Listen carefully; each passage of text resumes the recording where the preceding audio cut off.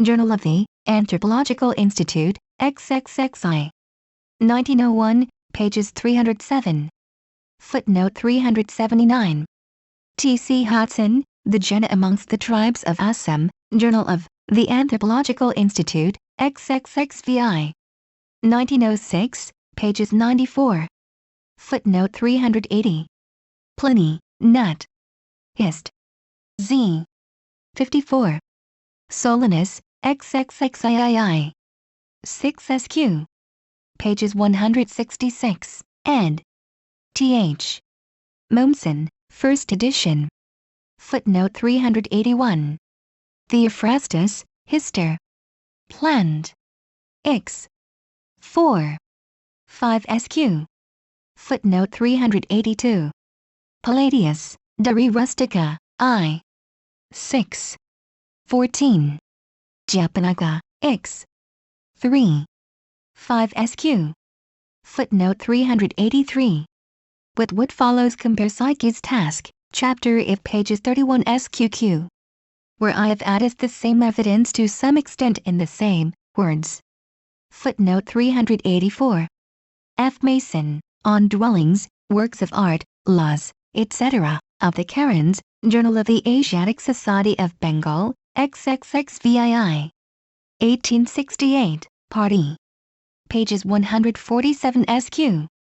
Compare Yermayan, The Karens of the Golden Chersonese, London, 1876, pages 334 SQ. Footnote 385.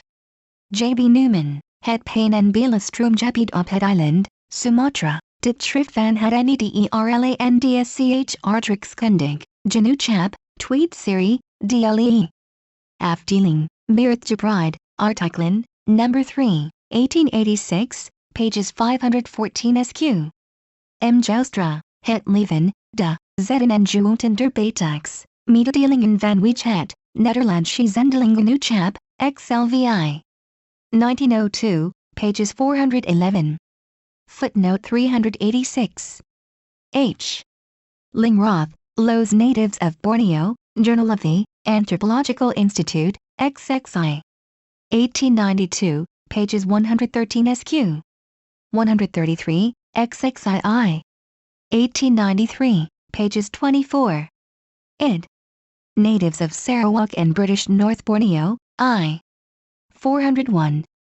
Compare Reverend J. Burham, Patara, or Sea Dayak Gods, Journal of the Straits Branch of the Royal Asiatic Society, Number 8, December 1881, pages 150. H. Lingroth, Natives of Sarawak and British North Borneo, I. 180. According to Archdeacon Perham, every district traversed by an adulterer is believed to be a curse to the gods until the proper sacrifice has been offered. In respectable Dayak families, when an unmarried girl is found with child and the father is unknown, they sacrifice a pig and sprinkle the doors with its blood to wash away the sin. Spencer St. John, Life in the Forests of the Far East, 2nd ed., I. 64. In Sarum, a person convicted of unchastity has to expiate his guilt by smearing every house in the village with the blood of a pig and a fowl. C. A. Bastian, Indocene, I. Berlin, 1884, pages 144. Footnote 387. A. W. Niwenahuas, Kurdurch Borneo, Latin, 1904–1907, I. 367. Footnote 388. A. W. Niwenahuas, Kurdurch Borneo, E. 99. Ed. In Central Borneo, Latin, 1900, E. 278. Footnote 389. B. F. Mathis, Over the Eras of Gewoonten der Makassaren, Baljanisen, Versligen en Mededelingen der Koninklijke Academie van Wetenschappen, Afdeling Letterkunde, der Rijks, 2. Amsterdam, 1885, pages 182. The Similar Roman Penalty for Parricide, Digest, XLVIII. 9. 9. Valerius Maximus, I. 1. 13. J. E. B. Mears Note on Juvenal Sattvae. 214. may have been adopted for a similar reason. But in that case the scourging which preceded the drowning can hardly have been originally a part of the punishment. Footnote 390. ACKRUIJT, Enige ethnographisch Antikeningem Trinta, Tobunco en de Tamori, Mededelingen van Wijheid Nederlandsche, Zendelingen nu chap, XLIV. 1900, pages 235. Footnote 391. ACKRUIJT, van Passo naar Mori, Mededelingen van Wijheid, Nederlandsche Zendelingen nu chap, XLIV. 1900, pages 162. Footnote 392. M.J. van Barda, Fablen, Verellen en Overleveringen der, Galerijzen, Bitrigen tot de Talland en Volkinkan van, Nederlandsch Indie, XLV. 1895, pages 514. In the Banggai archipelago, to the east of Celebes, earthquakes are explained as punishments, inflicted by evil spirits for indulgence in illicit love. F.S.A. Clerk, Bitrigen tot de Kennis de Residentiternit, Latin, 1890, pages 132. Footnote 393. O. Dapper, Description de l'Afrique, Amsterdam, 1686, pages 326. R.E. Dennett, At the Back of the Black Man's Mind, London, 1906, pages 53, 67-71. Footnote 394. R.E. Dennett, Ob Cit.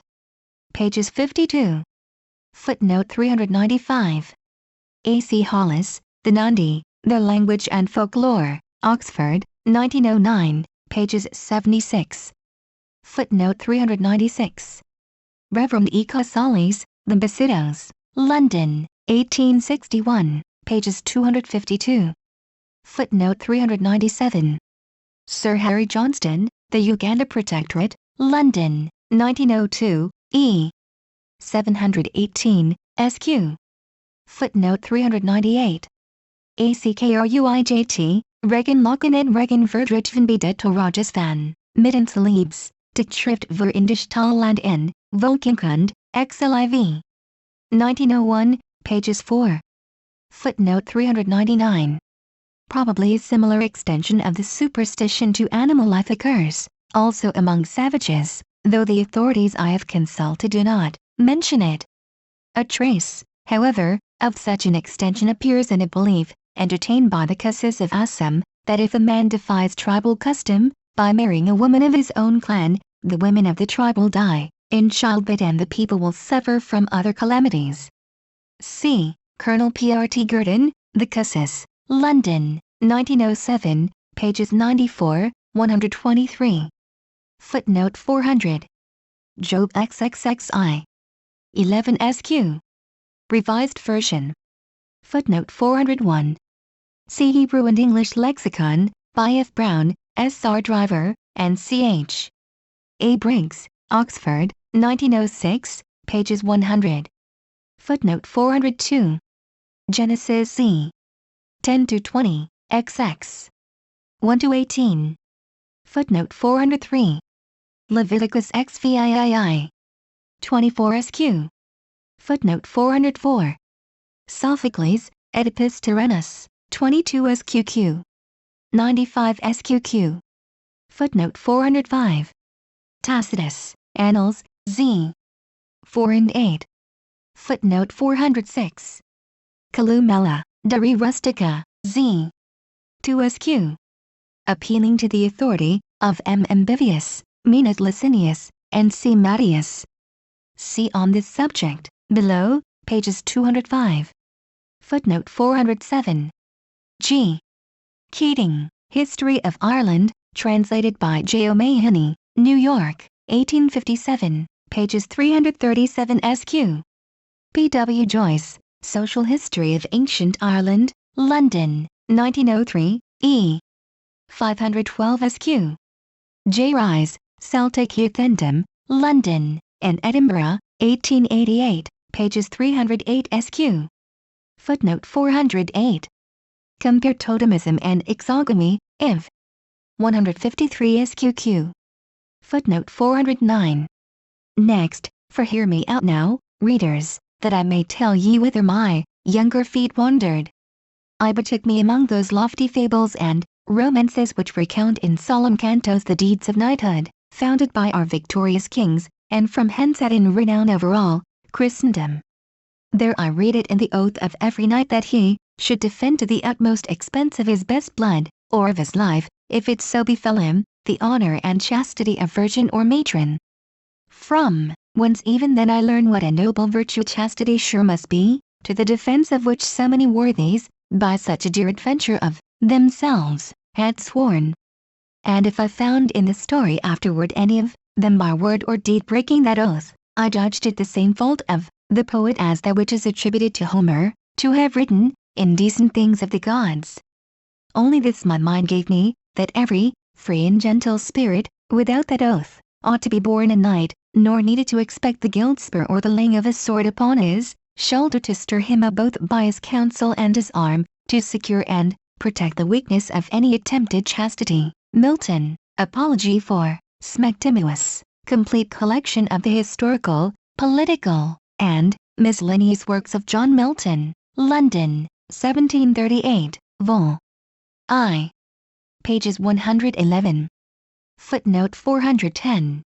For examples of chastity observed at home by the friends of the absent warriors, see above, vol. I pages 128, 131, 133.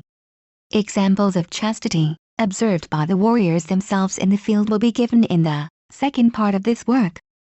Meanwhile see the Golden Bough, 2nd ed., I. 328, Note 2. Chapter XII, The Sacred Marriage. Section 1. Diana as a goddess of fertility. Cite a note, dramatic marriages of gods and goddesses as a charm to promote vegetation. In the last chapter we saw that according to a widespread belief, which is not without a foundation in fact, plants reproduce their kinds through the sexual union of male and female elements, and that on the principle of homeopathic or imitative magic, this reproduction can be stimulated by the real or mock marriage of men and women, who masquerade for the time being as spirits of vegetation.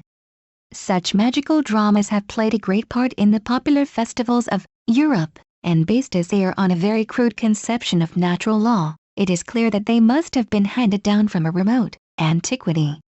We shall hardly, therefore, err in assuming that they date from a time when the forefathers of the civilized nations of Europe were still barbarians, herding their cattle and cultivating patches of corn in the clearings of the vast forests, which then covered the greater part of the continent, from the Mediterranean to the Arctic Ocean. But, if these old spells and enchantments for the growth of leaves and blossoms, of grass and flowers and fruit, have lingered down to our own time in the shape of pastoral plays and popular merrymakings, is it not reasonable to suppose that they survived in less attenuated forms some 2,000 years ago among the civilized peoples of antiquity?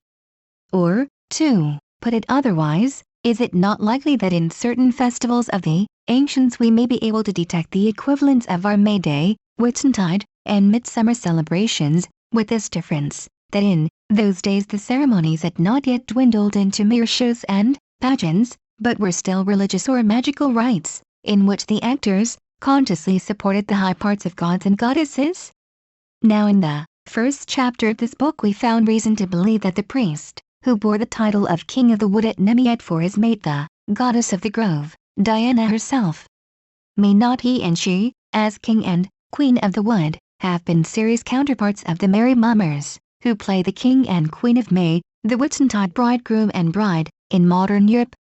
And may not their union have been yearly celebrated in a theogamy or divine marriage? Such dramatic weddings of gods and goddesses, as we shall see presently, were carried out as solemn, religious rites in many parts of the ancient world. Hence there is no intrinsic improbability in the supposition that the sacred grove at Nemi may have been the scene of an annual ceremony of this sort. Direct evidence that it was so there is none, but analogy pleads in favor of the view, as I shall now endeavor to show. Cite a note, Diana a goddess of the woodlands. Diana was essentially a goddess of the woodlands, as Ceres was a goddess of the corn and Bacchus, a god of the vine. 411. Her sanctuaries were commonly in groves. Indeed, every grove was sacred to her. 412, and she is often associated with the forest god Sylvanus in dedications. 413, we must not sit a note, sanctity, of holy groves in antiquity. Forget that to the ancients the sanctity of a holy grove was very real and might not be violated with impunity.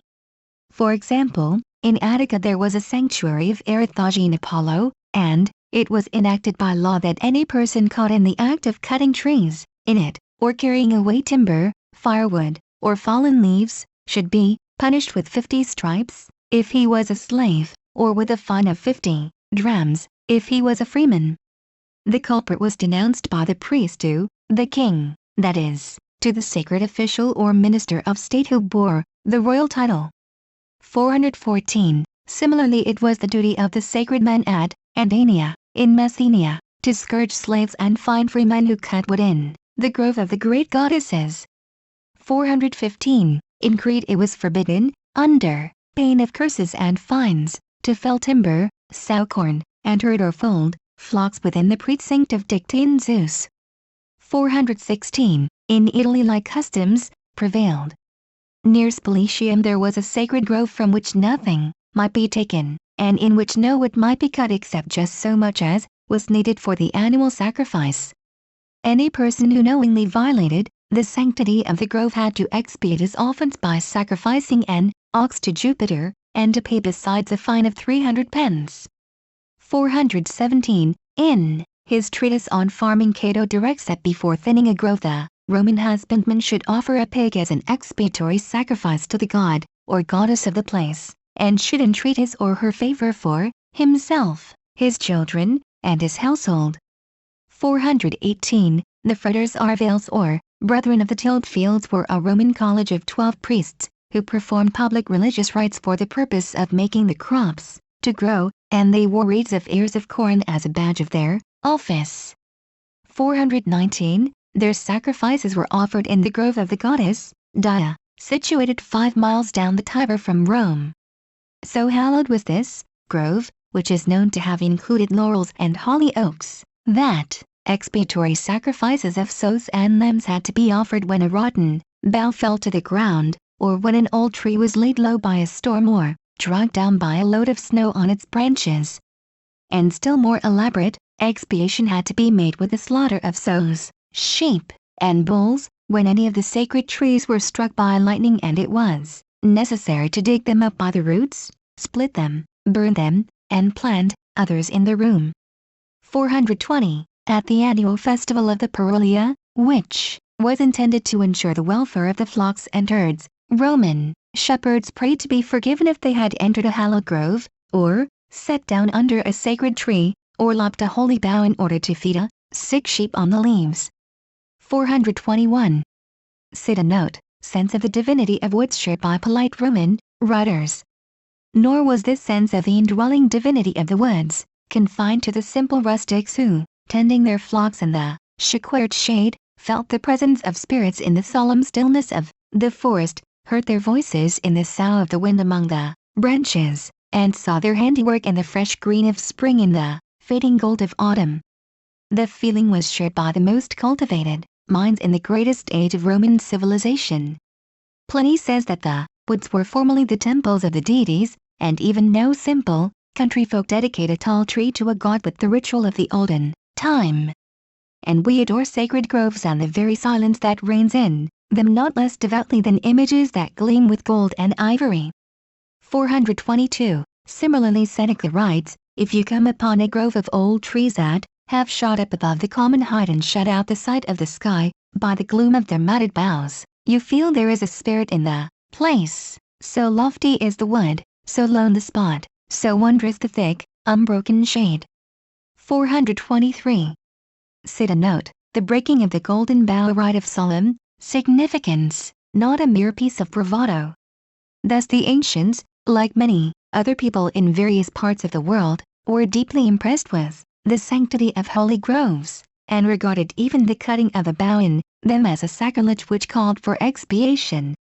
If therefore a candidate for the priesthood of Diana at Nemi had to break a branch of a certain tree in the sacred grove before he could fight the king of the wood, we may be sure that the act was a rite of solemn significance, and that to treat it as a mere piece of bravado, a challenge to the priest to come on and defend his domain, would be to commit the commonest of all errors in dealing with the past, that, namely, of interpreting the customs of other races and other generations by reference to modern European standards. In order to understand an alien religion, the first essential is to divest ourselves, as well as we can, of our own familiar prepossessions, and to place ourselves at the point of view of those whose faith and practice we are studying. To do this at all is difficult. To do it completely is perhaps impossible. Yet the attempt must be made if the inquiry is to progress instead of returning on itself in a vicious circle. Side note: Diana, not a mere goddess of trees, but, like Artemis, a personification of the teeming life of nature, both animal and vegetable. But whatever her origin may have been, Diana was not always a mere goddess of trees. Like her Greek sister Artemis, she appears to have developed into a personification of the teeming life of nature, both animal and vegetable. As mistress of the greenwood, she would naturally be thought to own the beasts, whether wild or tame, that range through it, lurking for their prey in its gloomy depths, munching the fresh leaves and shoots among the boughs, or cropping the herbage in the open glades and dells. Thus she might come. Side note: a deity of the woods is naturally the patron of the beasts in the woods, both game and cattle. To be the patron goddess both of hunters and herdsmen, 424, just as Sylvanus was the god not only of woods, but of cattle. 425. Similarly, in Finland the wild beasts of the forest were regarded as the herds of the woodland god Tapio and of his stately and beautiful wife. No man might slay one of these animals without the gracious permission of their divine owners. Hence the hunter prayed to the sylvan deities, and vowed rich offerings to them if they would drive the game across his path. And cattle also seem to have enjoyed the protection of those spirits of the woods, both when they were in their stalls and while they strayed in the forest. 426. So in the belief of Russian peasants, the spirit Lesky rules both the wood and all the creatures in it. The bear is to him what the dog is to man. And the migrations of the squirrels, the field mice, and other denizens of the woods are carried out in obedience to his behests. Success in the chase depends on his favor, and to assure himself of the spirit's help the huntsman lays an offering, generally of bread and salt, on the trunk of a tree in the forest. In White Russia every herdsman must present a cow to Lesky in summer, and in the government of Archangel some herdsmen have won his favor so far that he even feeds and tends their herds for them. 427. Similarly the forest god of the Lapps ruled over all the beasts of the forest. They were viewed as his herds, and good or bad luck in hunting depended on his will. 428. So too, the Samogitians deemed the birds and beasts of the woods sacred, doubtless because they were under the protection of the sylvan god. 429. Before the Gaos of Sumatra hunt deer, wild goats, or wild pigs with hounds in the woods, they deem it necessary to obtain the leave of the unseen lord of the forest. This is done according to a prescribed form by a man who has special skill in woodcraft. He lays down a quid of betel before a stake which is cut in a particular way to represent the lord of the wood, and having done so he prays to the spirit to signify his consent or refusal. 430. Side note: the crowning of hunting dogs on Diana's day was probably a purificatory ceremony to cleanse them from the guilt of having killed game, the creatures of the goddess. We have seen that at Diana's festival it was customary to crown hunting dogs, to leave wild beasts in peace, and to perform a purificatory ceremony for the benefit of young people. 431. Some light is thrown on the meaning of these customs by a passage in Arrian's treatise on hunting. He tells us that a good hound is a boon conferred by one of the gods upon the huntsman, who ought to testify his gratitude by sacrificing to the huntress Artemis. Further, Arrian goes on to say, it is right that after a successful chase a man should sacrifice and dedicate the first fruits of his bag to the goddess, in order to purify both the hounds and the hunters, in accordance with old custom and usage. He tells us that the Celts were one to form a treasury for the goddess Artemis, into which they paid a fine of 2 obols for every hare they killed, a dram for every fox, and 4 drams for every roe. Once a year, on the birthday of Artemis, they opened the treasury, and with the accumulated fines purchased a sacrificial victim. It might be a sheep, a goat, or a calf. Having slain the animal and offered her share to the huntress Artemis, they feasted, both men and dogs. And they crowned the dogs on that day in order to signify, Caesarion, that the festival was for their benefit. 432. The Celts to whom Arian, a native of Bithynia, here refers were, probably the Galatians of Asia Minor. But doubtless the custom he describes was imported by these barbarians, along with their native tongue. 433, and the worship of the oak. 434, from their old home in Central or Northern Europe. The Celtic divinity whom Arian identifies with Artemis may well have been really akin both to her and to the Italian Diana. We know from other sources that the Celts revered a woodland goddess of this type. Thus Arduina, goddess of the forest of the Ardennes, was represented, like Artemis and Diana, with a bow and quiver. 435. In any case, the custom described by Arian is good evidence of a belief that the wild beasts belong to the goddess of the wilds, who must be compensated for the destruction. And, taken with what he says of the need of purifying the hounds after a successful chase, the Celtic practice of crowning them at the annual festival of Artemis may have been meant to purge them of the stain they had contracted by killing the creatures of the goddess. The same explanation would naturally apply to the same custom observed by the Italians at the festival of Diana. Cite a note, cattle crowned to protect them from witchcraft. But why, it may be asked, should crowns or garlands cleanse dogs from the taint of bloodshed? An answer to this question is indicated by the reason which the South Slavonian peasant assigns for crowning the horns of his cows with wreaths of flowers on St. George's Day, the 23rd of April. He does it in order to guard the cattle against witchcraft. Cows that have no crowns are regarded as given over to the witches. In the evening, the chaplets are fastened to the door of the cattle stall, and remain there throughout the year. A herdsman who fails to crown his beasts is scolded and sometimes beaten by his master. 436. The German and French custom of crowning cattle on Midsummer Day. 437, probably springs from the same motive. For on Midsummer Eve, just as on Walpurgis Night, witches are very busy holding their nocturnal assemblies and trying to steal the milk and butter from the cows. To guard against them, some people at this season lay besoms crosswise before the doors of the stalls. Others make fast the doors and stop up the chinks, lest the witches should creep through them on their return from the revels. In Swabia all the church bells used to be kept ringing from 9 at night till break of day on midsummer morning to drive away the infernal rout from honest folks' houses. South Slavonian peasants are up betimes that morning, gather the dew from the grass, and wash the cows with it. That saves their milk from the hellish charms of the witches. 438. Cite a note, similarly the crowning of hunting dogs may have been meant to protect them against the angry spirits of the beasts they had killed.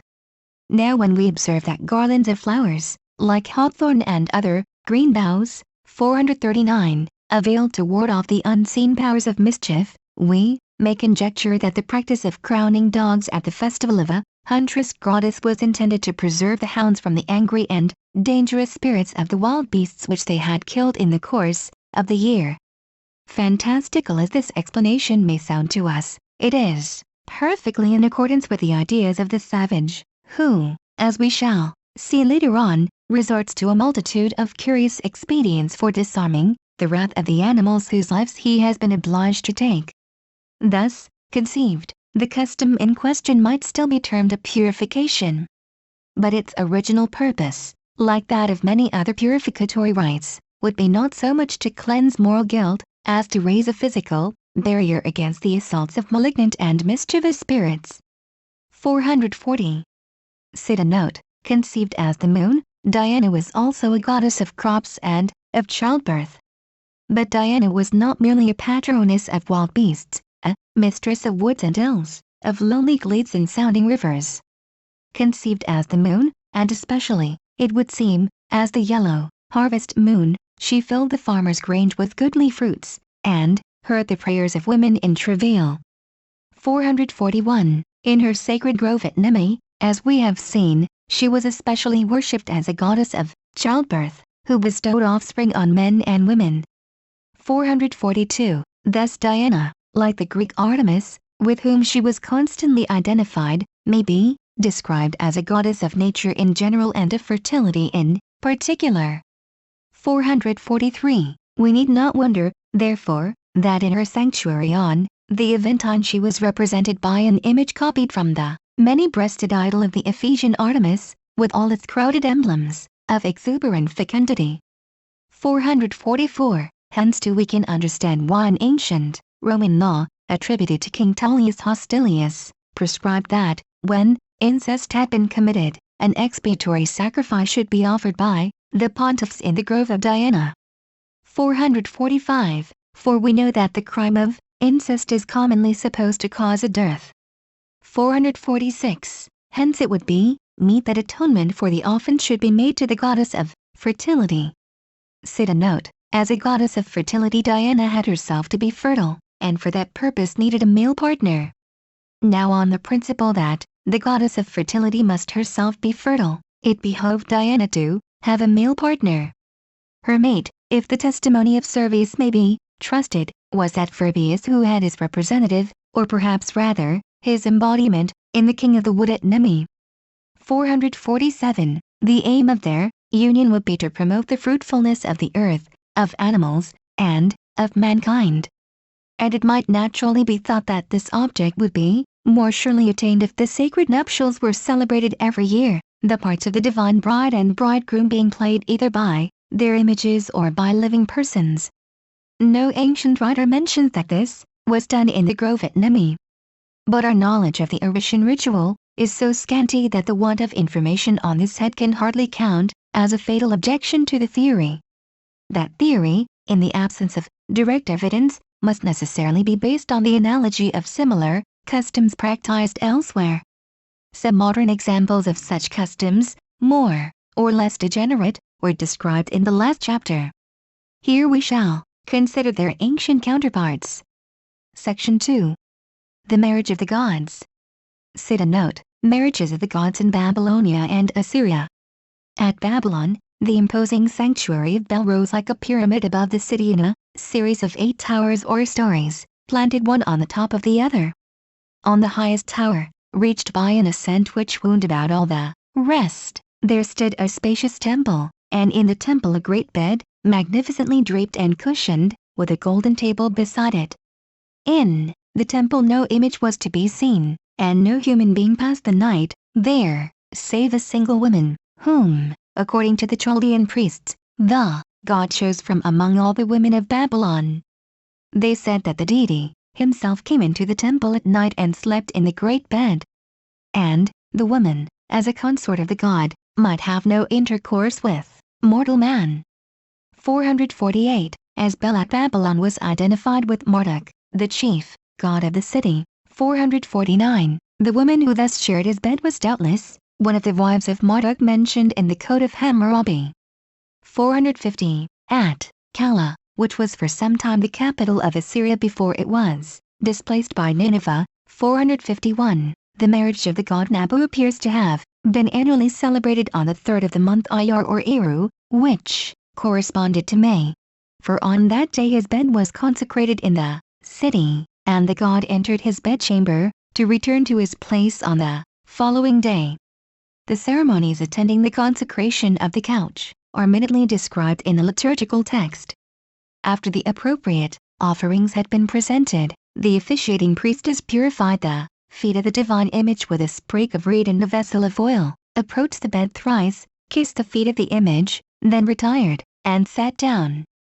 After that she burned cedar wood dipped in wine, set before the image the heart of a sheep wrapped in a cloth, and offered libations. Aromatic woods were consecrated and burned, more libations and offerings were made, tables were spread for various divinities, and the ceremony ended with a prayer for the king. The god also went in procession to a grove, riding in a chariot beside his charioteer. 452. Sida note, marriage of the god Ammon to the queen of Egypt. At Thebes, in Egypt, a woman slept in the temple of Ammon as the consort of the god, and, like the human wife of Bel at Babylon, she was said to have no commerce with a man. 453. In Egyptian texts she is often mentioned as the divine consort, and usually she was no less a personage than the Queen of Egypt herself. 4. According to the Egyptians, their monarchs were actually begotten by the god Ammon, who assumed for the time being the form of the reigning king, and in that disguise had intercourse with the queen. The divine procreation is carved and painted in great detail on the walls of two of the oldest temples in Egypt, those of Deir el-Bahari and Luxor. And the inscriptions attached to the paintings leave no doubt as to the meaning of the scenes. The pictures at Deir el-Bahari, which represent the begetting and birth of Queen Hatshepsut, are the more ancient, and have been reproduced with but little change at Luxor, where they represent the begetting and birth of King Amenephis III. The Nativity is depicted in about 15 scenes, which may be grouped in 3 acts. First, the carnal union of the god with the queen. Second, the birth. And third, the recognition of the infant by the gods. The marriage of Ammon with the queen is announced by a prologue in heaven. Ammon summons his assessors, the gods of Heliopolis, reveals to them the future birth of a new pharaoh, a royal princess, and requests them to make ready the fluid of life and of strength, of which they are masters. Then the god is seen approaching the queen's bedchamber. In front of him marches Thoth, with a roll of papyrus in his hand, who, to prevent mistakes, recites the official names of the queen, the spouse of the reigning king, Thothmes I at Deir el-Bahari, Thothmes IV. At Luxor, the fairest of women. Then Thoth withdraws behind Ammon, lifting his arm behind the god in order to renew his vital fluid at this critical moment. Next, according to the inscription, the mystery of incarnation takes place. Ammon lays aside his godhead and becomes flesh, in the likeness of the king, the human spouse of the queen.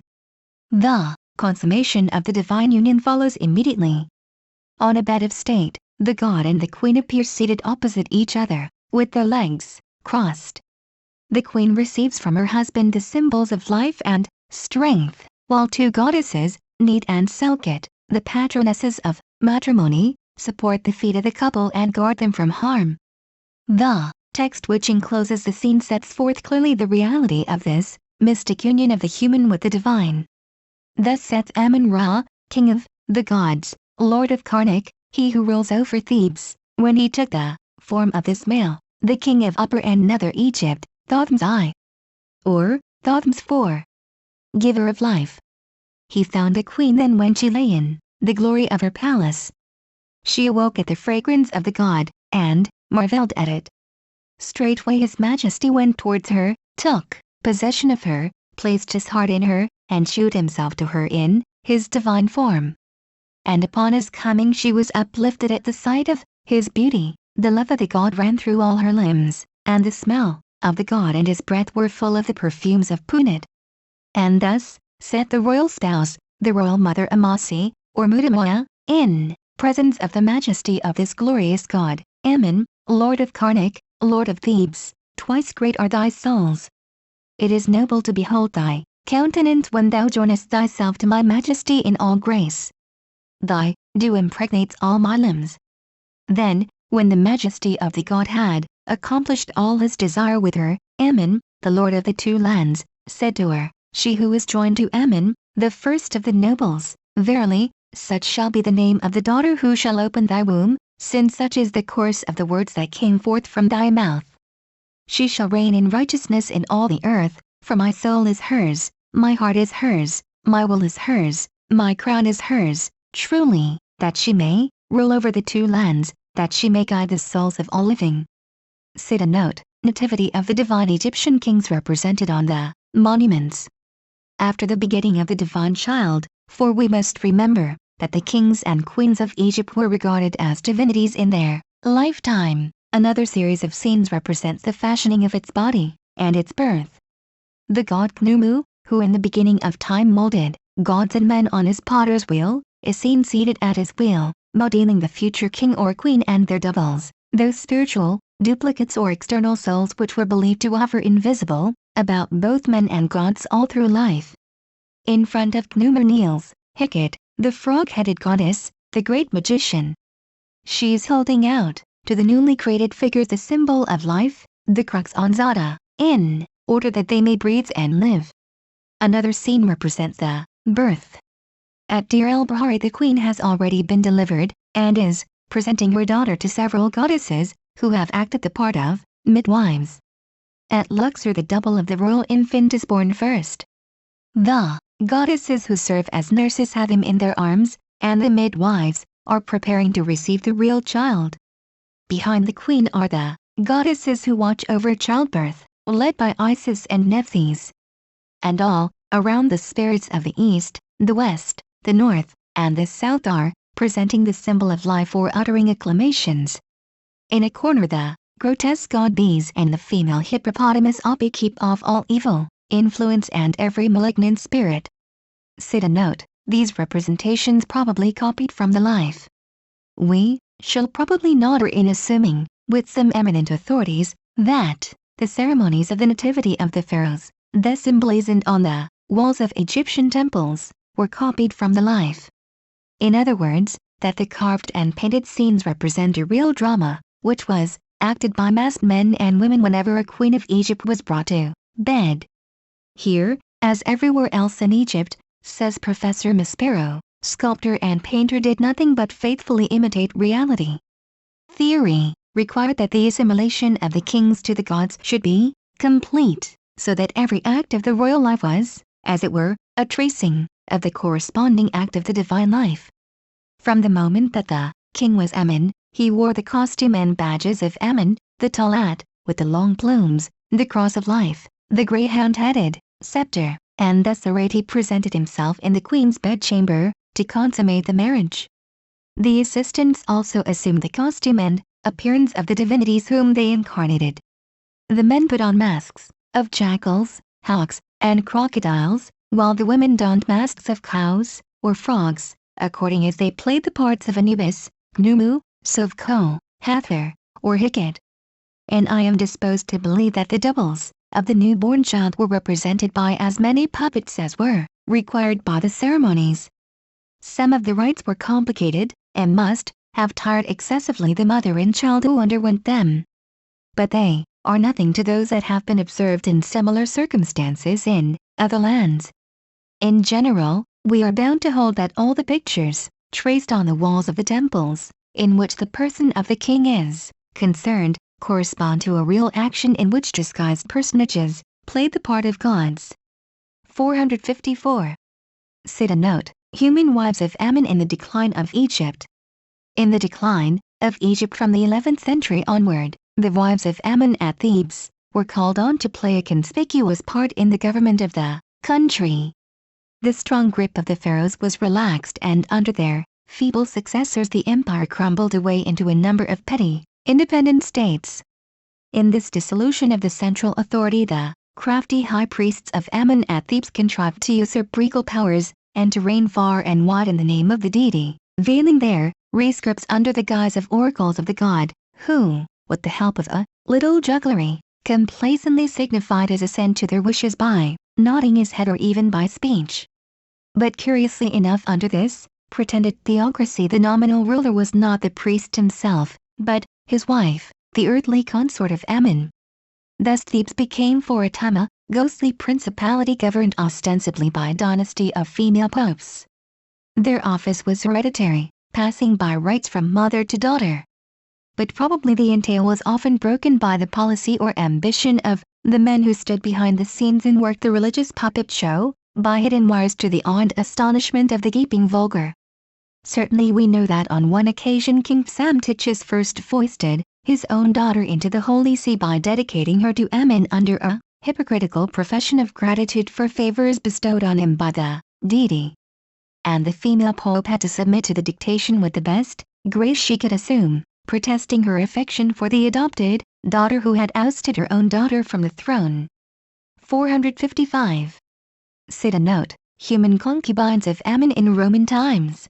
At a later period, when Egypt lay under the heel of Rome, the character of the divine consort of Ammon at Thebes had greatly changed. For at the beginning of our era the custom was to appoint a young and beautiful girl, the scion of one of the noblest houses, to serve Ammon as his concubine. The Greeks call these maidens Pallades, apparently after their own version, goddess Pallas. But the conduct of the girls was by no means maidenly, for they led the loosest of lives till puberty. Then they were mourned over and given in marriage. 456. Their graves were shown near Thebes. 457. The reason why their services ended at puberty may have been that as concubines of the god they might not bear children to mortal fathers. Hence it was deemed prudent to terminate their relations with the divinity before they were of an age to become mothers.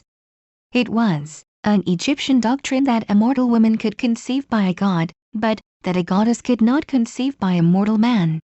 458. The certainty of maternity and the uncertainty of paternity suggest an obvious and probably sufficient ground for this theological distinction.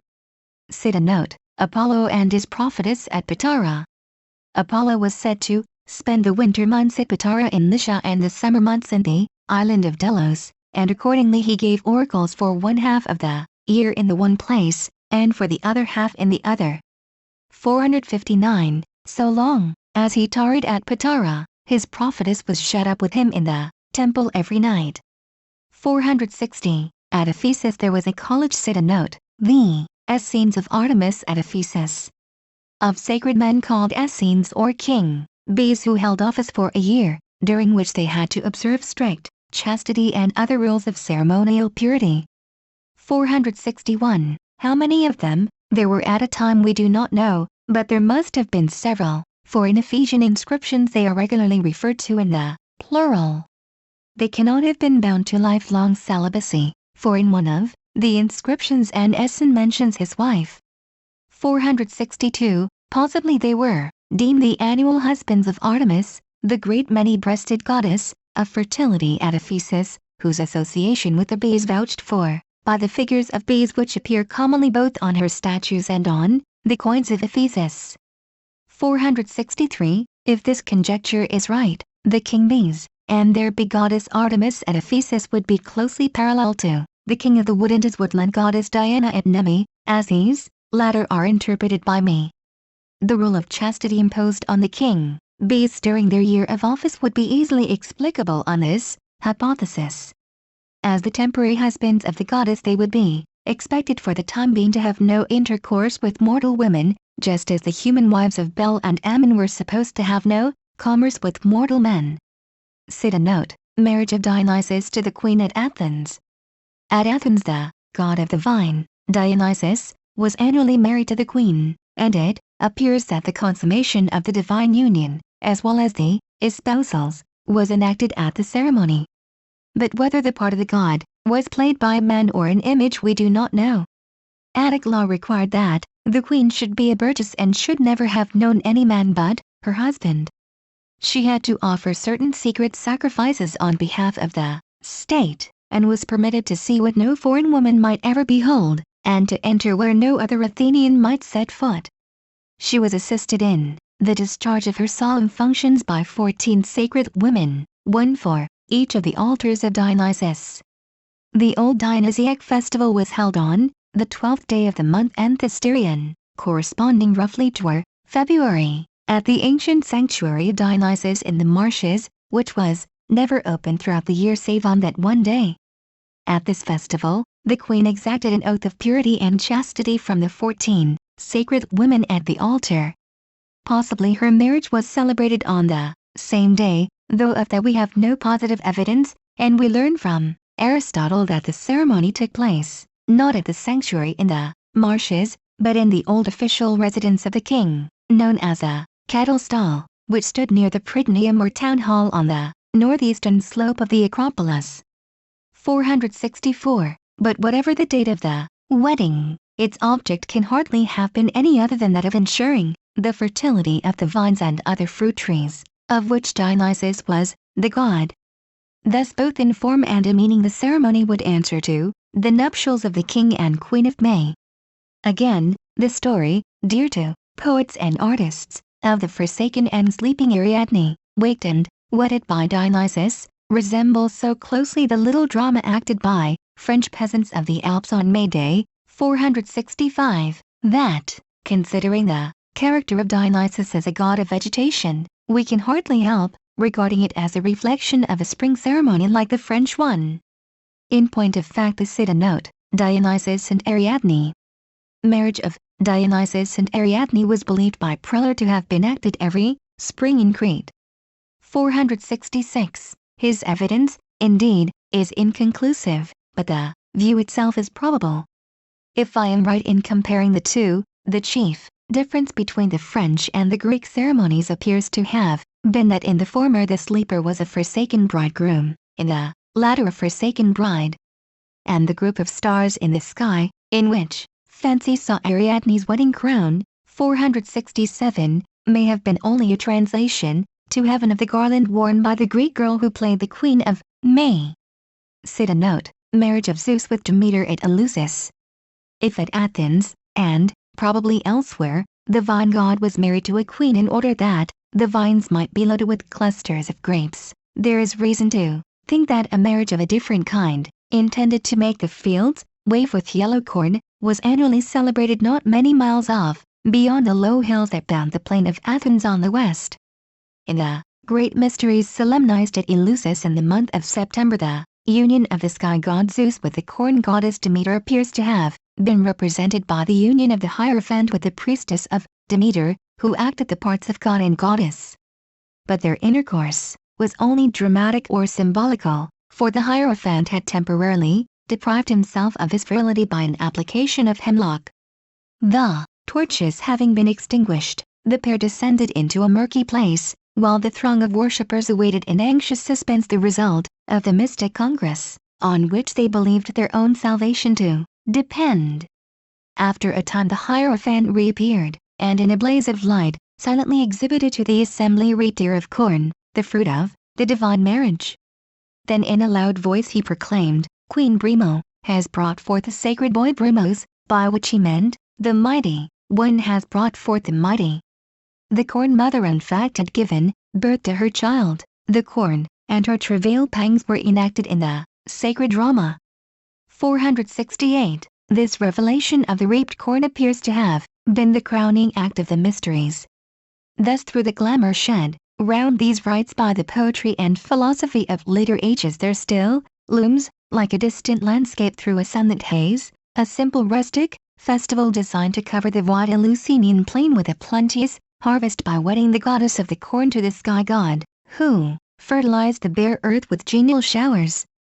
Cita note, marriage of Zeus and Hera at Plataea. But Zeus was not always the sky god, nor did he always marry the corn goddess. If in antiquity a traveler, quitting Eleusis and passing through miles of olive groves and cornfields, had climbed the pine-clad mountains of Cithaeron and descended through the forest on their northern slope to Plataea, he might have chanced to find the people of that little Boeotian town celebrating a different marriage of the great god to a different goddess.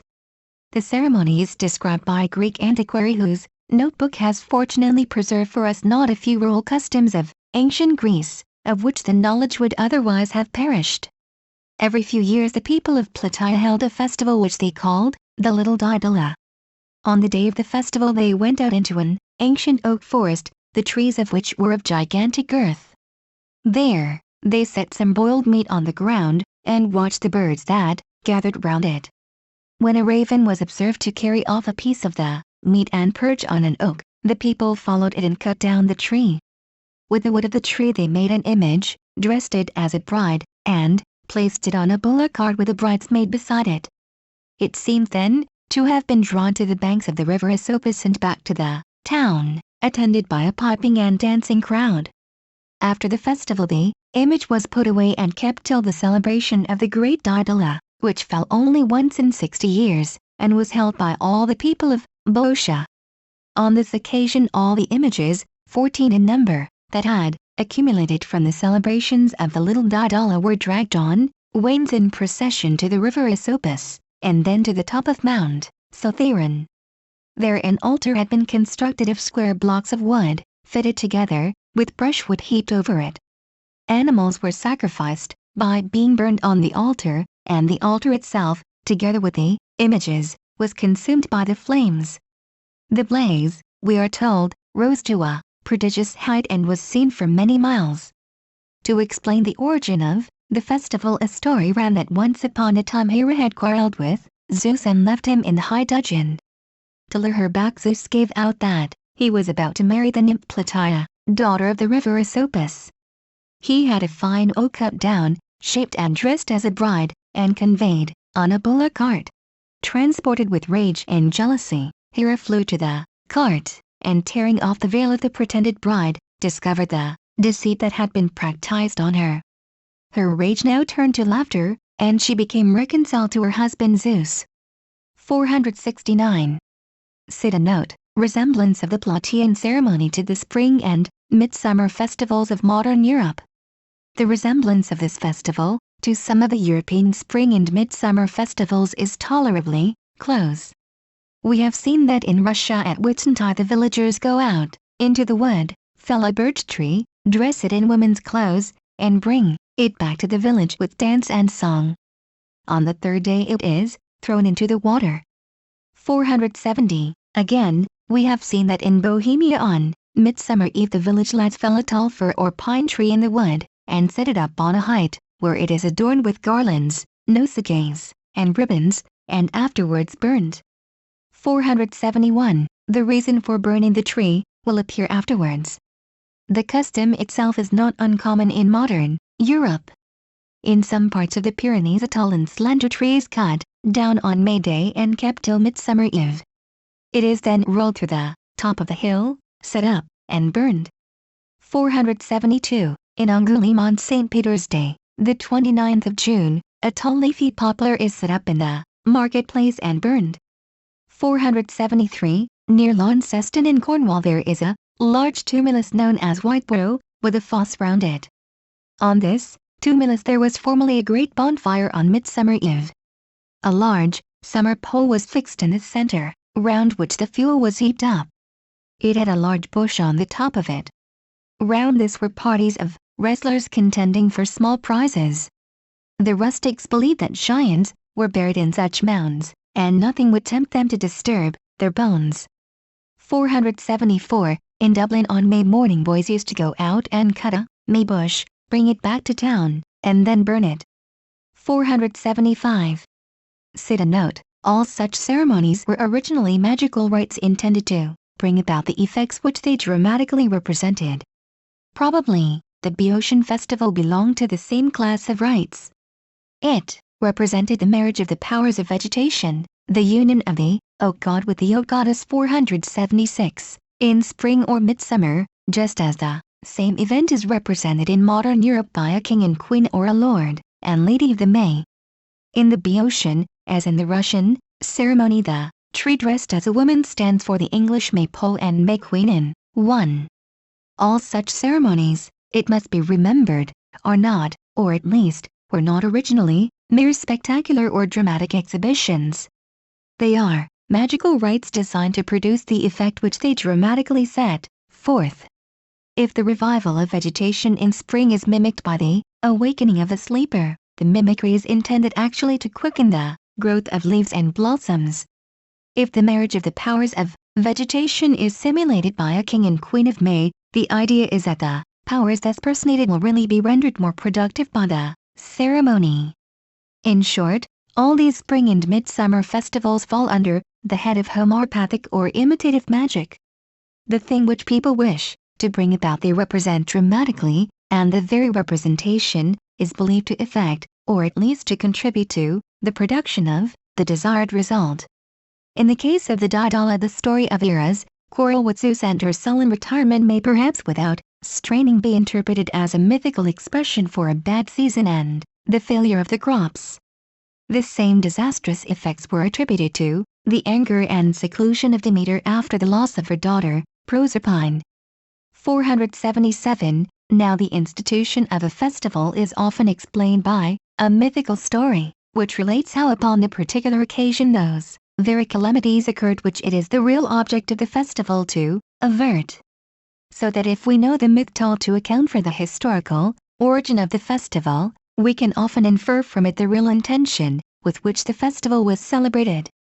If, therefore, the origin of the Daidala was explained by a story of a failure of crops and consequent famine, we may infer that the real object of the festival was to prevent the occurrence of such disasters.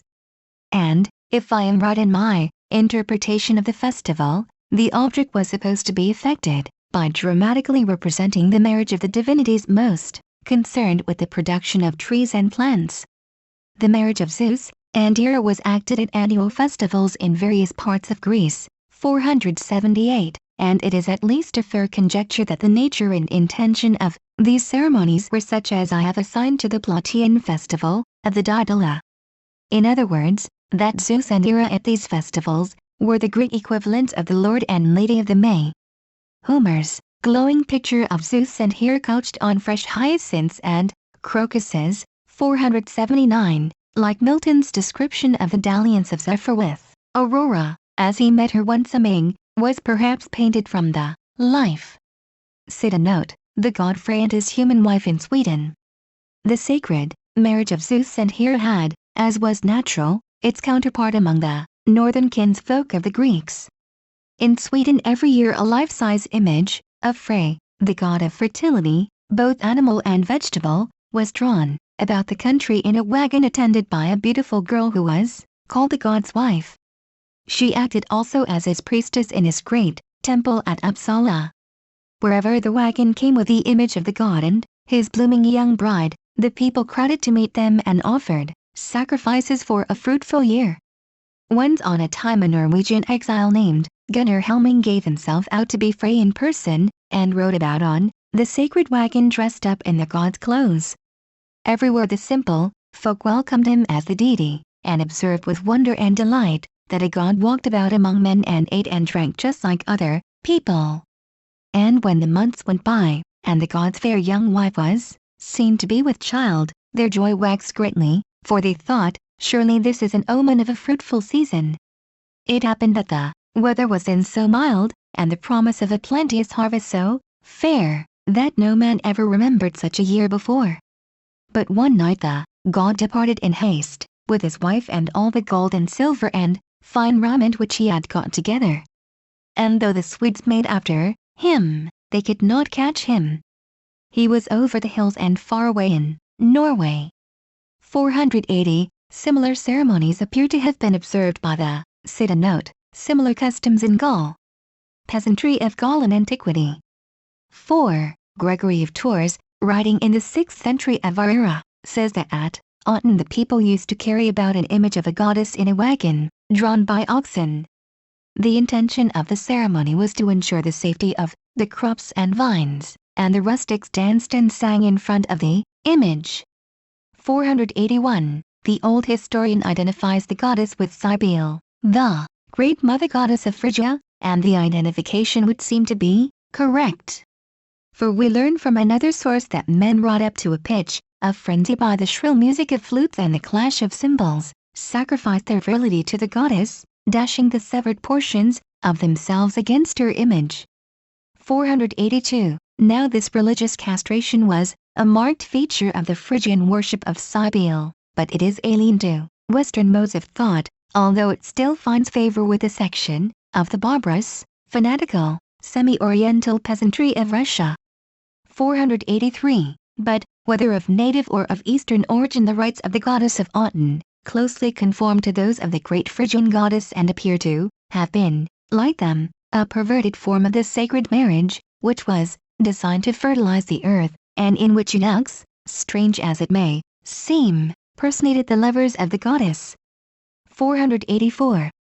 Cite a note, the custom of marrying gods to images or to living persons is found also among uncivilized peoples. Thus the custom of marrying gods, either to images or to human beings, was widespread among the nations of antiquity. The ideas on which such a custom is based are too crude to allow us to doubt that the civilized Babylonians, Egyptians, and Greeks inherited it from their barbarous or savage forefathers. This presumption is strengthened when we find rites of a similar kind in vogue among the lower races. Thus, for example, we are told that once, upon a Siddhanote, custom of the Watyaks time, the Watyaks of the Malmese district in Russia were distressed by a series of bad harvests. They did not know what to do, but at last concluded that their powerful but mischievous god Keramet must be angry at being unmarried. So a deputation of elders visited the Watyaks of Kira and came to an understanding with them on the subject. Then they returned home, laden a large stock of brandy, and having made ready a gaily decked wagon and horses, they drove in procession with bells ringing, as they do when they are fetching home a bride, to the sacred grove at Kira. There they ate and drank merrily all night, and next morning they cut a square piece of turf in the grove and took it home with them. After this, though it fared well with the people of Malmese, it fared ill with the people of Kira. For in Malmese the bread was good, but in Kira it was bad. Hence the men of Kira who had consented to the marriage were blamed, and roughly handled by their indignant fellow villagers. What they meant by this marriage ceremony, says the writer who reports it, it is not easy to imagine. Perhaps, as Bakhtaru thinks, they meant to marry Keramet to the kindly and fruitful Mukilsin, the earth wife, in order that she might influence him for good. 485. This carrying of turf, like a bride, in a wagon from a sacred grove resembles the Plataean custom of carting an oak log as a bride from an ancient oak forest. And we have seen ground for thinking that the Plataean ceremony, like its Watyak counterpart, was intended as a charm to secure fertility. When wells are dug in Bengal, a wooden image of a god is made and married to the goddess of water. 486. Siddhanote, custom of the Peruvian Indians. Often the bride destined for the god is not a log or a clod, but a living woman of flesh and blood. The Indians of a village in Peru have been known to marry a beautiful girl, about 14 years of age, to a stone shaped like a human being, which they regarded as a god, Huaca. All the villagers took part in the marriage ceremony, which lasted 3 days, and was attended with much revelry. The girl thereafter remained a virgin and sacrificed to the idol for the people. They shewed her the utmost reverence and deemed her divine. 487. The Blackfoot Indians of North Siddhanote, marriage of a woman to the sun among the Blackfoot Indians. America used to worship the sun as their chief god, and they held a festival every year in his honor. 4 days before the new moon of August the tribe halted on its march, and all hunting was suspended. Bodies of mounted men were on duty, day and night to carry out the orders of the high priest of the sun. He enjoined the people to fast and to take vapor baths during the 4 days before the new moon. Moreover, with the help of his council, he chose the Vestal who was to represent the moon and to be married to the sun at the festival. She might be either a virgin or a woman who had had but one husband. Any girl or woman found to have discharged the sacred duties without fulfilling the prescribed conditions was put to death. On the 3rd day of preparation, after the last purification had been observed, they built a round temple of the sun. Posts were driven into the ground in a circle. These were connected with cross pieces, and the whole was covered with leaves. In the middle stood the sacred pole, supporting the roof. A bundle of many small branches of sacred wood, wrapped in a splendid buffalo robe, crowned the summit of the temple. The entrance was on the east, and within the sanctuary stood an altar on which rested the head of a buffalo. Beside the altar was the place reserved for the Vestal. Here, on a bed prepared for her, she slept the sleep of war, as it was called. Her other duties consisted in maintaining a sacred fire of fragrant herbs, in presenting a lighted pipe to her husband the sun, and in telling the high priest the dream she dreamed during the sleep of war. On learning it, the priest at it proclaimed to the whole nation to the beat of drum.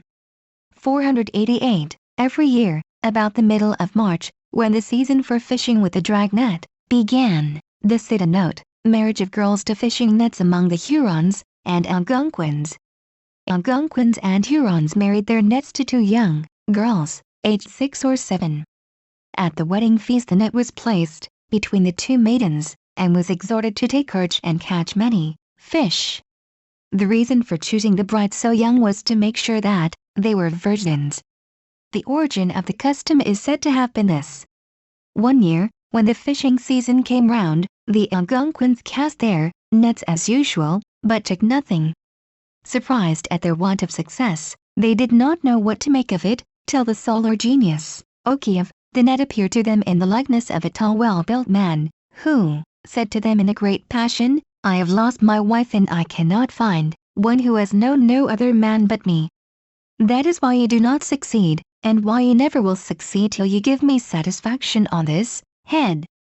So the Algonquins held a council and resolved to appease the spirit of the net by marrying him to two such very young girls that he could have no ground of complaint on that score for the future.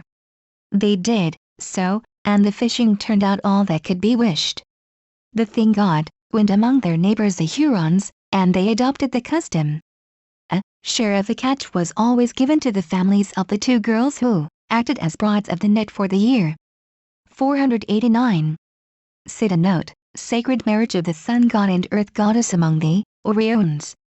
The Oriones of Bengal worship the earth as a goddess, and annually celebrate her marriage with the sun god Dharma at the time when the sal tree is in blossom. The ceremony is as follows. All bathe, then the men repair to the sacred grove, Sarna, while the women assemble at the house of the village priest. After sacrificing some fowls to the sun god and the demon of the grove, the men eat and drink. The priest is then carried back to the village on the shoulders of a strong man. Near the village the women meet the men and wash their feet. With beating of drums and singing, dancing, and jumping, all proceed to the priest's house, which has been decorated with leaves and flowers. Then the usual form of marriage is performed between the priest and his wife, symbolizing the supposed union between sun and earth. After the ceremony all eat and drink and make merry. They dance and sing obscene songs, and finally indulge in the vilest orgies. The object is to move the Mother Earth to become fruitful. 490. Thus the sacred marriage of the sun and earth, personated by the priest and his wife, is celebrated as a charm to ensure the fertility of the ground. And for the same purpose, on the principle of homeopathic magic, the people indulge in a licentious orgy. Among the Sulka of New Britain, at the village of Kovagat, a certain man has charted two stone figures which are called, respectively, our grandfather, Ngr S, and our grandmother, Ngr Pei. They are said to be kept in a house built specially for the purpose. Fruits of the field are offered to them and left beside them to rot. When their guardian puts the two figures with their faces turned towards each other, the plantations are believed to flourish. But when he sets them back to back, there is dearth and the people suffer from eruptions on the skin. 491. This turning of the two images face to face may be regarded as a simple form of sacred marriage between the two divine powers represented by them, who are clearly supposed to control the fertility of the plantations. Cite a note, marriage of women to gods in India and Africa. At the village of Badota, in the Gurgaon district of northwestern India, a fair is held on the 26th of the month Chait in the 2 following days. We are told that formerly girls of the Dinwar class used to be married to the god at these festivals, and that they always died soon afterwards. Of late years the practice is said to have been discontinued. 492. In there during the month of Samhain, August, crowds of women, calling themselves Nagan or wives of the snake, go about for 2.5 days begging. During this time they may neither sleep under a roof nor eat salt. Half the proceeds of their begging is given to Brahmins, and the other half spent in salt and sweetmeats, which are eaten by all the villagers.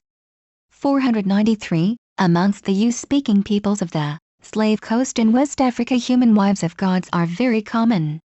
In Dahomey they swarm, and it has even been estimated that every fourth woman is devoted to the service of some deity. The chief business of these female votaries is prostitution. In every town there is at least one seminary where the handsomest girls, between 10 and 12 years of age, are trained. They stay for 3 years, learning the chants and dances peculiar to the worship of the gods, in prostituting themselves to the priests and the inmates of the male seminaries. At the end of their novitiate they become public harlots. But no disgrace attaches to their profession, for it is believed that they are married to the god, and that their excesses are caused and directed by him. Strictly speaking, they should confine their favors to the male worshippers at the temple, but in practice they bestow them indiscriminately. Children born of such unions belong to the deity. As the wives of a god, these sacred women may not marry. But they are not bound to the service of the divinity for life. Some only bear his name and sacrifice to him on their birthdays. 494. Amongst these polygamous West African gods the sacred Python seems to be particularly associated with the fertility of the earth. For he is invoked in excessively wet, dry, and barren seasons, and the time of year when young girls are sought out to be his brides is when the millet is beginning to sprout. 495. Cita note: women married to water gods. It deserves to be remarked that the supernatural being to whom women are married is often a god or spirit of water. Thus Mukasa, the god of the Victorian Nyanza Lake, who was propitiated by the Baganda every time they undertook a long voyage, had virgins provided for him to serve as his wives. Like the Vestals, they were bound to chastity, but unlike the Vestals they seem to have been often unfaithful. The custom lasted until Mwanga was converted to Christianity. 496. The Akakuayu of British East Africa worship the snake of a certain river, and at intervals of several years they marry the snake god to women, but especially to young girls. For this purpose huts are built by order of the medicine men, who there consummate the sacred marriage with the credulous female devotees. If the girls do not repair to the huts of their own accord in sufficient numbers, they are seized and dragged thither to the embraces of the deity. The offspring of these mystic unions appears to be fathered on God, Guy. Certainly there are children among the Akakuayu who pass for children of God. 497. In Kengtung, one of the principal Shun states of Upper Burma, the spirit of the Nawng Lake is regarded as very powerful, and is propitiated with offerings in the 8th month, about July, of each year. A remarkable feature of the worship of the spirit consists in the dedication to him of 4 virgins in marriage. Custom requires that this should be done once in every 3 years. It was actually done by the late king or chief, Sawbwa, in 1893, but down to 1901 the rite had not been performed by his successor. The following are the chief features of the ceremony. The virgins who are to wed the spirit of the lake must be of pure Han race. Orders are sent out for all the Han of the valley to attend. From the unmarried women of suitable age, 10 are selected. These are as beautiful as may be, and must be without spot or blemish. 4 maidens out of the 10 are chosen by lot, and carefully dressed in new garments. A festival is held, usually at the house of the chief minister, where the girls sit on a raised platform. 4 old women, thought to be possessed by spirits, enter and remain as long as the feast lasts. During this time anything they may want, such as food, betel, or cheroots, is handed to them by the 4 girls. Apparently the old women pass for representatives of the spirit, and hence they are waited on by the maidens destined to be his wives. Dotage, blindness, or any great infirmity of age seems to be accounted possession by a spirit, for the purposes of this function. When the feast is over, the maidens are formally presented to the spirit, along with the various sacrifices and offerings. They are next taken to the chief's residence, where strings are tied round their wrists by the ministers and elders to guard them against ill luck. Usually they sleep a night or 2 at the palace, after which they may return to their homes. There seems to be no objection to their marrying afterwards. If nothing happens to any of the 4, it is believed that the spirit of the lake loves them but little. But if one of them dies soon after the ceremony, it shows that she has been accepted by him. The spirit is propitiated with the sacrifice of pigs, fowls, and sometimes a buffalo. 498.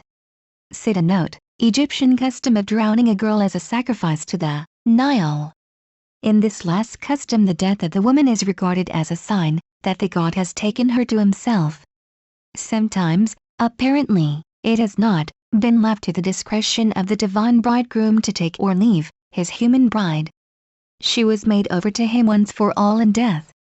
When the Arabs conquered Egypt, they learned that at the annual rise of the Nile the Egyptians were wont to deck a young virgin in gay apparel and throw her into the river as a sacrifice, in order to obtain a plentiful inundation.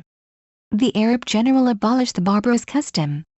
499. It is said that under the Tang dynasty the Chinese used to marry a young girl to the Yellow River once a year by drowning her in the water. For this purpose the witches chose the fairest damsel they could find and themselves superintended the fatal marriage. At last the local mandarin, a man of sense and humanity, forbade the custom. But the witches disregarded his edicts and made their preparations for the usual murder. So when the day was come, the magistrate appeared on the scene with his soldiers and had all the witches bound and thrown into the river to drown, telling them that no doubt the god would be able to choose his bride for himself from among them. 500. The princes of Koping, a state in the East Indian island of Timor, deemed themselves descended from crocodiles. And on said a note, girls sacrificed as brides of crocodiles. The coronation of a new prince's solemn sacrifice was made to the crocodiles in presence of the people. The offerings consisted of a pig with red bristles and a young girl prettily dressed, perfumed, and decked with flowers. She was taken down to the bank of the river and set on a sacred stone in a cave. Then one of the prince's guards summoned the crocodiles. Soon one of the beasts appeared and dragged the girl down into the water. The people thought that he married her, and that if he did not find her a mate he would bring her back. 501. On festal occasions in the same state a newborn girl was sometimes dedicated to a crocodile, and then, with certain ceremonies of consecration, brought up to be married to a priest. 502. It is said that once, when the inhabitants of Kali and Bough, another East Indian island, were threatened with destruction by a swarm of crocodiles, they ascribed the misfortune to a passion which the prince of the crocodiles had conceived for a certain girl. Accordingly, they compelled the damsel's father to dress her in bridal array and deliver her over to the clutches of her crocodile lover. 503. Said a note, virgin sacrificed as a bride to a genie of the sea in the Maldive Islands. A usage of the same sort is reported to have prevailed in the Maldive Islands before the conversion of the inhabitants to Islam. The famous Arab traveler Ibn Battuta has described the custom and the manner in which it came to an end. He was assured by several trustworthy natives, whose names he gives, that when the people of the islands were idolaters there appeared to them every month an evil spirit among the jinn, who came from across the sea in the likeness of a ship full of burning lamps. The wont of the inhabitants, as soon as they perceived him, was to take a young virgin, and, having adorned her, to lead her to a heathen temple that stood on the shore, with a window looking out to sea.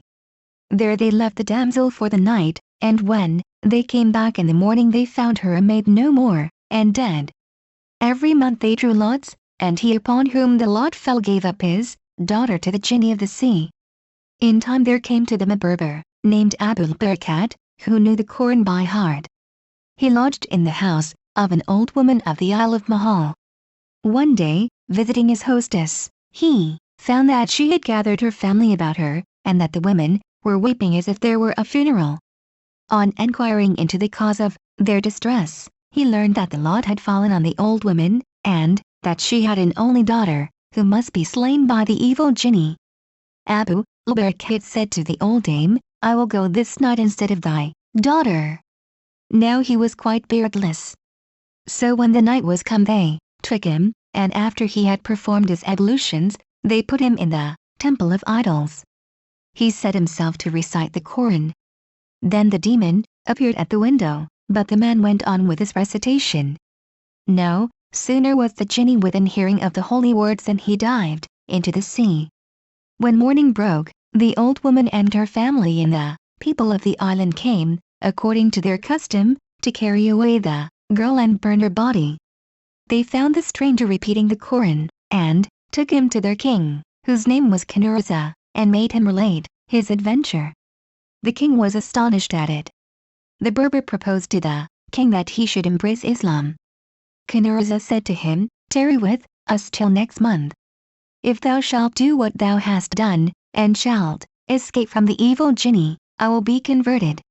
The stranger abode with the idolaters, and God disposed the king's heart to receive the true faith. So before the month was out he became a Mussulman, he and his wives and his children and the people of his court. And when the next month began, the Berber was conducted to the temple of idols. But the demon did not appear, and the Berber set himself to recite the Quran till break of day. Then the Sultan and his subjects broke the idols and demolished the temple. The people of the island embraced Islam and sent messengers to the other isles, and their inhabitants were converted, likewise. But by reason of the demon many of the Maldive Islands were depopulated before the conversion to Islam. When Ibn Battuta himself landed in the country he knew nothing of these things. One night, as he was going about his business, he heard of a sudden people saying in a loud voice, "There is no God but God, and God is great." He saw children carrying copies of the Quran on their hands, and women beating on basins and vessels of copper. He was astonished at what they did, and he said, "What has happened?" They answered, "Dost thou not behold the sea?" He looked towards the sea, and beheld in the darkness, as it were, a great ship full of burning lamps and cressets. They said to him, "That is the demon. It is his wont to show himself once a month. But after we have done that which thou hast seen, he returns to his place and does us no manner of harm." 504. Cite a note, this story based on the phosphorescence of the sea. It occurred to me that this myth of the demon lover may have been based on some physical phenomenon, electrical, lunar, or otherwise, which is periodically seen at night in the Maldive Islands. Accordingly I consulted Professor J. Stanley Gardiner, our foremost authority on the archipelago. His answer, which confirms my conjecture, runs thus: a peculiar phosphorescence, like the glow of a lamp hidden by a roughened glass shade, is occasionally visible on lagoon shoals in the Maldives. I imagine it to have been due to some single animal with a greater phosphorescence than any at present known to us. A periodical appearance at some phase of the moon due to reproduction is not improbable and has parallels. The myth still exists in the Maldives, but in a rather different form. He adds that a number of these animals might of course appear on some shoal near Male, the principal island of the group. 2. The eyes of the ignorant and superstitious. Such a mysterious glow, suddenly lighting up the sea in the dusk of the evening, might well appear a phantom ship, hung with burning lamps, bearing down on the devoted islands, and in the stillness of night the roar of the surf on the barrier reef might sound in their ears like the voice of the demon, calling for his prey. 505. Section 3. Sacrifices to water spirits. Cite a note, stories of the Perseus and Andromeda type. Ibn Battuta's narrative of the demon lover and his mortal brides closely resembles a well-known type of folk tale, of which versions have been found from Japan and Annam in the east to Senegambia, Scandinavia, and Scotland in the west. The story varies in details from people to people, but as commonly told it runs thus. A certain country is infested by a many-headed serpent, dragon, or other monster, which would destroy the whole people if a human victim, generally a virgin, were not delivered up to him periodically. Many victims have perished, and at last it has fallen to the lot of the king's own daughter to be sacrificed.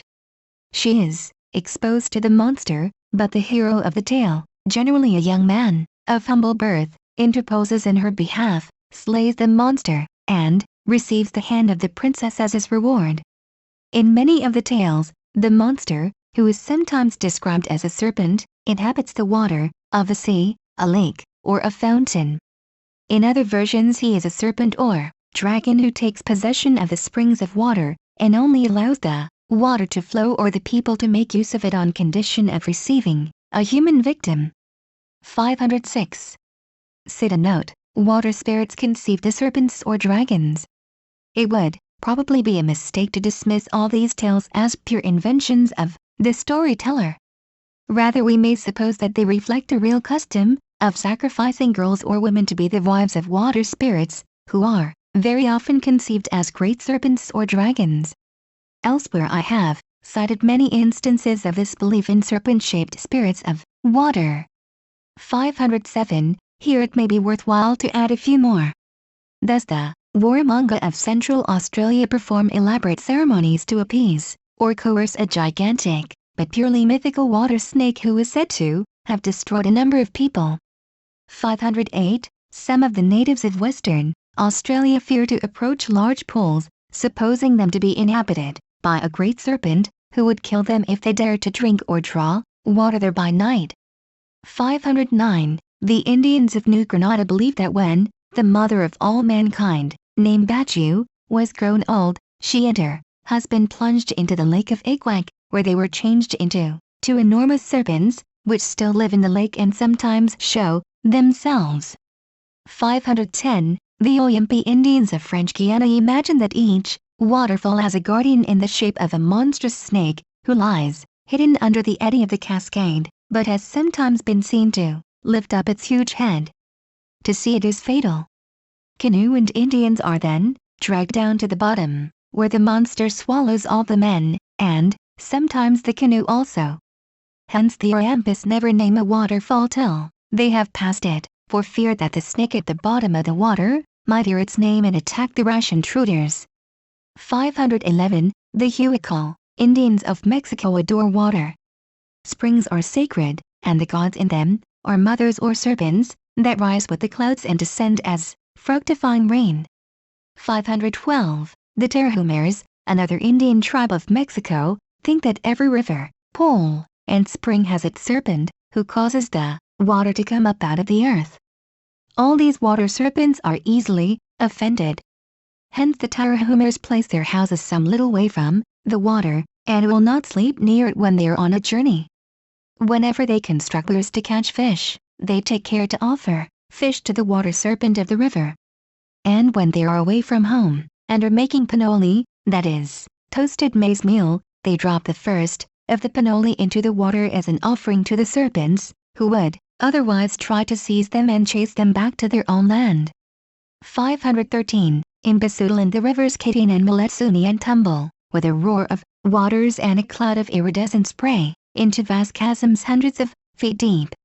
The Basutos fear to approach the foot of these huge falls, for they think that a spirit in the shape of a gigantic snake haunts the seething cauldron which receives the falling waters. 514. Cite a note: sacrifices of human beings to water spirits.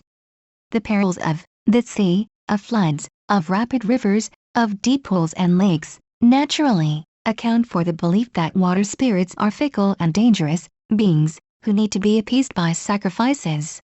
Sometimes these sacrifices consist of animals, such as horses and bulls. 515, but often, the victims are human beings.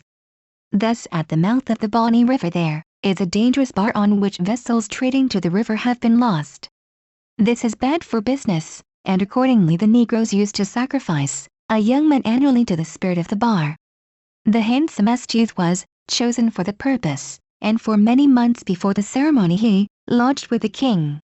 The people regarded him as sacred or juju, and whatever he touched, even when he passed casually through the streets, shared his sanctity and belonged to him. Hence whenever he appeared in public the inhabitants fled before him, lest he should touch their garments or anything they might be carrying. He was kept in ignorance of the fate in store for him, and no one might inform him of it under pain of death. On an appointed day he was taken out to the bar in a canoe and induced to jump into the water. Then the rowers plied their paddles and left him to drown. A similar ceremony used to be performed at the New Calabar River, but the victim was a culprit. He was thrown into the water to be devoured by the sharks, which are there the principal fetish, or juju. 516. The chiefs of Duke Town, on the same coast of Guinea, were wont to make an annual offering to the river. A young woman of a light color, or an albino, was chosen as the victim.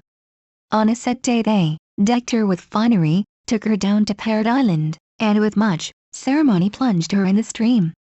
The fishermen of Effiat, at the mouth of the river, are said still to observe the rite in order to ensure a good catch of fish. 517. The king of Daum used to send from time to time a man, dressed out with the insignia of office, to wit to be drowned at the mouth of the river. The intention of the sacrifice was to attract merchant ships. 518. When a fisherman has been carried off by a crocodile, some of the natives on the banks of Lake Tanganyika take this for a sign that the spirit deems himself slighted, since he is obliged to come and find victims for himself instead of having them presented to him. Hence the sorcerers generally decide that a second victim is wanted. So, having chosen one, they bind him hand and foot and fling him into the lake to feed the crocodiles. 519. The crater of the volcano Tolucan in Mexico encloses 2 lakes of clear cold water, surrounded by gloomy forests of pine. Here, in the 18th month of the Toltec year, answering to February, children beautifully dressed and decked with flowers and gay feathers used to be drowned as an offering to Tlaloc, the god of the waters, who had a fine temple on the spot. 520. The Kams of Annam have traditions of a time when living men were thrown into the sea every year in order to propitiate the deities who looked after the fishing, and when children of good family were drowned in the water channels in order that the rice fields might be duly irrigated. 521. Cita note: water spirits conceived as beneficent beings who dispense fertility. This last instance brings out a more kindly aspect of the water spirits. If these beings are dreaded by the fishermen and the mariner who tempt the angry sea, and by the huntsman who has to swim or ford the rushing rivers, they are viewed in a different light by the shepherd and the husbandman in hot and arid lands, where the pasture for the cattle and the produce of the fields alike depend on the supply of water, and where prolonged drought means starvation and death for man and beast. To men in such circumstances the spirits of the waters are beneficent beings, the dispensers of life and fertility, whether their blessings descend as rain from heaven or well up as springs of bubbling water in the parched desert. In the Semitic East, for example, where the rainfall is precarious or confined to certain seasons, the face of the earth is bare and withered for most of the year, except where it is kept fresh by irrigation or by the percolation of underground water. Here, accordingly, the local gods or Baalim had their seats originally in spots of natural fertility, by fountains and the banks of rivers, in groves and tangled thickets and green glades of mountain hollows and deep water courses. As lords of the springs and subterranean waters they were supposed to be the sources of all the gifts of the land, the corn, the wine and the oil, the wool and the flax, the vines and the fig trees. 522. Cita note: water spirits conceived as bestowing offspring on women. Where water spirits are thus conceived as the authors of fertility in general, it is natural that they should be held to extend the sphere of their operations to men and animals. In other words, that the power of bestowing offspring on barren women and cattle should be ascribed to them. This ascription comes out clearly in a custom observed by Syrian women at the present day. Some of the channels of the Orontes are used for irrigation, but at a certain season of the year the streams are turned off and the dry bed of the channels is cleared of mud and any other matter that might clog the flow of the water. The first night that the water is turned on again, it is said to have the power of procreation. Accordingly, barren women take their places in the channel, waiting for the embrace of the water spirit in the rush of the stream. 523. Again, a pool of water in a cave at June enjoys the same reputation. The people think a childless couple who bathe in the water will have offspring. 524. In India many wells are supposed to cure sterility, which is universally attributed to the agency of evil spirits. The water of 7 wells is collected on the night of the Diwali or Feast of Lamps, and barren women bathe in it in order to remove the reproach. There is a well in Orissa where the priests throw betel nuts into the mud. Childless women scramble for the nuts, and she who finds them will be a happy mother before long.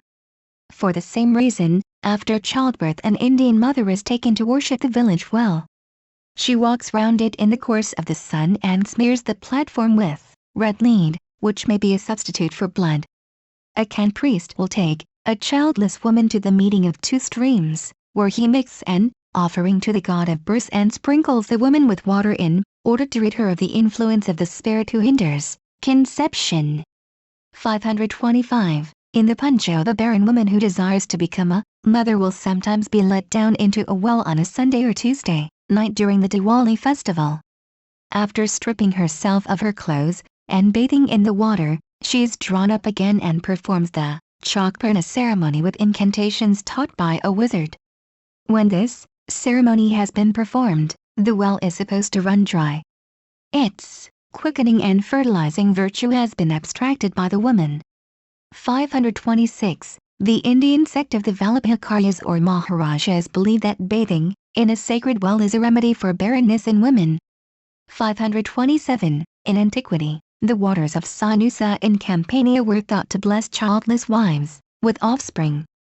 528. To this day Syrian women resort to hot springs in order to obtain children from the saint or jinni of the waters. 529. In Scotland the same fertilizing virtue used to be, and probably still is, ascribed to certain springs. Wives who wished to become mothers formerly resorted to the well of St. Fillan at Comrie, and to the wells of St. Mary at Whitakirk and in the Isle of May. 530. In the Aran Islands, off the coast of Galway, women desirous of children pray at St. Denis Well, by the Angel's Walk, and the men pray at the Ragwell by the Church of the Four Comely Ones at Onat. 531. Child's Well in Oxford was supposed to have the virtue of making barren women to bring forth. 532. Near Bingfield in Northumberland there is a copious sulphur spring known as the Bough. On the Sunday following the 4th day of July, that is, about Midsummer Day, according to the old style, great crowds of people used to assemble at the well from all the surrounding hamlets and villages.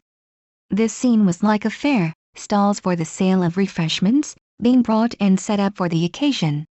The neighboring slopes were terraced, and seats formed for the convenience of pilgrims and visitors. Barren women prayed at the well that they might become mothers. If their faith was strong enough, their prayers were heard within the year. 533. Cite a note, love of river spirits for women in Greek mythology. In Greek mythology, similar ideas of the procreative power of water meet us in the stories of the loves of rivers for women and in the legends which traced the descent of heroes and heroines from river gods. 534. In Sophocles' play of the Trachinian women, Deianira tells how she was wooed by the river Oceanus, who came to her father and claimed her hand, appearing in the likeness now of a bull, now of a serpent, and now of a being with the body of a man and the front of an ox, while streams of water flowed from his shaggy beard. She relates too how glad she was when Hercules presented himself and vanquished the river god in single combat and took her to wife. 535. The legend perhaps preserves a reminiscence of that custom of providing a water god with a human wife which has been practiced elsewhere. The motive of such a custom may have varied with the particular conception which happened to prevail of the character of the water god. Where he was supposed to be a cruel and destructive being who drowned men and laid waste the country, a wife would be offered simply to keep him in good humor, and so prevent him from doing mischief. But where he was viewed as the procreative power on whom the fertility of the earth and the fecundity of men and animals depended, his marriage would be deemed necessary for the purpose of enabling him to discharge his beneficent functions.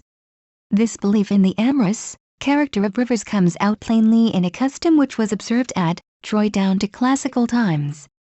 Maidens about to marry were wont to bathe in the Scamander, saying as they did so, "Scamander, take my virginity." A similar custom appears to have been observed at the river Meander, and perhaps in other parts of the Greek world. Occasionally, it would seem, young men took advantage of the practice to ravish the girls, and the offspring of such a union was fathered on the river god.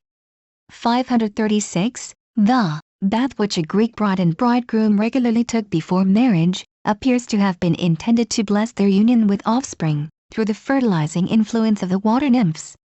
537. Thus it would appear that in many parts of the world the custom has prevailed of sacrificing human beings to water spirits, and that in not a few cases the ceremony has taken the form of making over a woman to the spirit to be his wife, in order either to pacify his fury or to give play to his generative powers. Where the water spirit was regarded as female, young men might be presented to her for a similar purpose, and this may be the reason why the victims sacrificed to water spirits are sometimes males. Among civilized peoples these customs survive for the most part only in popular tales, of which the legend of Perseus and Andromeda, with its medieval counterpart of St. George and the Dragon, is the most familiar example. But occasionally they appear to have left traces of themselves in ceremonies and pageants. Thus at Fürth in Bavaria a cita note, midsummer custom of slaying the dragon at Fürth in Bavaria. Drama called The Slaying of the Dragon used to be acted every year about midsummer, on the Sunday after Corpus Christi Day. Crowds of spectators flocked from the neighborhood to witness it. The scene of the performance was the public square. On a platform stood or sat a princess wearing a golden crown on her head, and as many silver ornaments on her body as could be borrowed for the purpose. She was attended by a maid of honor. Opposite her was stationed the dragon, a dreadful monster of painted canvas stretched on a wooden skeleton and moved by two men inside. From time to time the creature would rush with gaping jaws into the dense crowd of spectators, who retreated hastily, tumbling over each other in their anxiety to escape. Then a knight in armor, attended by his men-at-arms, rode forth and asked the princess what she did on this hard stone, and why she looked so sad. She told him that the dragon was coming to eat her up. On that the knight bade her be of good cheer, for that with his sword he would rid the country of the monster. With that he charged the dragon, thrusting his spear into its maw and taking care to stab a bladder of bullock's blood which was there concealed. The gush of blood which followed was an indispensable part of the show, and if the knight missed his stroke he was unmercifully jeered and taunted by the crowd. Having dispatched the monster with sword and pistol, the knight then hastened to the princess, and told her that he had slain the dragon who had so long oppressed the town. In return she tied a wreath round his arm, and announced that her noble father and mother would soon come to give them half the kingdom. The men-at-arms then escorted the knight and the princess to the tavern, there to end the day with dance and revelry. Bohemians and Bavarians came from many miles to witness this play of the slaying of the dragon, and when the monster's blood streamed forth they eagerly mopped it up, along with the blood-soaked earth, in white cloth, which they afterwards laid on the flax fields, in order that the flax might thrive and grow tall. For the dragon's blood was thought to be a sure protection against witchcraft. 538. This use of the blood suffices to prove that the slaying of the dragon at Fürth was not a mere popular spectacle, but a magical rite designed to fertilize the fields. As such, it probably descended from a very remote antiquity, and may well have been invested with a character of solemnity, if not of tragedy, long before it degenerated into a farce. Cita note, Saint Romain delivers Rouen from a dragon. More famous was the dragon from which, according to legend, Saint Romain delivered Rouen, and far more impressive was the ceremony with which, down to the French Revolution, the city commemorated its deliverance. The stately and beautiful edifices of the Middle Ages, which still adorn Rouen, formed a fitting background for a pageant which carried the mind back to the days when Henry II of England and Richard Coeur de Lion, Dukes of Normandy, still had their palace in this ancient capital of their ancestral domains. Legend ran that about the year 520 AD, a forest or marsh near the city was infested by a monstrous beast in the shape of a serpent or dragon, which every day wrought great harm to Rouen and its neighborhood, devouring man and beast, causing boats and mariners on the river Seine to perish, and inflicting other woes innumerable on the Commonwealth. At last the Archbishop, Saint Romain, resolved to bear the monster in his den. He could get none to accompany him but a prisoner, condemned to death for murder.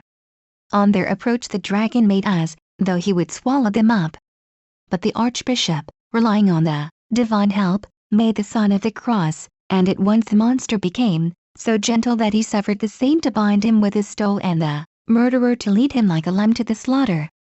Thus they went in procession to a public place in Rouen, where the dragon was burnt in the presence of the people and its ashes cast into the river.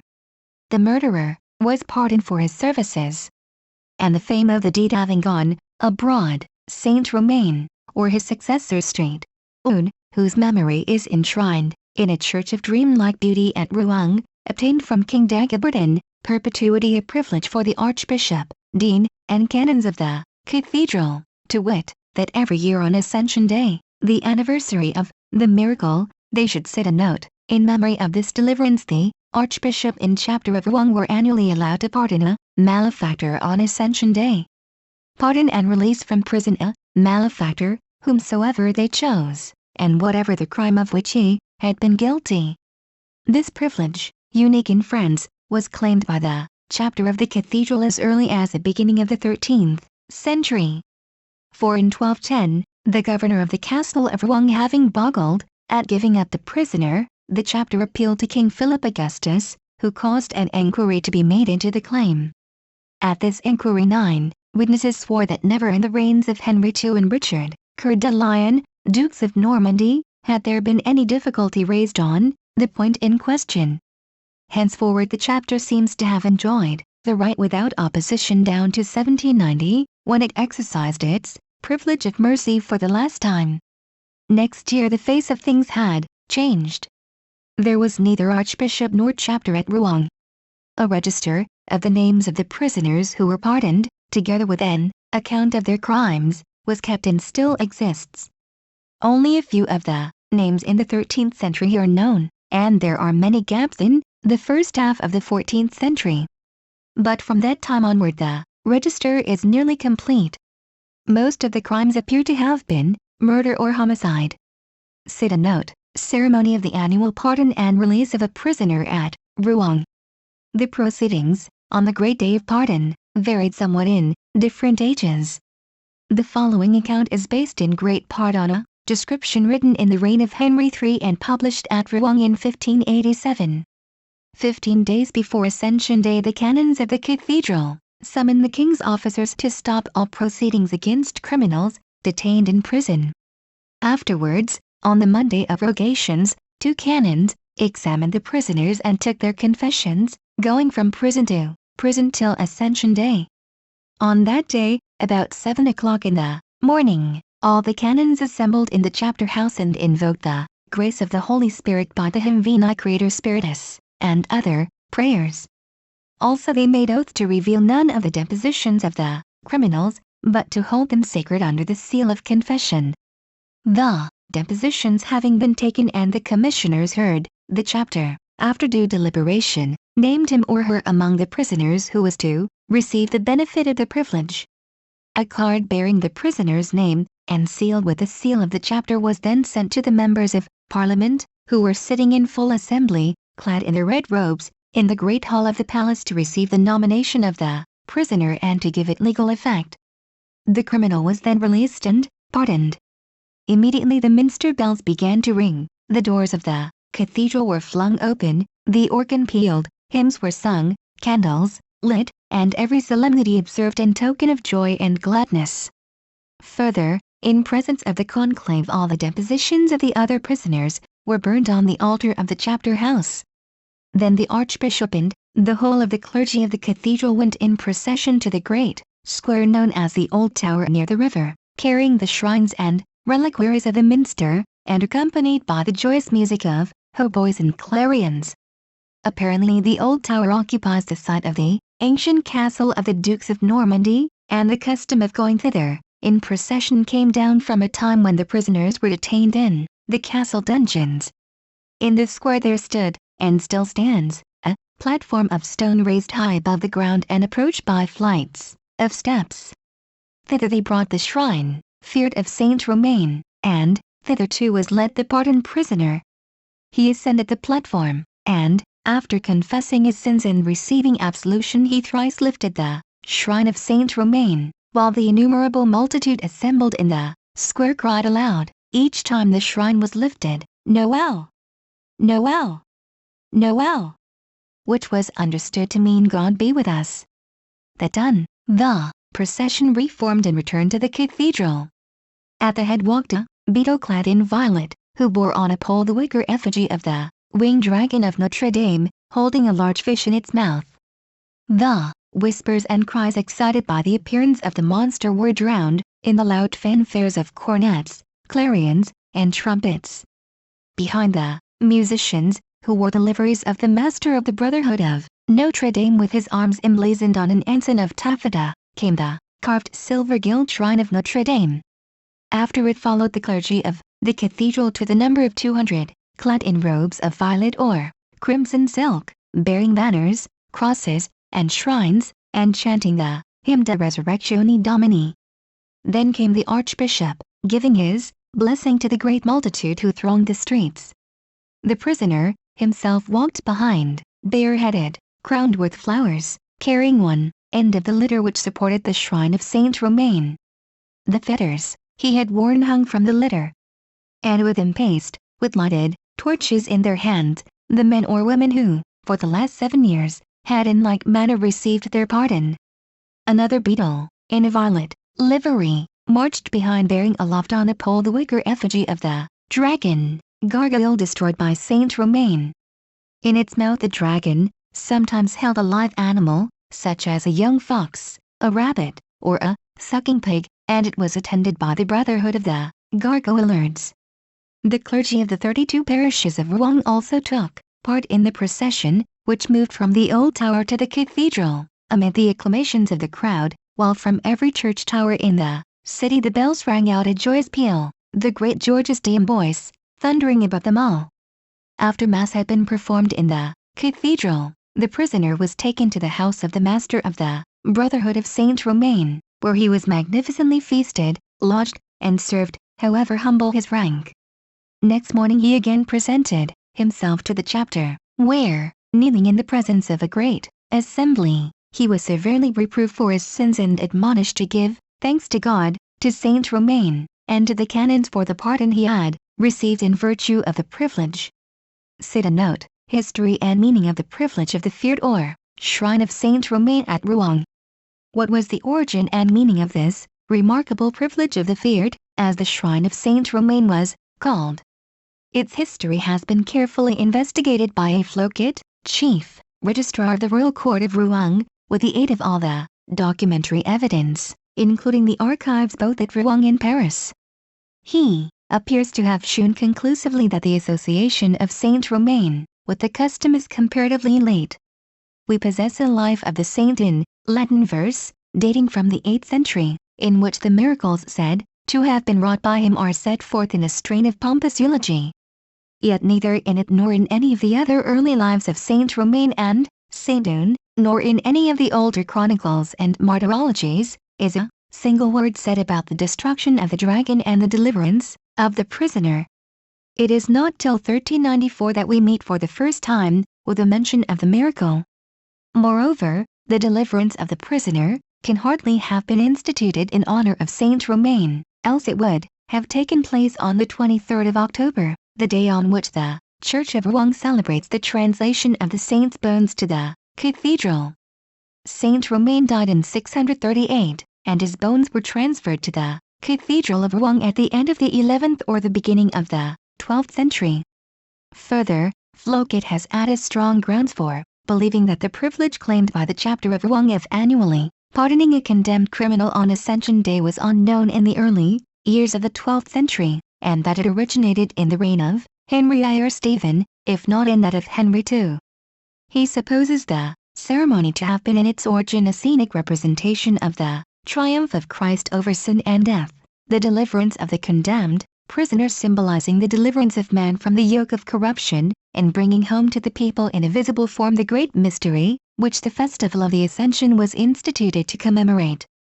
Such dramatic expositions of Christian doctrine, he points out, were common in the Middle Ages.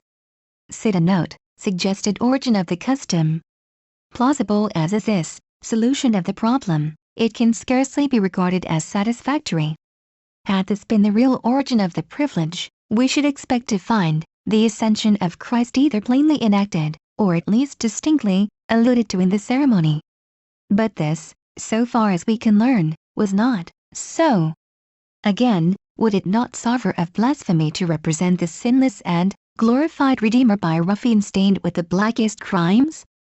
Moreover, the part played by the dragon in the legend and in the spectacle seems too important to allow us to explain it away with Floquet, as a mere symbol of the suppression of paganism by Saint Romain. The tale of the conquest of the dragon is older than Christianity, and cannot be explained by it. At Rouen the connection of Saint Romain with the story seems certainly to be late, but that does not prove the story itself to be late also. Judging from the analogy of similar tales elsewhere, we may conjecture that in the Rouen version the criminal represents a victim annually sacrificed to a water spirit or other fabulous being, while the Christian saint has displaced a pagan hero, who was said to have delivered the victim from death and put an end to this sacrifice by slaying the monster. Thus it seems possible that the custom of annually pardoning a condemned malefactor may have superseded an older practice of treating him as a public scapegoat, who died to save the rest of the people. In the sequel we shall see that such customs have been observed in many lands.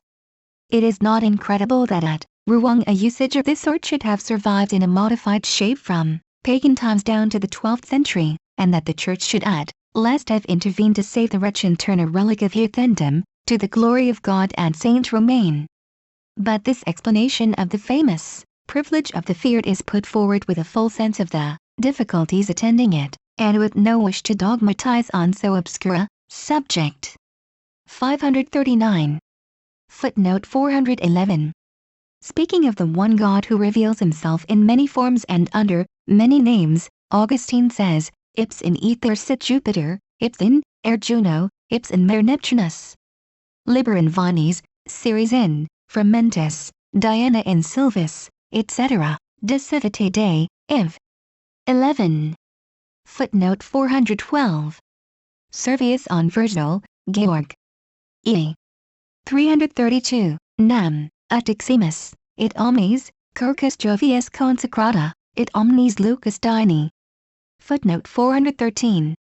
W. H. Roscher, Lexicon der Grieche and Rom. Mythologie, I. 1005. H. Desi, Inscriptions Latinae Salatae, Nos 3266-3268. Footnote 414. Diggenberger, Sylloge Inscriptionum Graecarum, 2nd ed., number 568. Ch. Michel, Recueil des Inscriptions Grecques, number 686. E. S. Roberts, Introduction to Greek Epigraphy, E. number 139. Footnote 415. Diggenberger, Ob Cit. Number 653, line 79 SQQ. Ch. Michel, Op. Cit. Number 694. As to the Grove C. Pausanias, Iv. 33. 4 SQ. Footnote 416. Diggenberger, Ob Cit. Number 929, lines 80 SQQ. Compared. No. 569. Pausanias, E. 28. 7. Footnote 417. H. Desi, Inscriptions Latinae Salatae, number 4911. Footnote 418. Cato, The Agricultura, 139. Footnote 419. Vero, De Lingua Latina, v. 85, ed. C. O. Muller. Pliny, Nat. Hist. XVIII. 6. Footnote 420. Johansen, Acta Fratrum Arvalium, Berlin, 1874, pages 136-143. H. Desi, Inscriptions Latinae Salatae, E. Nos 5042, 5043, 5045, 5046, 5048. Footnote 421. Ovid, Fasti, Iv. 749-755. Footnote 422. Pliny, Nat. Hist. Z. 3. Footnote 423. Seneca, Epist. Iv. 12. 3. See further L. Preller, Romish, Mythology, 3rd ed., I. 108 SQQ. For evidence of the poet's he, refers to Virgil, Georg. E. 332 SQQ. Tibullus, I. 1. 11. Ovid, Almors, E. 1. 1 SQ. Footnote 424. On Diana as a huntress CHSI, Inscriptions Latinae, Salactae, Notes 3257-3266. For indications of her care for domestic cattle see Livy, I. 45. Plutarch, Questions Romanae, 4. And above, Vol. I. Pages 7. Footnote 425. Virgil, in. V. 600 SQ. With Servius's note. Footnote 426. M. A. Castron, Vorlesungen über die Finnish Mythologie, St. Petersburg, 1853, pages 92-99. Footnote 427. P.V. Stenen, über den Geisterglauben in Russland, Globus, LVII. 1890, pages 283. Footnote 428. J. Abercrombie, The Pre- and Proto-Historic Finns, London, 1898, I. 161. Footnote 429. Matthias Meov, De Sarmatia Asiana Acerpia, in Novus Orbis, Radonum ac Insularem Veteribus Incognitorum, pages 457. Footnote 430. C. Snauker Grange, Het Gagelen en Zine Booners, Batavia, 1903, pages 351, 359. Footnote 431. C. Vol. I. Pages 14. Footnote 432. Arian, Synergeticus, 33 SQ. Footnote 433. The Galatians retained their Celtic speech as late as the 4th century of our era, for Jerome says that in his day their language hardly differed from that of the Treveri, a Celtic tribe on the Moselle, whose name survives in Treves. See Jerome, commenter. In Epist ad Galatas, Libby. Brief. Michnes Patrologia Latina, Vol. XXVI. Call 357. Footnote 434. See below, pages 363. Footnote 435.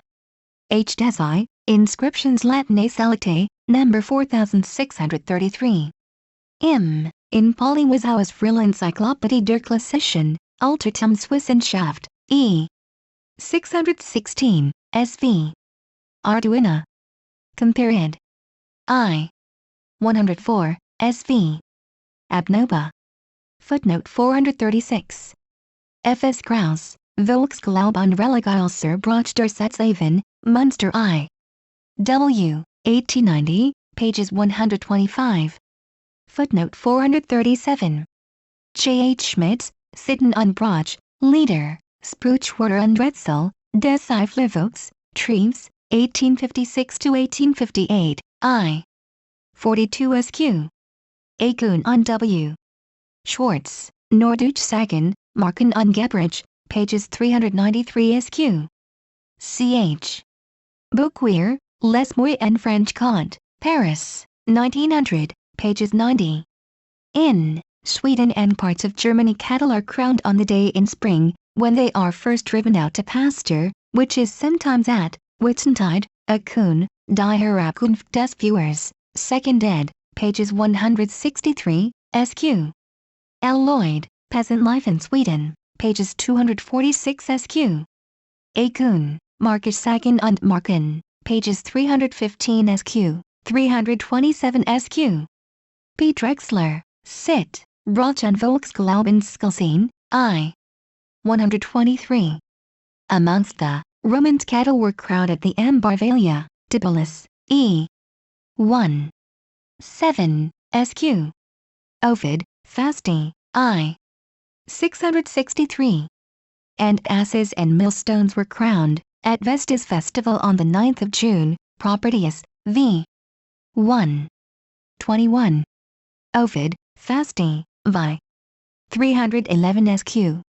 The original motive of all these customs may have been the one indicated in the text.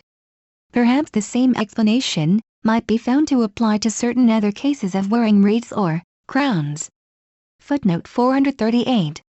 Tito und Tem, Die Volkssagen Ostpreußens, Litauens und Westpreußens, pages 263 SQ. Akun und W. Schwartz, Norddeutsche, Sagen, Marken und Gebräuche, pages 392. Reinsberg Duringsfeld, Des Festliche Jahr, pages 181. Id. Calendrier Belgique, I. 423 SQ. A. Berlinger, Volksthümliches aus Schwaben, I. pages 278, section 437.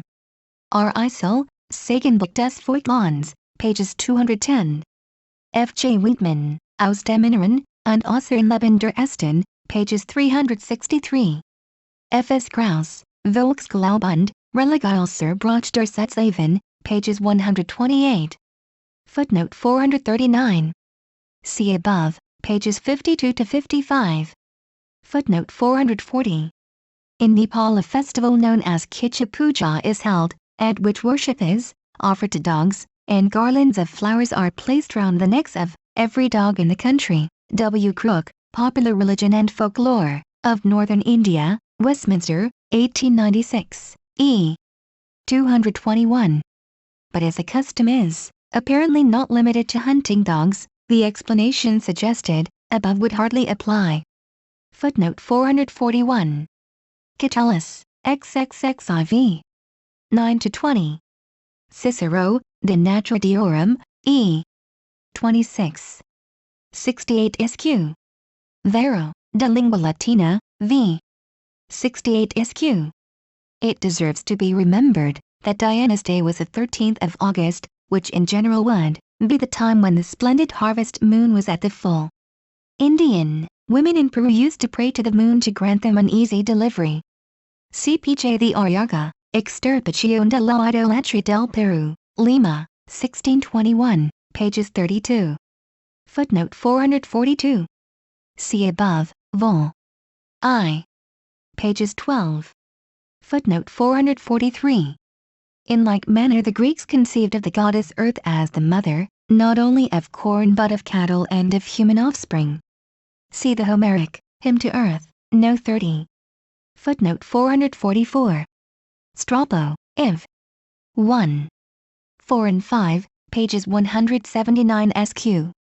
The image on the Aventine was copied from that at Marseille, which in turn was copied from the one at Ephesus. Footnote 445.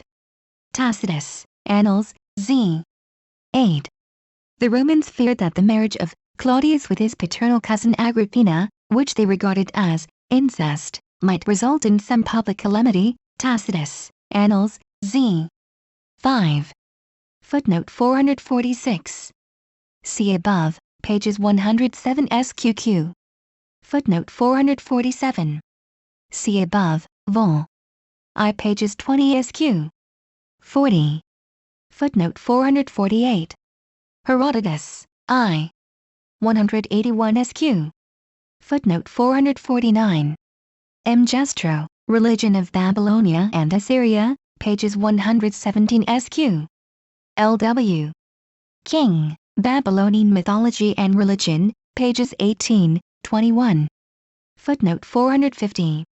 H. Winkler, Die Gesetz Hammurabi's Second ed., Leipzig, 1903, pages 31, section 182.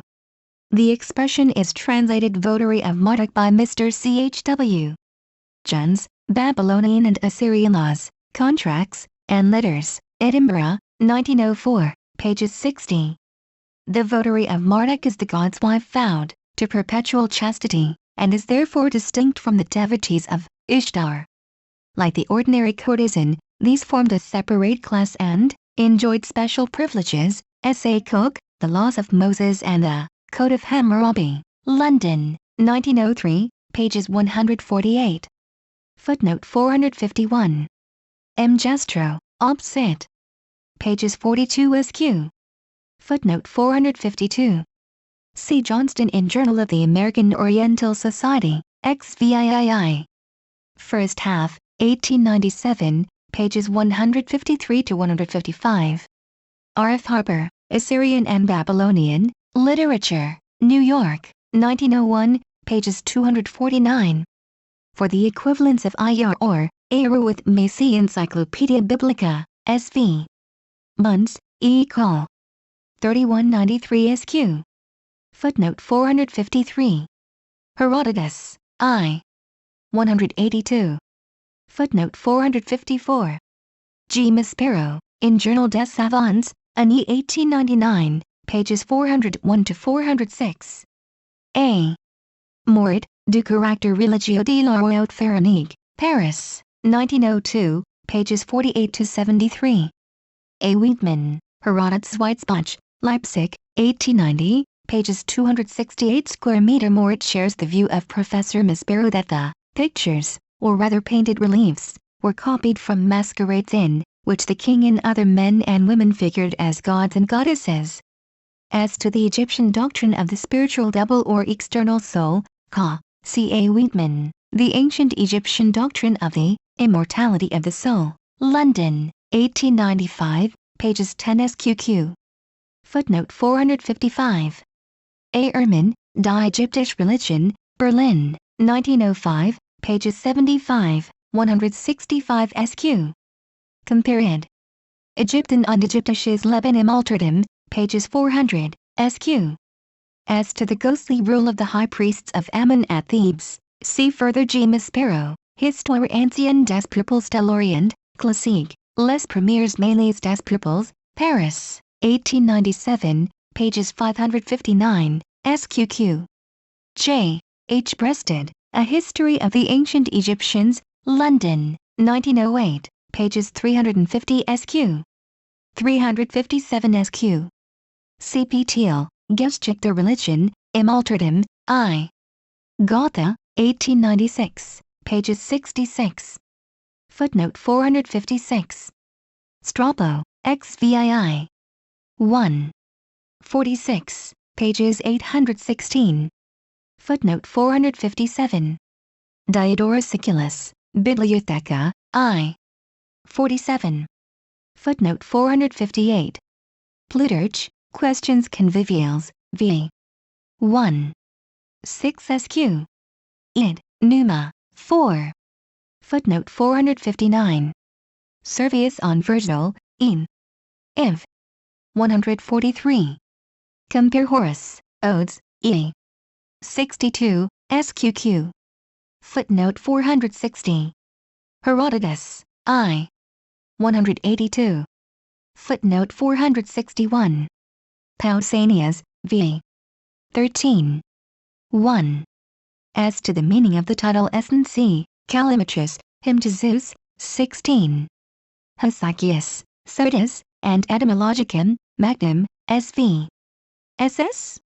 The ancients mistook the queen bee for a male, and hence spoke of king bees. See Aristotle, Hister. Animal. V. 21, SQ. X. 40, pages 553, 623 SQQ. Ed. Becker. Id. The Animalium, Generatione, E. 10, pages 760. Ed. Becker. Alien, Net Animal. I. 10, v. 10 SQ. Virgil, Georg. Iv. 21, 68. W. Walter Tornow, V. Apium Mellisque Apud Vetters Significatione, Berlin, 1894, pages 30, SQQ. The Essenes or king bees are not to be confounded with the nominal kings, basileis of Ephesus, who probably held office for life. See above, vol. I. Pages 47. Footnote 462. J. T. Wood, Discoveries at Ephesus, Inscriptions from the Temple of Diana, pages 2, 14. Inscriptions from the Augusteum, pages 4. Inscriptions from the city and suburbs, pages 38. Footnote 463. CPV ed. Coins of Ephesus, London, 1880, and above, vol. I. pages 37 SQ. Modern writers sometimes assert that the priestesses of the Ephesian Artemis were called bees. Certain other Greek priestesses were undoubtedly called bees, and it seems not improbable that the priestesses of the Ephesian Artemis bore the same title and represented the goddess in her character of a bee. But no ancient writer, so far as I know, affirms it. See my note on Pausanias, v. 13. 1. Footnote 464. Demosthenes, Contranaire. 73-78, pages 1369-1371. Aristotle, Constitution of Athens, e. 5. Hesychius, SVV. S. Micro. And E. A. Etymologica Magnum, SV. E. A. Pollux, v. 108. K. Ifferman, Gottesdienstgestalterthumer, 2nd ed., section 32. 15, section 58. 11 SQQ. Augmundsen, Festerstadt Athenum Altertum, Leipzig, 1898, pages 391 SQQ. From Demosthenes, L.C. Compared with Thucydides, E. 15. It seems certain that the oath was administered by the queen at the time and place mentioned in the text. Formerly it was assumed that her marriage to Dionysus was celebrated at the same place and time. But the assumption as to the place was disproved by the discovery of Aristotle's Constitution of Athens, and with it the assumption as to the time falls to the ground. As the Greek months were commonly named after the festivals which were held in them, it is tempting to conjecture that the sacred marriage took place in the marriage month, Gamaliel, answering to our January. But more probably that month was named after the sacred marriage of Zeus and Hera, which was celebrated at Athens and elsewhere. See below, pages 143. This is the view of W. H. Roscher, Juno and Hera, p. 73, n. 217, and Augmundsen, Festerstadt Athen, pages 383. From the name cattle stall, applied to the scene of the marriage, Miss J.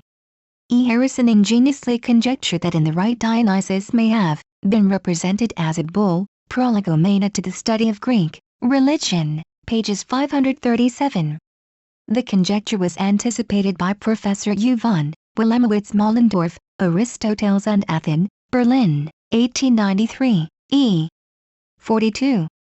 Dionysus was often conceived by the Greeks in the form of a bull. Footnote 465. Above, pages 92 SQ. Footnote 466. L. Priller, Ostgewalt-Aufsatz, Berlin, 1864, pages 293-296. Compare his Greekish mythology, 4th ed., ed. C. Robert, I. 681, SQQ. Footnote 467. Hyginus, Astronomica, I. 5. Footnote 468. Tertullian, Ad Nations, E. 7. Carapater Sarcertos Seririci, non tail seres passa est? Asterius Amacenus, Encomium and Sanctos, Martyrs, in Mignes Patrologia Graeca, XL Call 324. E. At, Eleusis, T. Etes? S. T. S. T. A.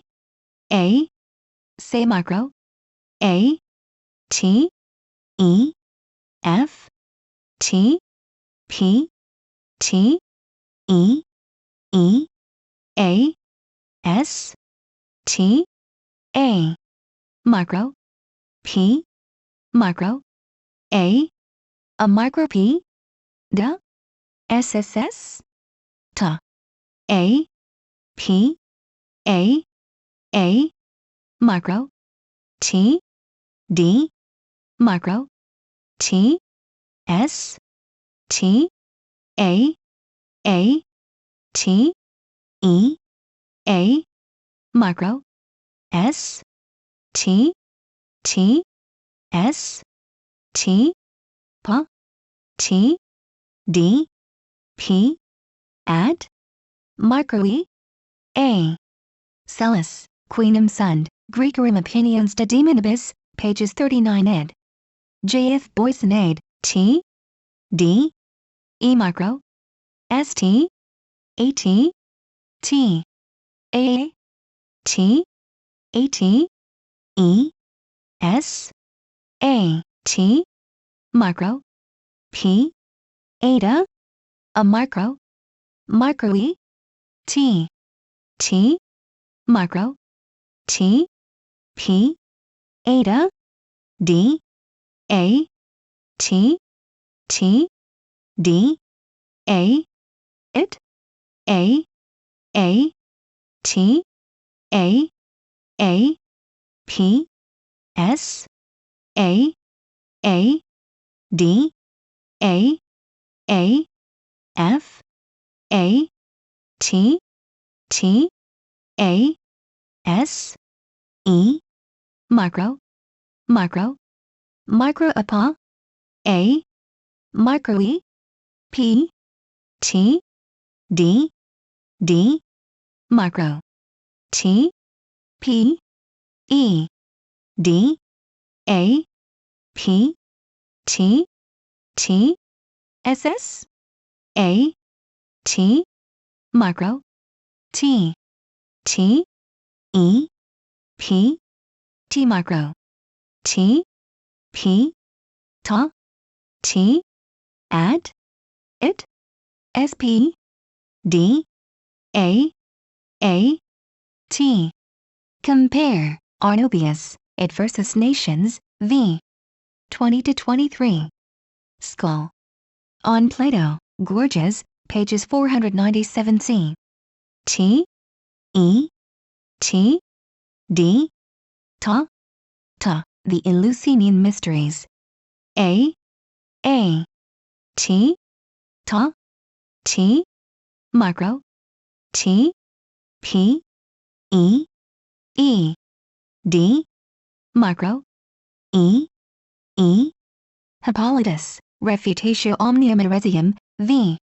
8, pages 162-164, ed. Dunker and Schneideuin. S, D, A, T. God, F, S, F, E, A, E, S, T, T, E, S micro, A, micro it, T, F, A, micro, T, E, S, A, P, da, T, P, PTE, S, T, micro, A, micro est, A, T, E, tet, P, PT, E, micro, ST, S, P, T, E, S micro, ST, D, ST, T, ST, A, pa, T, A, T, ST, F, ST, T, E, micro, A, P, T, E, F, T, P, E, micro, TT, E, S micro, D, E, A, P, sa, pa, T, micro, T, sa, S, T, E, S, P, T, micro E, A, ta micro, ST, SS, A, E, T, E, P, T, A, micro, T, T, ST, S, S. In combining and interpreting this fragmentary evidence, I have followed Mr. P. Foucault, Recherches sur l'origine et la nature des mystères de Lucis, Paris, 1895, pages 48 SQ. Id. Les Grands Mystères de Lucis, Paris, 1900, pages 69, and Miss J. E. Harrison, Prolegomena to the Study of Greek Religion, pages 549 SQQ. In antiquity it was believed that an ointment or plaster of hemlock applied to the genital organs prevented them from discharging their function. C. Dioscorides, De Materia Medica, Inv. 79. Pliny, Nat. Hist. XXV. 154. Dr. J. B. Bradbury, Downing Professor of Medicine in the University of Cambridge, informs me that this belief is correct. Although conium hemlock is not used as an anaphrodisiac at the present day, there can be no doubt that it has this effect. When rubbed into the skin, it depresses sensory nerve endings and is absorbed. After absorption, it depresses all sympathetic nerve cells. Both these effects would tend to diminish organic reflexes such as aphrodisia. Dr. W. E. Dixon, Pharmacological Laboratory, Cambridge. Pausanias seems to imply that the Hierophant was forbidden to marry, e. 14. 1. It may have been so in his age, the 2nd century of our era. But an inscription of the 1st century BC shows that at that time it was lawful for him to take a wife. C. P. Foucault, Les Grands Mystères de Lucis, pages 26 SQQ. Extract from the Mémoires de l'Académie des Inscriptions et Belles-Lettres, Vol XXXVII. Footnote 469. Pausanias, X. 3. Plutarch, quoted by Eusebius, Prepper. Evan. E. 1 SQ. Footnote 470. Above, pages 64. Footnote 471. Above, pages 66. Footnote 472. W. Manard, Dome Cultus, pages 177. Footnote 473. W. Manard, Dome Cultus, pages 177 SQ. Footnote 474. J. Brand, Popular Antiquities, I. 318 SQ. W. Manard, Dome Cultus, pages 178. Footnote 475. W. Hone, Everyday Book, E. 595 SQ. W. Manard, Dome Cultus, pages 178. Footnote 476. With regard to Zeus as an oak god, see below, pages 358 SQ. Hera appears with an oak tree and her sacred bird the peacock perched on it, in a group which is preserved in the Palazzo degli Conservatori at Rome. In the same group, Pallas is represented with her olive tree and her owl, so that the conjunction of the oak with Hera cannot be accidental. C. W. Helbig, Vorderach die offenlichen Sammlungen, Klassischen Altertümer in Rom 2nd ed., Leipzig, 1899, I. 397, No. 587. Footnote 477. Pausanias, v. 42. Footnote 478. At Knossos in Crete, Diodorus Siculus, v. 72. At Samos, Lactantius, in Stit. I. 17. Compare Augustine, De Civitate Dei, vi. 7. At Athens, Photius, Lexicon, SV. E. Macro. Etymologica Magnum, SV. E.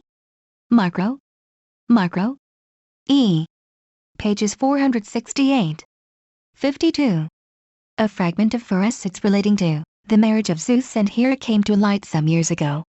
C. Grenfell and Hunt, New Classical and Other Greek and Latin Papyri, Oxford, 1897, pages 23. H. Weil, in Revue des Études Grecques, X. 1897, pages 1 to 9. The subject has been discussed by W. H. Roscher, Juno, and Hera. Leipzig, 1875, pages 72 SQQ. From the wide prevalence of the rite he infers that the custom of the sacred marriage was once common to all the Greek tribes. Footnote 479. Iliad, Ziv. 347 SQQ. Hera was worshipped under the title of Flowery at Argos, Pausanias, e. 22. 1. Compare Etymol. Megan. SV. E. A. Pages 108, line 48, and women called flower bearers served in her sanctuary, Pollux, Iv. 78. A great festival of gathering flowers was celebrated by Peloponnesian women in spring, Hesychius, SV. S. E. A. Compare Photius, Lexicon, SV. A. The 1st of May is still a festival of flowers in Peloponnese. See Folklore, I. 1890, pages 518 SQQ. Footnote 480. J. Grimm, Deutsche Mythologie, 4th ed., I. 176. P. Hermann, Nordische Mythologie, Leipzig, 1903, pages 198 SQQ. 217, 520, 529. E. H. Meyer, Mythologie der Germanen, Strasbourg, 1903, pages 366, SQ. The procession of Frey and his wife in the wagon is doubtless the same with the procession of Nerthus in a wagon which Tacitus describes, Germania, 40. Nerthus seems to be no other than Freya, the wife of Frey. See the commentators on Tacitus, L.C. and, especially K. Molyneux, Deutsche Altertumskunde, Iv. Berlin, 1900, pages 468 SQ. Footnote 481. Gregory of Tours, De Gloria Confessorum, 77, Michnes Patrologia, Latina, LXXI. Call 884. Compare Sulpicius Severus, Vita S. Martini, 12, Quia esset Hegalorum rusticis consuetudo, simulacrademonum candido tecta velamine misera per agro suis, circumfer dementia. Footnote 482. Passio Sancti Symphoriani, CHS. 2 and 6, Michnes Patrologia, Graeca, v. 1463, 1466. Footnote 483. These crazy wretches castrate men and mutilate women. Hence they are known as the Scopsi, mutilated. Cien Sacni, Larusi, Sectaire, pages 74 SQQ. Footnote 484. As to this feature in the ritual of Cybele, see Adonis, Attis, Osiris, 2nd edition, pages 219 SQQ. Footnote 485. Mexbach, Diewood Jacken, Stuttgart, 1882, pages 137. Footnote 486. E. A. Gate, in Census of India, 1901, Volvi Part I. Pages 190. Footnote 487. P. J. the Arriaga, Extirpación de la Idolatría del Perú, Lima, 1621, pages 20. Footnote 488. Father Lacombe, in Missions Catholiques, E. 1869, pages 359 SQ. Footnote 489. Relations des Jesuites, 1636, pages 109, and 1639, pages 95, Canadian, reprint. Charlevoix, Histoire de la Nouvelle France, v. 225. Chateaubriand, Voyage en Amérique, Paris, 1870, pages 140 to 142. Footnote 490. Reverend F. Hun, Some Notes on the Religion and Superstitions of the Orays, Journal of the Asiatic Society of Bengal, LXXAI. Party. Calcutta, 1904, pages 12. For another account of the ceremonies held by the Orions in spring see above, pages 76 SQ. Footnote 491. P. Rasher, Die Sulca, Archiv für Anthropologie, XXIX. 1904, p. 217. Footnote 492. W. Crook, Popular Religion and Folklore of Northern India, Westminster, 1896, E. 118. Footnote 493. W. Crook, Obs. Cit. E. 138. Footnote 494. A. B. Ellis, The U-Speaking Peoples of the Slave Coast, pp. 139–142. Footnote 495. Adonis, Addis, Osiris, 2nd edition, pages 58 sq. Footnote 496. Sir Harry Johnston, The Uganda Protectorate, London, 1902, E. 677. Footnote 497. From note sent to me by Mr. A. C. Hollis, May 21, 1908. Footnote 498.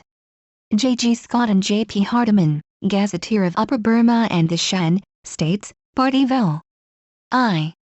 Rangoon, 1901, pages 439.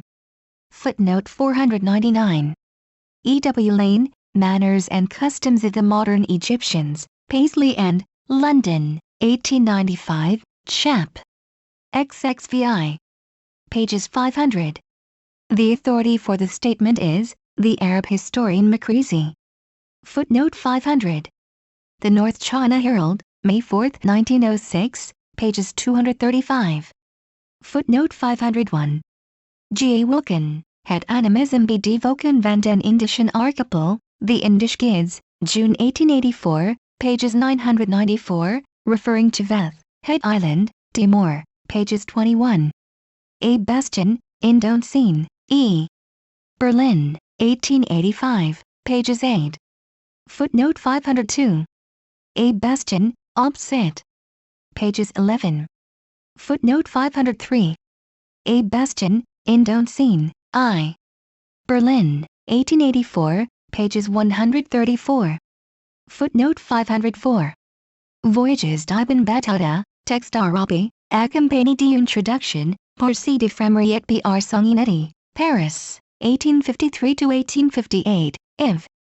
126–130. Footnote 505.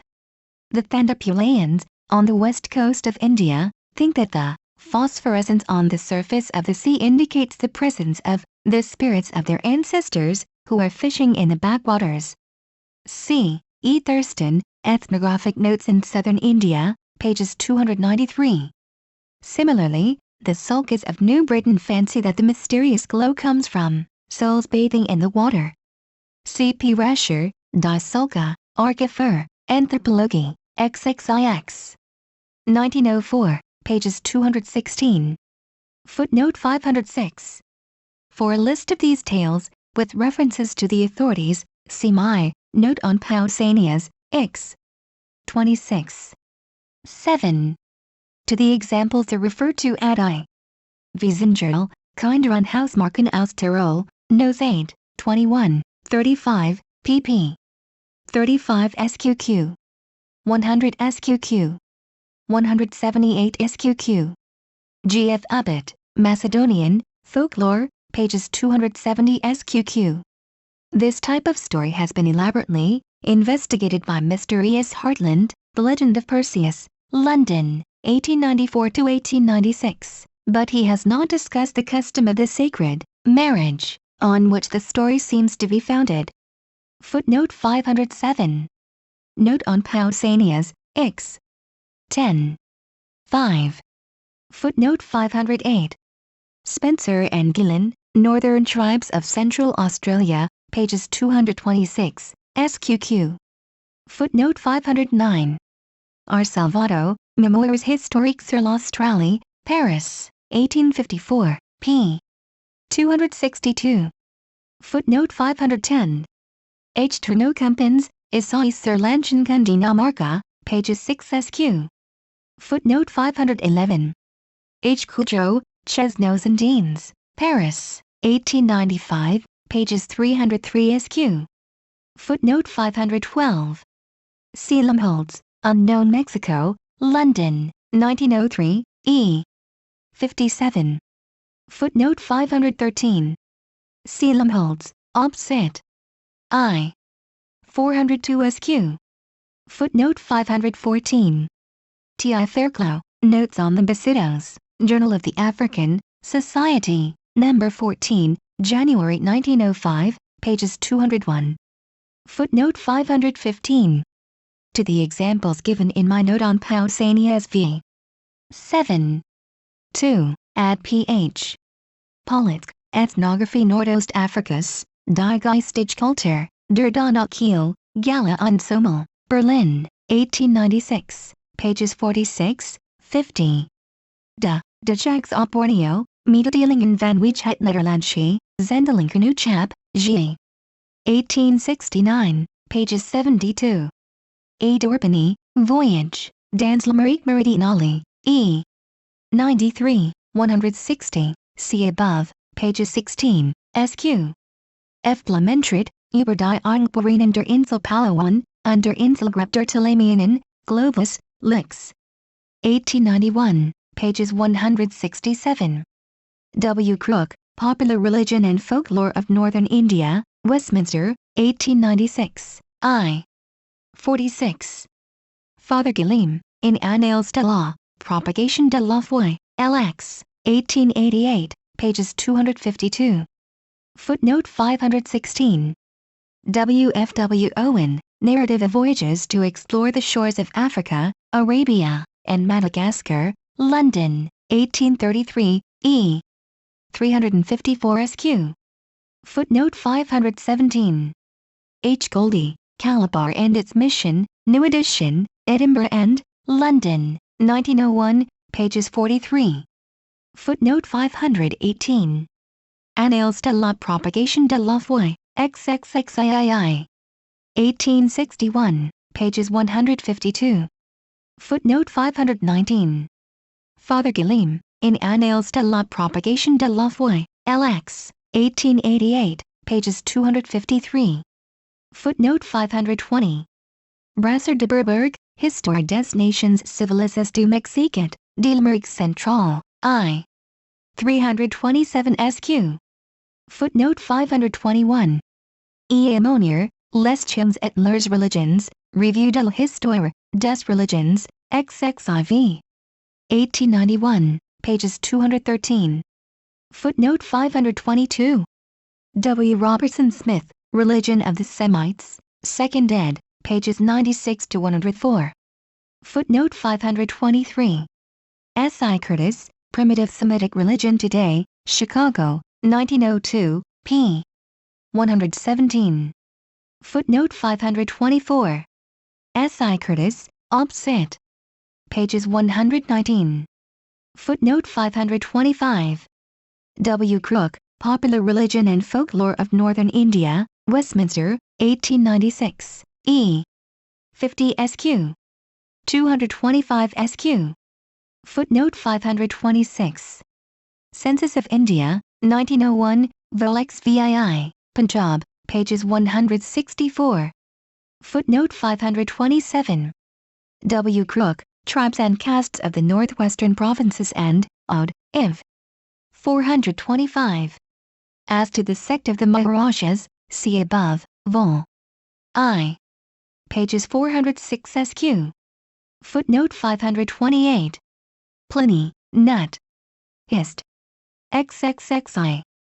8. Footnote 529. S. I. Curtis, Primitive Semitic Religion Today, pages 116 SQ. Mrs. H. H. Spoer, The Powers of Evil in Jerusalem, Folklore, XVII. 1907, pages 55. H. Austin, Codems des Arabes aux Pays de Moab, Paris, 1908, pages 360. Footnote 530. J. M. McKinley, Folklore of Scottish Lochs and Springs, Glasgow, 1893, pages 112. Footnote 531. A. C. Haddon and C. R. Brown, The Ethnography of the Aran Islands, Proceedings of the Royal Irish Academy, E. 1893, pages 819. Footnote 532. R. C. Hope, The Legendary Lore of the Holy Wells of England, London, 1893, pages 122.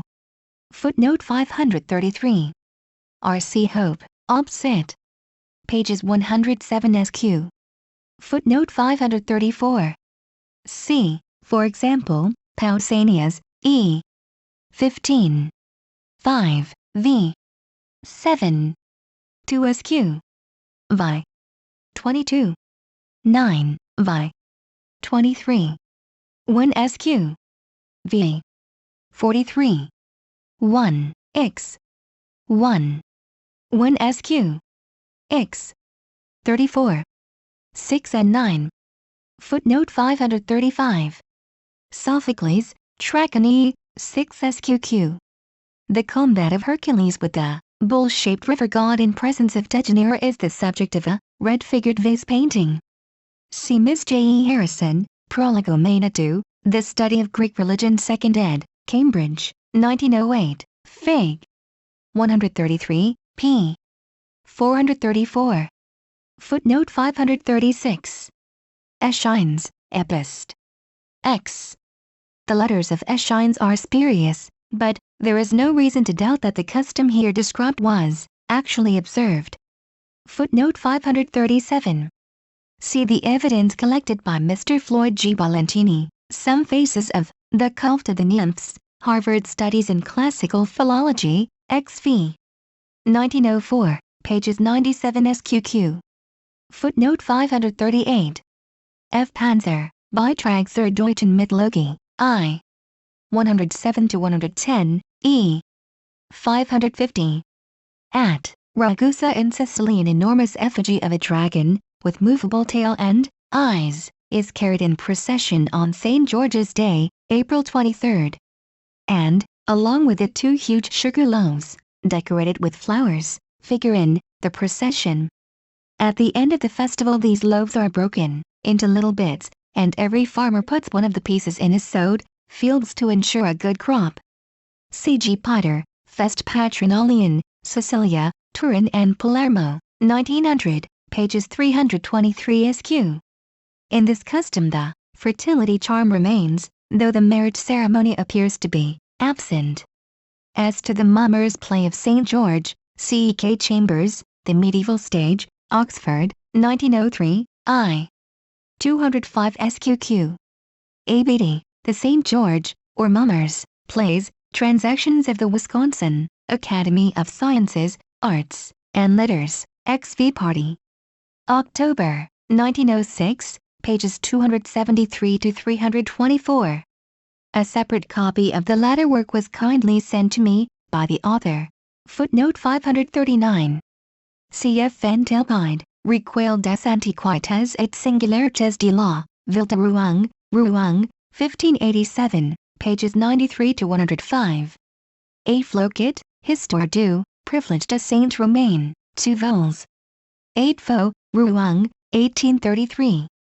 Briefer notices of the custom and legend will be found in A. Bosquet's La Normandie, Romanesque et Merveilleuse, Paris and Rouen, 1845, pages 405-409. And A. de Norse Coutums, Mas, et Traditions des Provinces de France, Paris and Lyons, 1846, pages 245-250. The gilt-feared, or portable, shrine of Saint Romain is preserved in the chapter library of the Cathedral at Rouen, where I saw it in May 1902. It is in the form of a chapel, on the roof of which the saint stands erect, trampling on the winged dragon, while the condemned prisoner kneels in front of him. This, however, is not the original shrine, which was so decayed that, in 1776 the chapter decided to replace it by another. See Floquet, Opposite. E. 338-346. The custom of carrying the dragons in procession was stopped in 1753 because of its tendency to impair the solemnity of the ceremony. Floquet, Opposite. E. 301. Even more famous than the dragon of Rouen was the dragon of Tarascon, an effigy of which used to be carried in procession on Whitsunday. C. A. de Nor, Opposite. Pages 47 SQQ. As to other French dragons, cp. Sibyllette, Le Folklore de France, I. Paris, 1904, pages 468 to 470. Chapter XIII, The Kings of Rome and Alba. Section 1. Numa and Egeria. Cita note, Egeria and Nemi, a nymph of water and of the oak, perhaps a form of Diana. From the foregoing survey of custom and legend we may infer that the sacred marriage of the powers both of vegetation and of water has been celebrated by many peoples for the sake of promoting the fertility of the earth, on which the life of animals and men ultimately depends, and that in such rites the part of the divine bridegroom or bride is often sustained by a man or woman. The evidence may, therefore, lend some countenance to the conjecture that in the sacred grove at Nemi, where the powers of vegetation and of water manifested themselves, in the fair forms of shady woods, tumbling cascades, and glassy lake, a marriage like that of our king and queen of May was annually celebrated, between the mortal king of the wood and the immortal queen of the wood, Diana. In this connection an important figure in the grove was the water nymph Egeria, who was worshipped by pregnant women because she, like Diana, could grant them an easy delivery. 540. From this it seems fairly safe to conclude that, like many other springs, the water of Egeria was credited with the power of facilitating conception as well as delivery. The votive offerings found on the spot, which clearly refer to the begetting of children, 541, may possibly have been dedicated to Egeria rather than to Diana, or perhaps we should rather say that the water nymph Egeria is only another form of the great nature goddess, Diana herself, the mistress of sounding rivers as well as of umbrageous woods, 542, who had her home by the lake and her mirror in its calm waters, and whose Greek counterpart Artemis loved to haunt meres and springs. 543. The identification of Egeria with Diana is confirmed by a statement of Plutarch that Egeria was one of the oak nymphs 544, whom the Romans believed to preside over every green oak grove. 545. 4. While Diana was a goddess of the woodland in general, she appears to have been intimately associated with oaks in particular, especially at her sacred grove of Nemi. 546. Perhaps, then, Egeria was the fairy of a spring that flowed from the roots of a sacred oak. Such a spring is said to have gushed from the foot of the great oak at Dodona, and from its murmurous flow the priestess drew oracles. 547. Among the Greeks a draught of water from certain sacred springs or wells was supposed to confer prophetic powers. 548. This would explain the more than mortal wisdom with which, according to tradition, Egeria inspired her royal husband or lover Numa. 549. When we remember how very often in early society the king is held responsible for the fall of rain and the fruitfulness of the earth, it seems hardly rash to conjecture that in the legend of the nuptials of Numa and Cita note, the legend of the nuptials of Numa and Egeria may be a reminiscence of a sacred marriage, which the kings of Rome contracted with a goddess of water and of vegetation. Egeria we have a reminiscence of a sacred marriage which the old Roman kings regularly contracted with a goddess of vegetation and water for the purpose of enabling him to discharge his divine or magical functions. In such a rite the part of the goddess might be played either by an image or a woman, and if by a woman, probably by the queen. If there is any truth in this conjecture, we may suppose that the king and queen of Rome masqueraded as god and goddess at their marriage, exactly as the king and queen of Egypt appear to have done. 550. The legend of Numa and Egeria points to a sacred grove rather than to a house as the scene of the nuptial union, which, like the marriage of the king and queen of May, or of the vine god and the queen of Athens, may have been annually celebrated as a charm to ensure the fertility not only of the earth but of man and beast. Now, according to some accounts, the scene of the marriage was no other than the sacred grove of Nemi, and on quite independent grounds we have been led to suppose that in that same grove the king of the wood was wedded to Diana. The convergence of the two distinct lines of enquiry suggests that the legendary union of the Roman king with Egeria may have been a reflection, or duplicate of the union of the king of the wood with Egeria or her double Diana. This does not imply that the Roman kings ever served as kings of the wood in the Eretan grove, but only that they may originally have been invested with a sacred character of the same general kind, and may have held office on similar terms.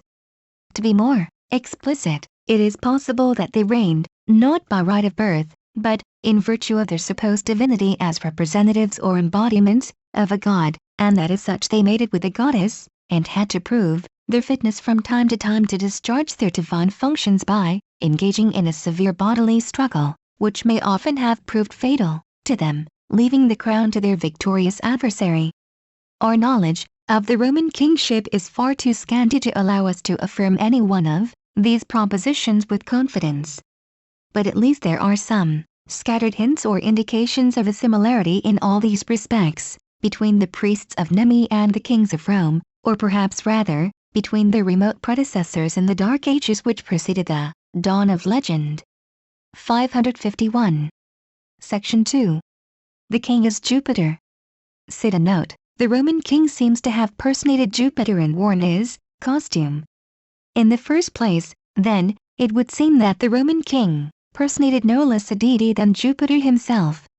For down to imperial times victorious generals celebrating a triumph, and magistrates presiding at the games in the circus, wore the costume of Jupiter, which was borrowed for the occasion from his great temple on the Capitol. And it has been held with a high degree of probability both by ancients and moderns that in so doing they copied the traditionary attire and insignia of the Roman kings. 552. They rode a chariot drawn by 4 laurel-crowned horses through the city, where everyone else went on foot. 553. They wore purple robes embroidered or spangled with gold. In the right hand they bore a branch of laurel and in the left hand an ivory scepter topped with an eagle. A wreath of laurel crowned their brows. Their face was reddened with vermilion.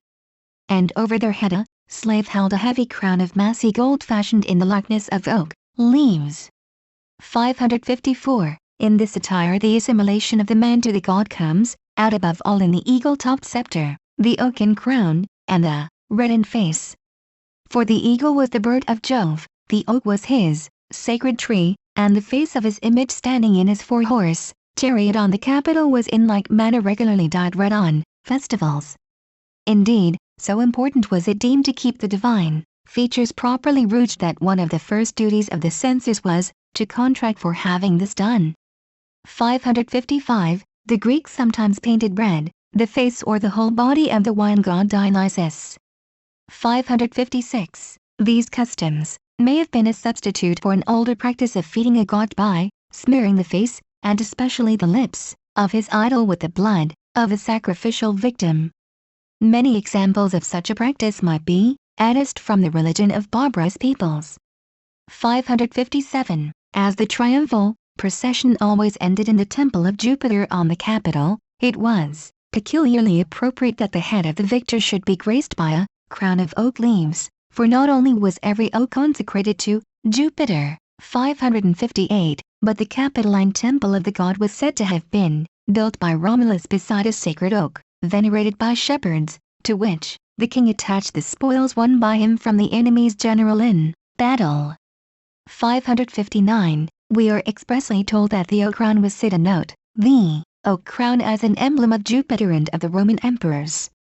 Sacred to Capitol on Jupiter. 560. A passage of Ovid proves that it was regarded as the god's special emblem. Writing in exile on the shores of the Black Sea, the poet sends the book which he has just composed to Rome to be published there. He personifies the volume and imagines it passing along the sacred way and up to the door of the emperor's stately palace on the Palatine Hill. Above the portal hang shining arms and a crown of oak leaves. At the sight the poet starts. Is this, quoth I, the house of Jove? For sure to my prophetic soul the oaken crown was reason good to think it so. 561. The Senate had granted Augustus the right to have the wreath of oak always suspended over his door. 562. And elsewhere Ovid counts this among the more than mortal honors bestowed on the emperor. 563. On the Capitol at Cirta there stood a silver image of Jupiter wearing a silver crown of oak leaves and acorns. 564. Similarly, at Dodona, the most famous sanctuary of the oak in Greece, the image of Zeus appears to have worn a chaplet of oak leaves. For the god is constantly thus portrayed on coins of Epirus. 565. And just as Roman kings appear to have personated the oak god Jupiter, so Greek kings appear to have personated the oak god Zeus. The legendary Salmoneus of Elis is certainly reported to have done so. 566. Periphas, an ancient king of Athens, is said to have been styled Zeus by his people, and to have been changed into an eagle by his jealous namesake. 567. In Homer, kings are often spoken of as nurtured by Zeus and divine. 568. Indeed we are told that in ancient days every Greek king was called Zeus. 569. Cite a note. To the Romans the breach between the human and the divine was not so wide as it seems to us. Thus we may fairly assume that on certain solemn occasions Roman generals and magistrates personated the supreme god, and that in so doing they revived the practice of the early kings. To us moderns, for whom the breach which divides the human and the divine has deepened into an impassable gulf, such mimicry may appear impious, but it was otherwise with the ancients. To their thinking gods and men were akin, for many families traced their descent from a divinity, and the deification of a man probably seemed as little extraordinary to them as a canonization of a saint seems to a modern Catholic. The Romans in particular were quite familiar with the spectacle of men masquerading as spirits. For at the funerals of great houses all the illustrious dead of the family were personated by men, specially chosen for their resemblance to the departed. These representatives wore, cite a note, Roman custom of representing dead ancestors by masked men.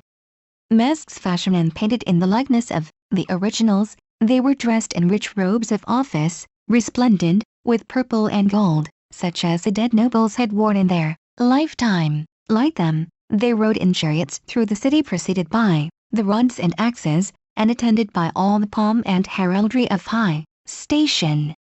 And when at last the funeral procession, after threading its way through the crowded streets, defiled into the forum, the maskers solemnly took their seats on ivory chairs placed for them on the platform of the rostra, in the sight of the people, recalling no doubt, to the old, by their silent presence, the memories of an illustrious past, and firing the young with the ambition of a glorious future.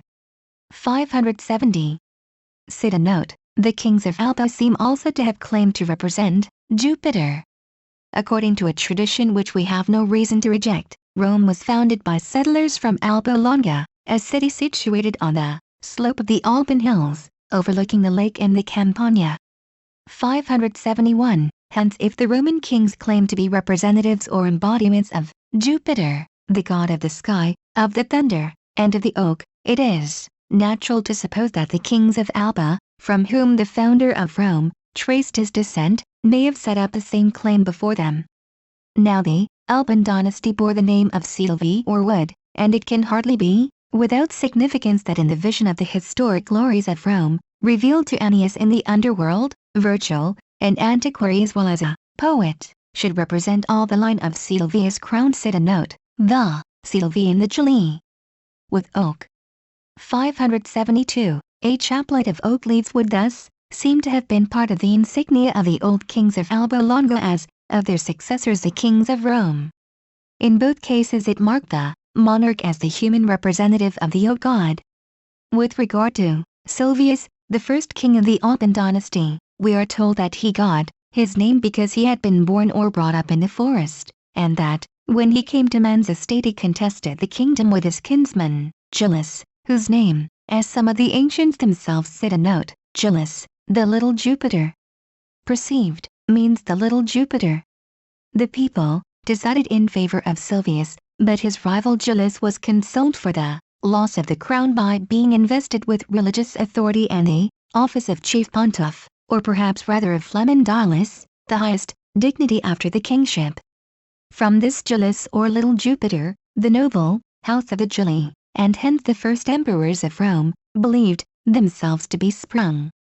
573. The legend of the dispute between Silvius and Julius may preserve a reminiscence of such a partition of spiritual and temporal powers in Alba Longa as afterwards took place in Rome, when the old regal office was divided between the consuls and the king of the sacred rites.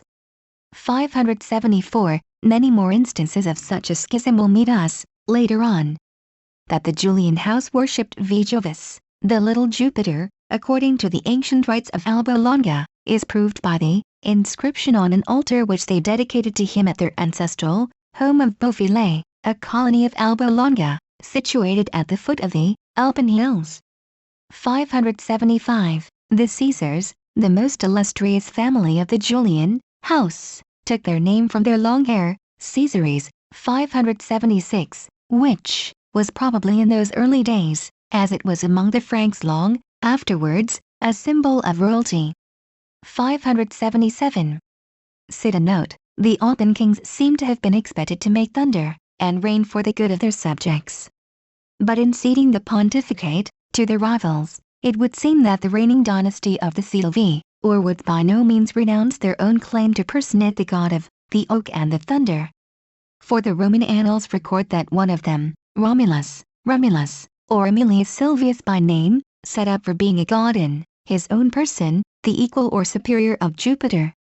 To support his pretensions and overawe his subjects, he constructed machines whereby he mimicked the clap of thunder and the flash of lightning. Diodorus relates that in the season of fruitage, when thunder is loud and frequent, the king commanded his soldiers to drown the roar of heaven's artillery by clashing their swords against their shields. But he paid the penalty of his impiety, for he perished, he and his house, struck by a thunderbolt in the midst of a dreadful storm. Swollen by the rain, the Alban lake rose in flood and drowned his palace. But still, says an ancient historian, when the water is low and the surface unruffled by a breeze, you may see the ruins of the palace at the bottom of the clear lake. 578, taken along with a similar story of Salmoneus, king of Elis, 579, this legend points to a real custom observed by the early kings of Greece and Italy, who like their fellows in Africa down to modern times may have been expected to produce rain and thunder for the good of the crops. 580, the priestly king Numa passed for an adept in the art of drawing down lightning from the sky. 581, mock thunder, we know, has been made by various peoples as a rain charm in modern times. 582, why should it not have been made by kings in antiquity? Cite a note. The legends of the deaths of Roman kings point to a close connection between the king and the thunder god. In this connection it deserves to be noted that, according to the legend, Salmoneus, like his Alban counterpart, was killed by a thunderbolt. And that one of the Roman kings, Tullus Hostilius, is reported to have met with the same end, in an attempt to draw down Jupiter in the form of lightning from the sky. 583, Annius himself, the legendary ancestor both of the Alban and the Roman kings, vanished from the world in a violent thunderstorm, and was afterwards worshipped as Jupiter indiges. A mound of earth, encircled with fine trees, on the bank of the little river Numicius was pointed out as his grave. 584, Romulus II, the first king of Rome, cite a note, death and deification of Romulus. Disappeared in like manner. It was the 7th of July, and the king was reviewing his army at the Goat's Marsh, outside the walls of the city. Suddenly the sky lowered and a tempest burst, accompanied by peals of thunder. Soon the storm had swept by, leaving the brightness and serenity of a summer day behind. But Romulus was never seen again. Those who had stood by him said they saw him caught up to heaven in a whirlwind. And not long afterwards a certain Proculus Julius, a patrician of Alban birth and descent, declared on oath that Romulus had appeared to him clad in bright armor, and announced that the Romans were to worship him as a god under the name of Quirinus, and to build him a temple on the spot. The temple was built and the place was henceforth known as the Quirinal Hill. 585. In this legend it is significant that the annunciation of the king's divinity should be put in the mouth of a member of the Julian house, a native of Alba. For we have seen reason to believe that at Alba, the Juliet competed with the Silvi, from whom Romulus was descended, for the kingship, and with it for the honor of personating Jupiter. If, as seems to be philologically possible, the word Quirinus is derived from the same root as quercus, an oak, the name of the deified Romulus would mean no more than the oak god, that is, Jupiter. 586. Thus the tradition would square perfectly with the other indications of custom and legend which have led us to conclude that the kings both of Rome and of Alba claimed to embody in their own persons the god of the sky, of thunder, and of the oak. Certainly the stories which associated the deaths of so many of them with thunderstorms point to a close connection with the god of thunder and lightning. A king who had been wont to fulminate in his lifetime might naturally be supposed at death to be carried up in a thunderstorm to heaven, there to discharge above the clouds the same duties which he had performed on earth. Such a tale would be all the more likely to attach itself to the twin Romulus, if the early Romans shared the widespread superstition that twins have power over the weather in general and over rain and wind in particular.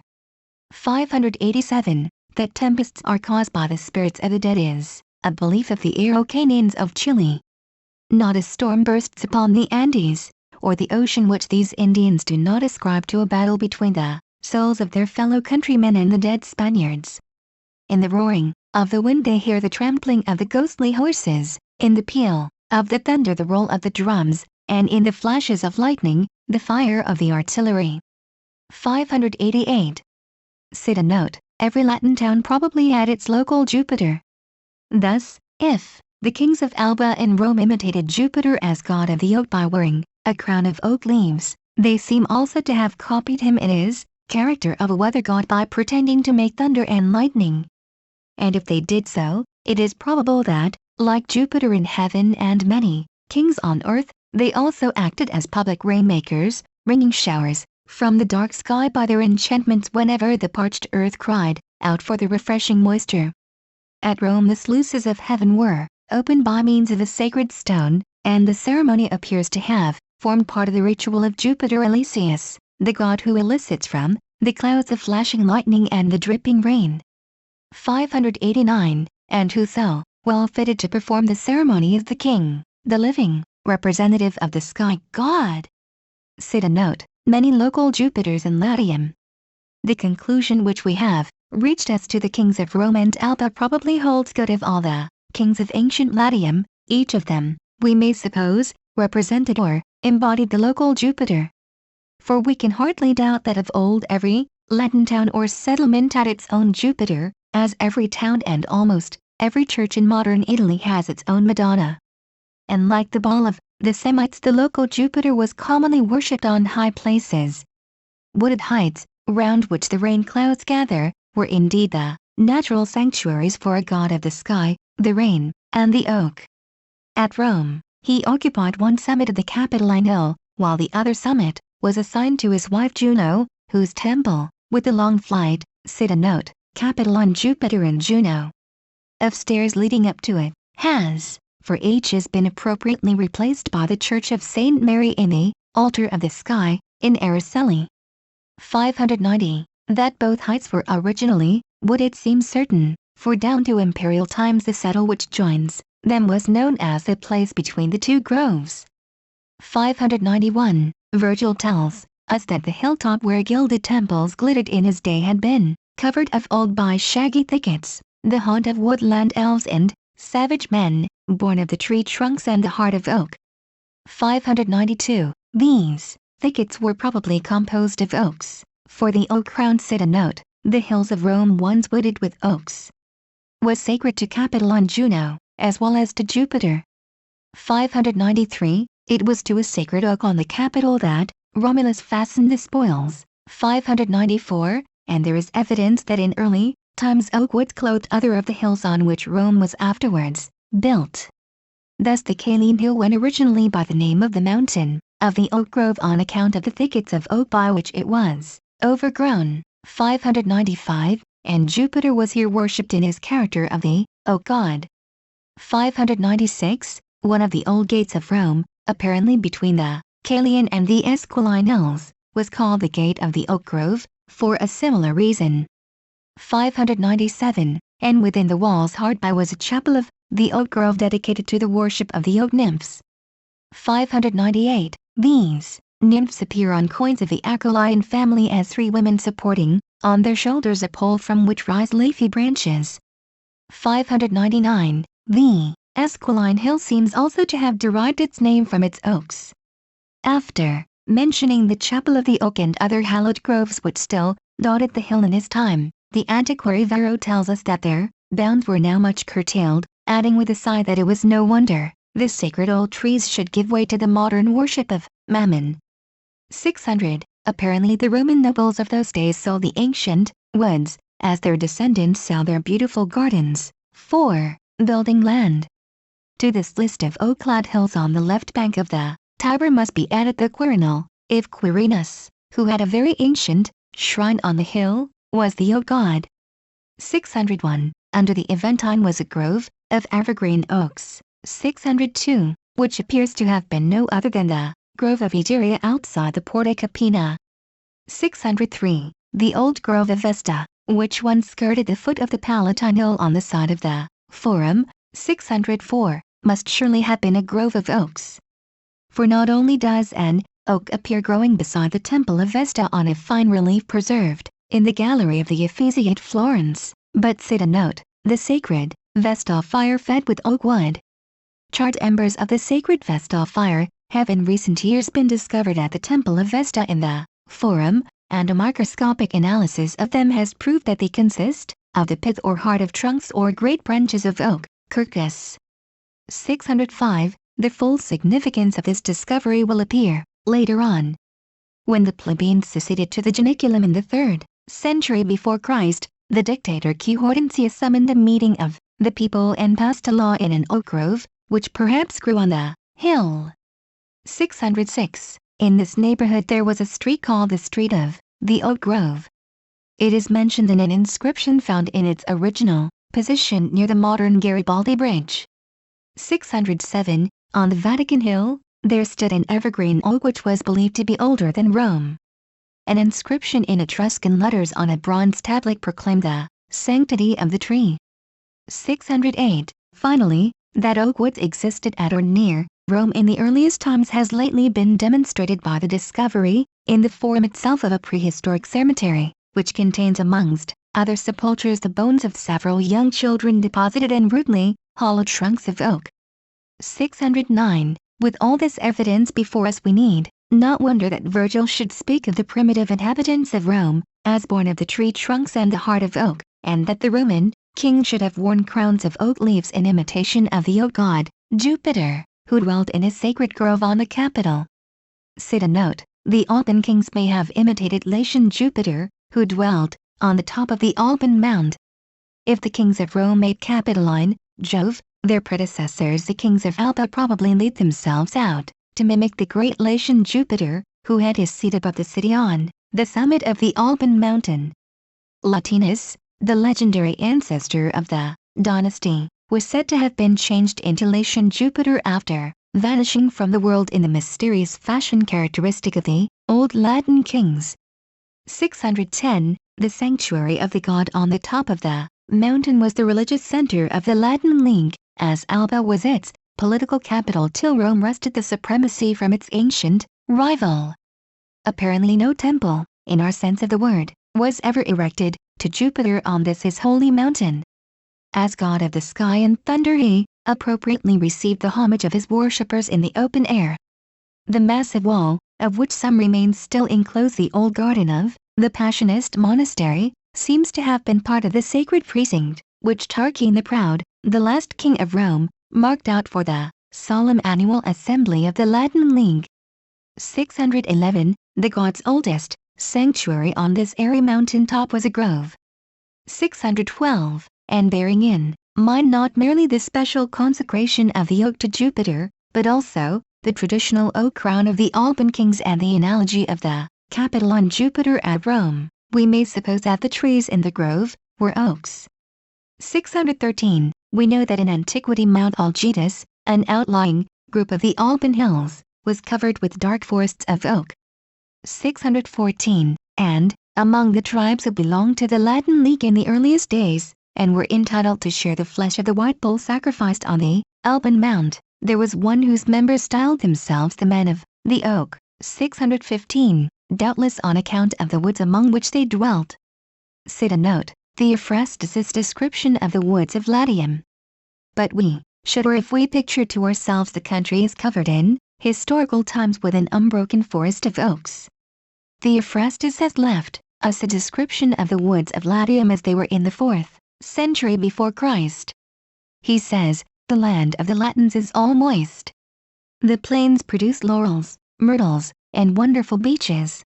For they fell trees of such a size that a single stem suffices for the keel of a Tyrrhenian ship. Pines and firs grow in the mountains. What they call the land of Circe is a lofty headland thickly wooded with oak, myrtle, and luxuriant laurels. The natives say that Circe dwelt there, and they show the grave of Alpiner, from which grow myrtles such as reeds are made of, whereas the other myrtle trees are tall. 616. Thus the prospect from the top. Said a note, the prospect from the Alban Mount in antiquity of the Alban Mount in the early days of Rome must have been very different in some respects from what it is today.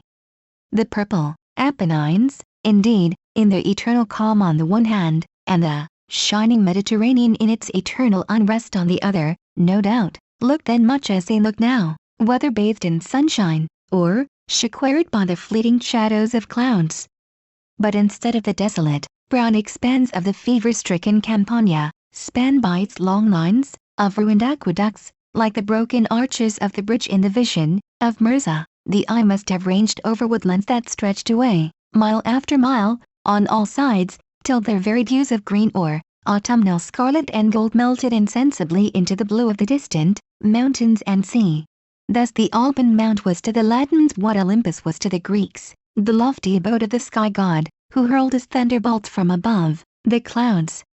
The white steers which were here sacrificed to him in his sacred grove, as in the Capitol at Rome, 617, remind us of the white bulls which the Druids of Gaul sacrificed under the holy oak when, said a note, resemblance between the Latin worship of Jupiter and the Druidical worship of the oak. They cut the mistletoe. 618, and the parallel would be all the closer if, as we have seen reason to think, the Latins worshipped Jupiter originally in groves of oak.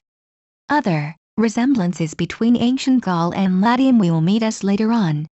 When we remember that the ancient Italian and Celtic peoples spoke languages which are nearly related to each other, 619, we shall not be surprised at discovering traces of community in their religion, especially in what concerns the worship of the god of the oak and the thunder.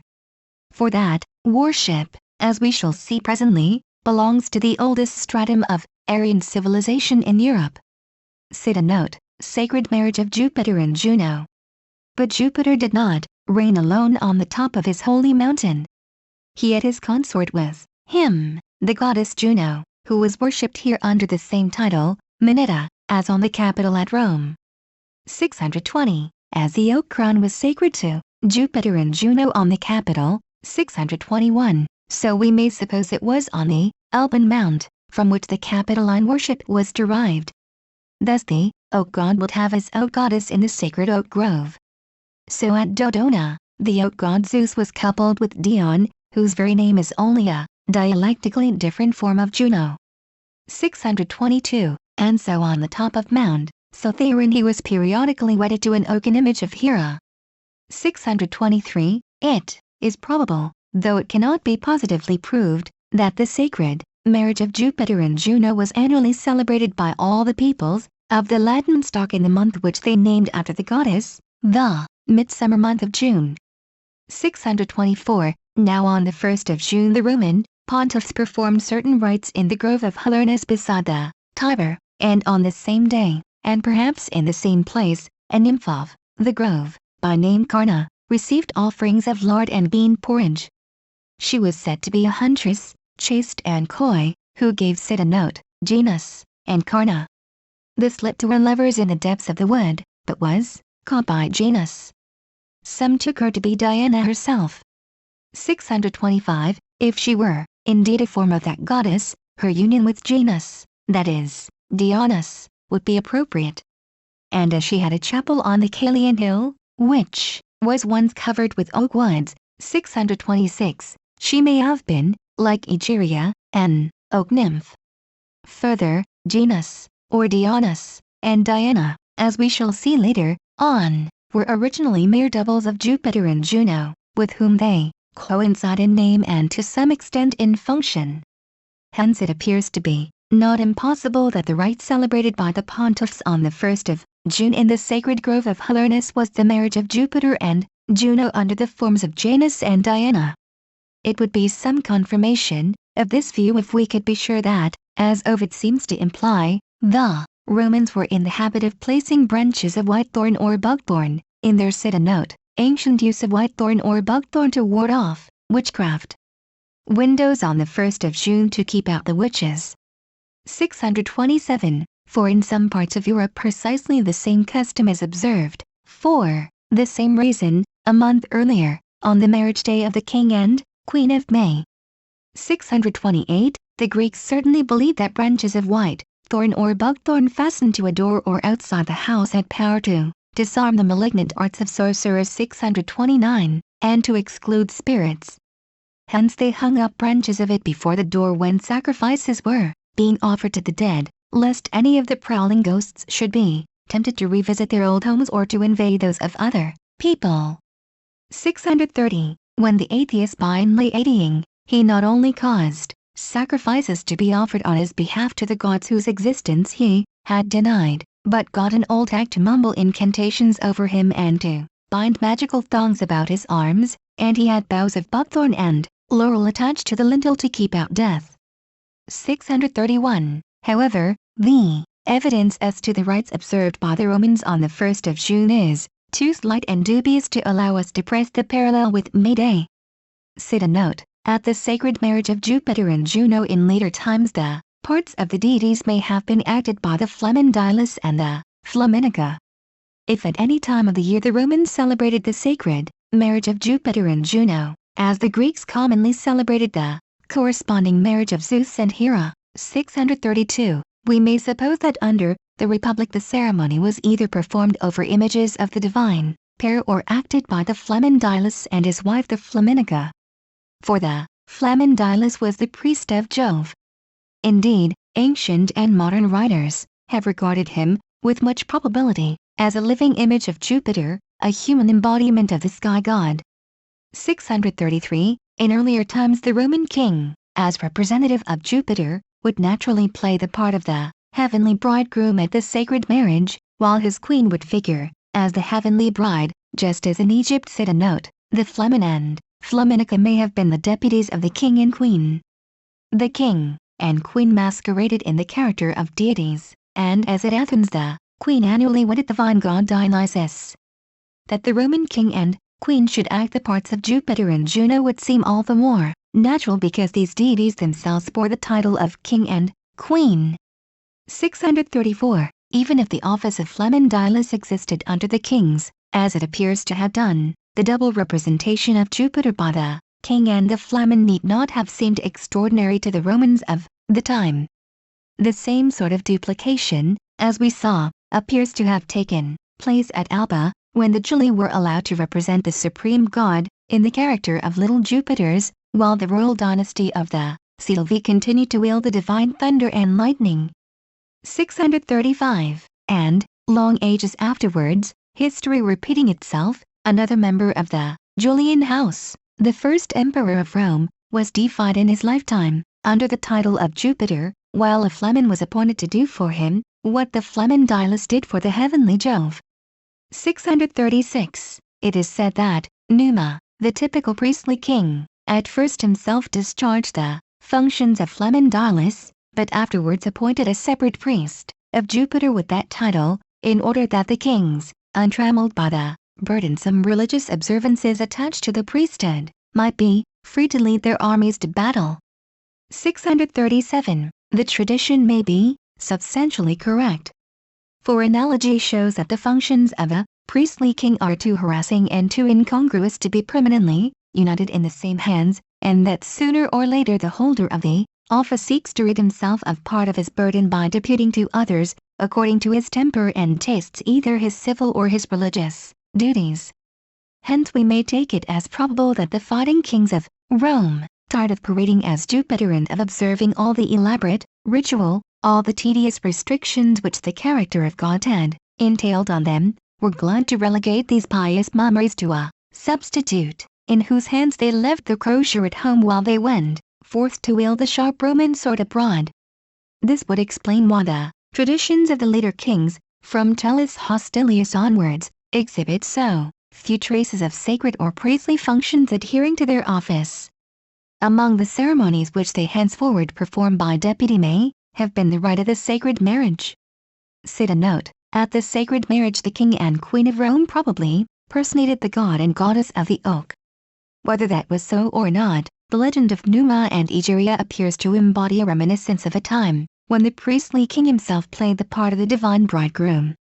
And as we have seen reason to suppose that the Roman kings personated the oak god, while Egeria is expressly said to have been an oak nymph, the story of their union in the sacred grove raises a presumption that, at Rome in the regal period, a ceremony was periodically performed, exactly analogous to that which was annually celebrated at Athens down to the time of Aristotle.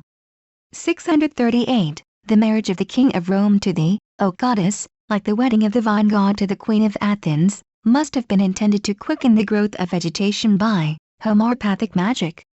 Of the two forms of the rite we can hardly doubt that the Roman was the older, and that long before the northern invaders met with the vine on the shores of the Mediterranean their forefathers had married the tree god to the tree goddess in the vast oak forests of Central and Northern Europe. In the England of our day the forests have mostly disappeared, yet still on many a village green and in many a country lane a faded image of the sacred marriage lingers in the rustic pageantry of May Day. Footnote 540. See above, vol. I pages 17 SQ. Footnote 541. See above, vol. I. Pages 12. Footnote 542. Catullus, XXXIV. 9 SQQ. Footnote 543. Wernick, in Polywissenschaft, Real Enzyklopädie der Klassischen Altertumswissenschaft, Ecol. 1343, 1351. Footnote 544. Plutarch, De Fortuna Romanorum, 9. This statement would be strongly confirmed by etymology if we could be sure that, as Mr. A. B. Cook has suggested, the name Egeria is derived from a root eg meaning oak. The name is spelt Egeria by Valerius Maximus, I. 2. 1. C.A.B. Cook, Zeus, Jupiter, and the Oak, Classical Review, XVIII. 1904, pages 366. Ed. The European Sky God, Folklore, XVI. 1905, pages 283, SQ. And as to the root EXO. Schrader, Rinlexikon der Indogermanischen Naturheilkunde, Strasbourg, 1901, pages 164. Footnote 545. Festus, S.V. Curriculum, pages 260, 261, ed. C. O. Muller. Footnote 546. See below, pages 380. Footnote 547. Servius on Virgil, in E. 466. Footnote 548. Tacitus, Annals, E. 54. Pliny, Nat. Hist. E. 232. Pausanias, X. 2. 11, X. 24. 7. Lucian, Bisaccusatus, 1. Footnote 549. See above, vol. I. Pages 18. Footnote 550. See above, pages 130 SQQ. Footnote 551. The first, I believe, to point out a parallelism in detail between Rome and Erisha was Mr. A. B. Cook, Classical Review, XVII. 1902, pages 376 SQQ. But from the similarity he inferred the humanity of the Erishan priests rather than the divinity of the Roman kings. A fuller consideration of all the evidence has since led him, rightly as I conceive, to reverse the inference. See his article Zeus, Jupiter, and the Oak, the Classical Review, XVIII. 1904, pages 360 to 375. The European Sky God, Folklore, XVI. 1905, pages 260 to 332. In the first and second editions of this work I had suggested that the regifugium at Rome may have been a relic of a rule of succession to the throne, like that which obtained at Nemi. The following discussion of the religious position of the old Latin kings owes much to Mr. Cook's sagacity and learning, of which he freely imparted to me. Footnote 552. Dionysius Halicarnassensis, Antiquit. Rom. E. 61 SQ. Iv. 74, v. 35. B. G. Niebuhr, History of Rome, E. 36. Th. Mommsen, History of Rome, New Edition, London, 1894, I. 83.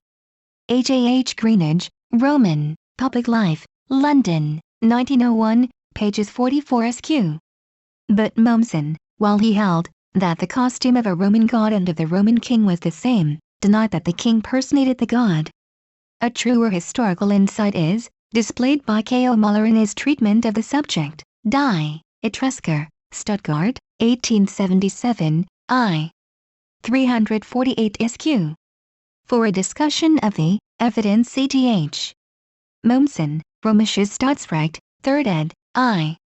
372, SQ. E. 5 SQ. J. Marquardt, Römische Staatsverwaltung, E. 566, SQ. E. 2nd ed., 507 SQ. Id. Privatalbender Römer, 2nd, ed., 542 SQ. K.O. Müller, Obst. Cit. I.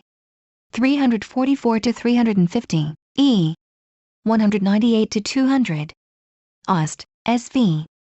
Jupiter, in W. H. Roscher's Lexikon der Grieche. U. Rom. Mythologie, E. Col. 633, 725 to 728. Among the chief passages of ancient authors on the subject are Dionysius Halicarnassensis, LLCC. Strabo, v. 2. 2, pages 220. Diodorus Siculus, v. 40. Appian, Pun.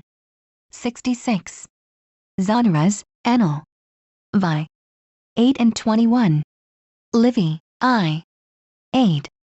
1 SQ. V. 23. 4 SQ. V. 41. 2, X. 7. 9 SQ. Florus, I. 5. 6. Pliny, Nat. Hist. V. 195, XV. 127, 130, 137, XXXIII. 11. 111 SQ. Juvenal, X. 36 to 43. Ovid, X. Ponto, E. 57 SQ. Macrobius, Saturn. I. 6. 7 to 9. Servius on Virgil, ECL. Vi. 22, X. 27. Ale. Lampridius, Alexander Severus, 40. 8. Joel Capitolinus, Gordianiters, 4. 4. Aulus Gellius, v. 6. 5 to 7. Tertullian, De Corona Militis, 13. The fullest descriptions of a Roman triumph are those of Appian and Zonaras, vi. 21.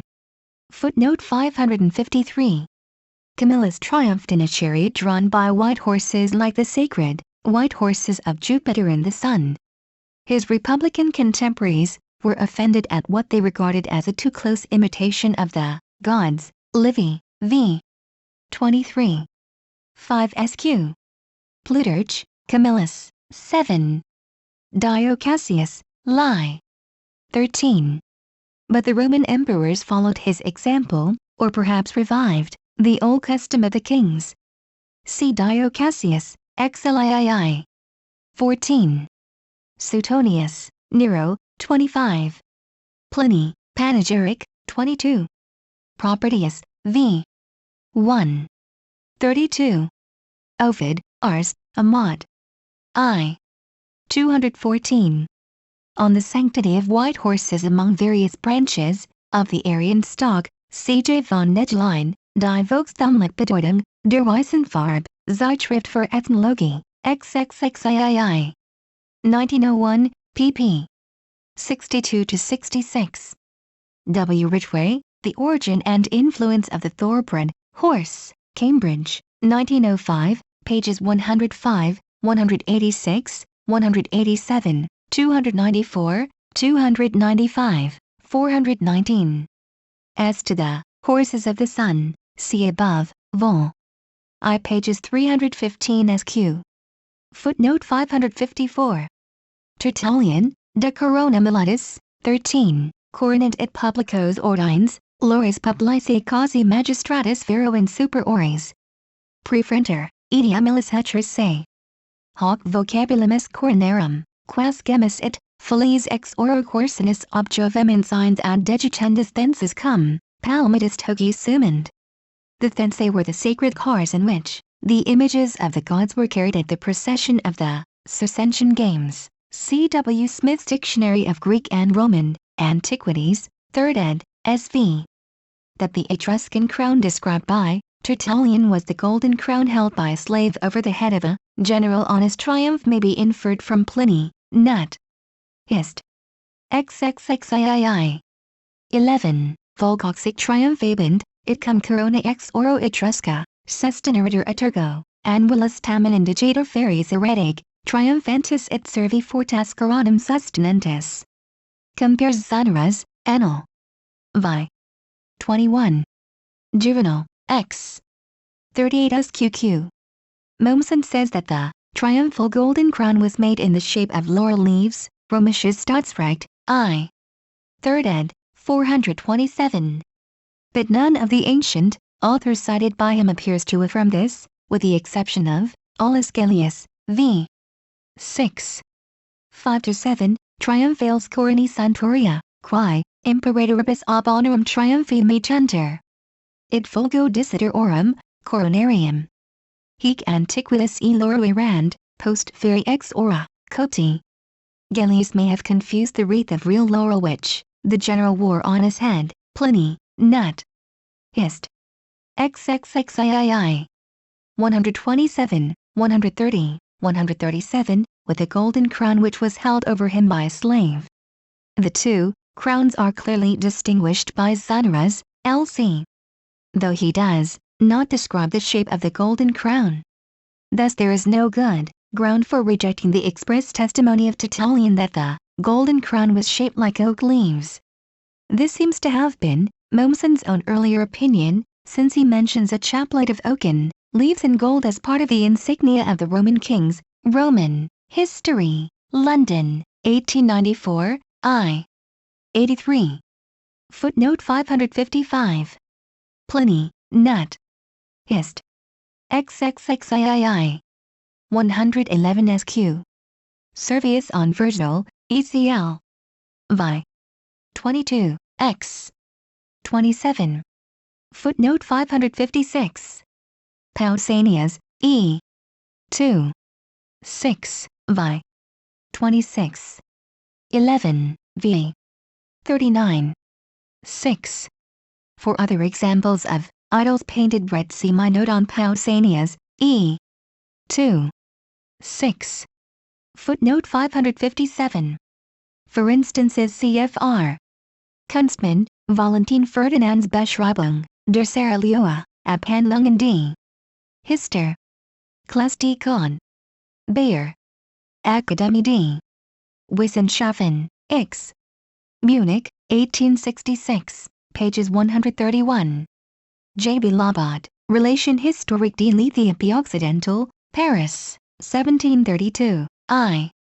250. Gmelin, Ries der Siberian, E. 476. Über den Religiosen Glauben und die Zeremonien der heidnischen Samojiten im Kreis Messen, Zeitschrift für Allgemeinerkunde, NFV. 1860, pages 59. E. Ray, The White Sea Peninsula, pages 150. J. B. Muller, Les Meurs et Usages des Ausdrucks, Recueil de Vaches au Nord, v. Amsterdam, 1727, pages 414 SQ. Delamar, in Annales de la Propagation de la Foi, z. 1840, pages 482. Seguin, Histoire générale des choses de la Nouvelle-Espagne, Paris, 1880, pages 185. J. de Velasco, Histoire du Royaume de Quito, pages 121. Tourneau Compans, Voyages, Relations et Memoires, XVII, Paris, 1840. E. J. Payne, History of the New World called America, I. 374 in 1. F. B. Chavons, Introduction to the History of Religion, London, 1896, pages 158. Often we are merely told that the blood is smeared or sprinkled on the image. C. A. B. Ellis, You Speaking Peoples of the Slave Coast, pages 42, 79. Id. Yoruba Speaking Peoples of the Slave Coast, pages 102, 106.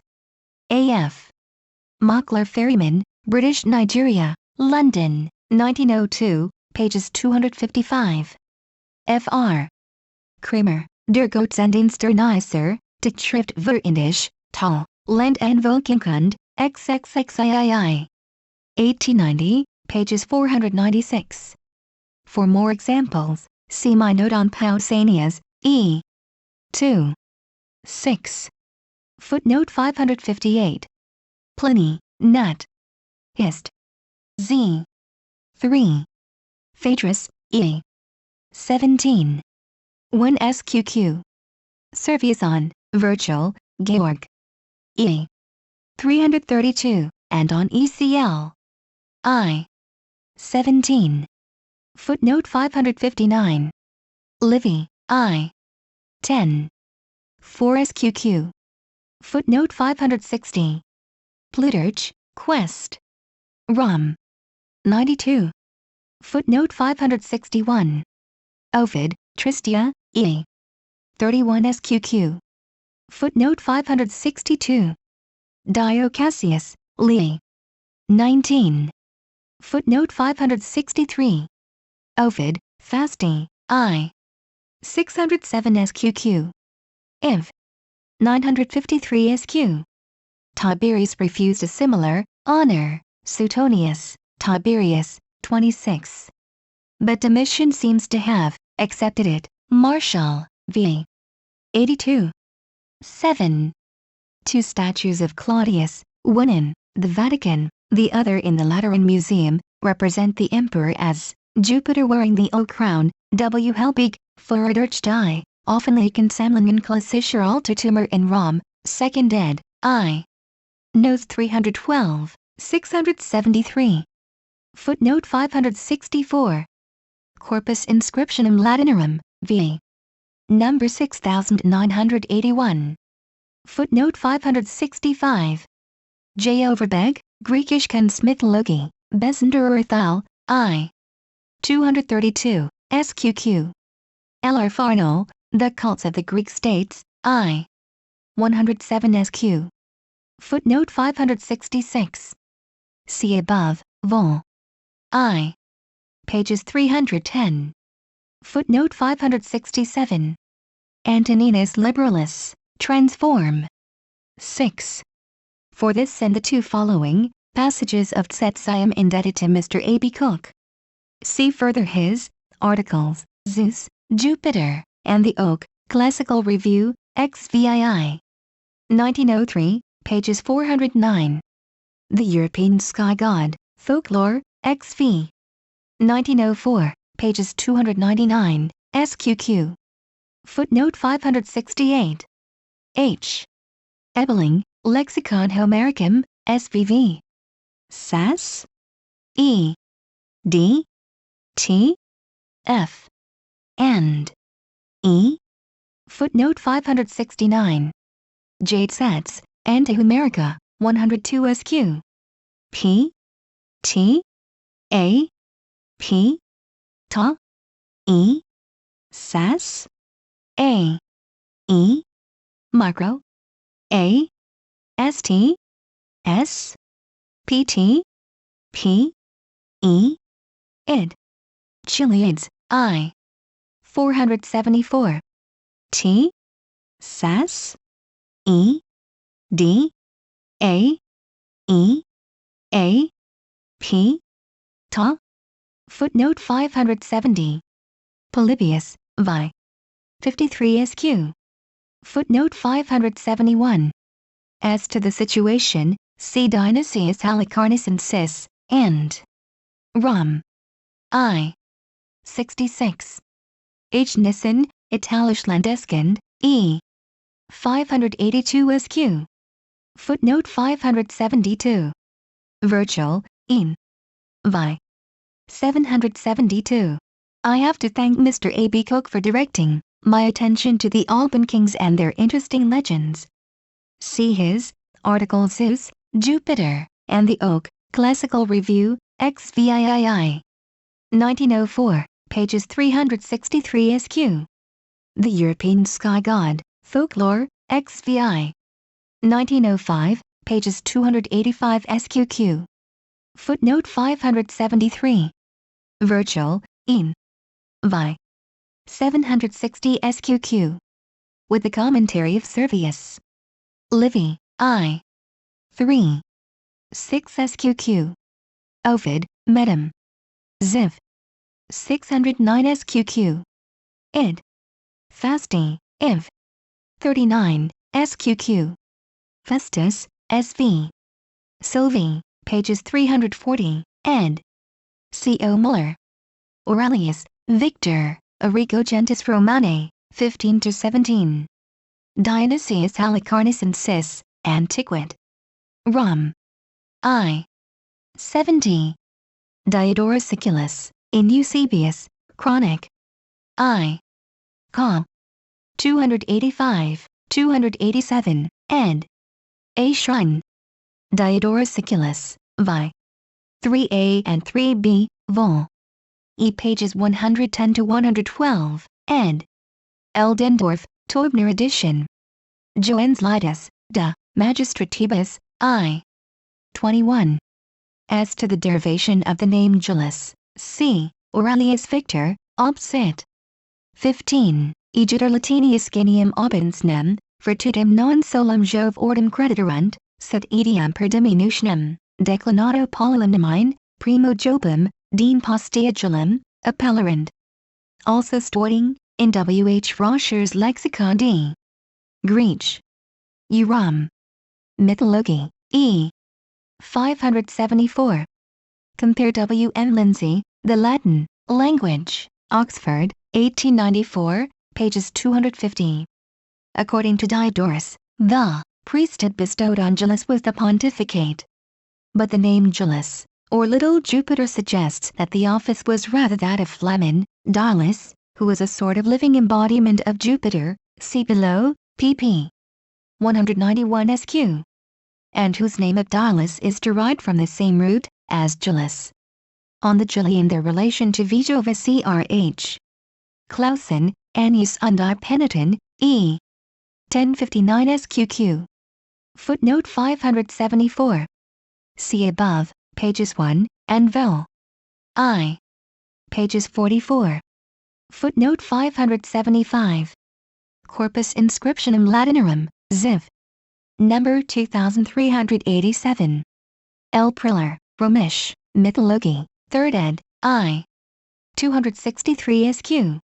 On Vijovis as the Little Jupiter, see Festus, SV. Vesculi, pages 379, Vienam syllabam re parvi, preponbent, unviovem parvomiovem et vigornem flabam militam, dispend. Also Ovid, Fasti, E.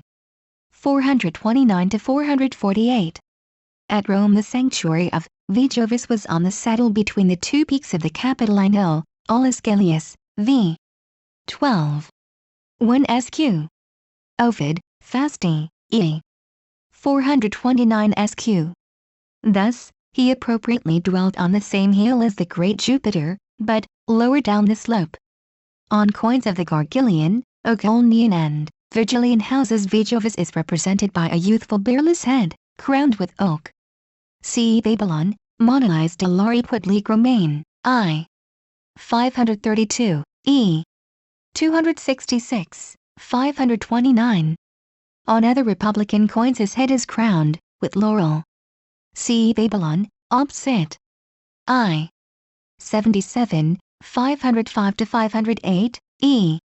6, 8. Circensian games were held at Beauvillé in honor of the Julian family, and Tiberius dedicated a chapel to them there. See Tacitus, Annals, E.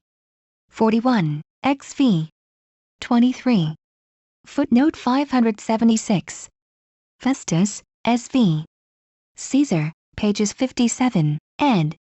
C. O. Muller. Other but less probable explanations of the name are suggested by Aelius Spartianus, Helius, E. 3 SQ. Footnote 577. As to the Frankish kings, see Agathias, Hist. I. 3.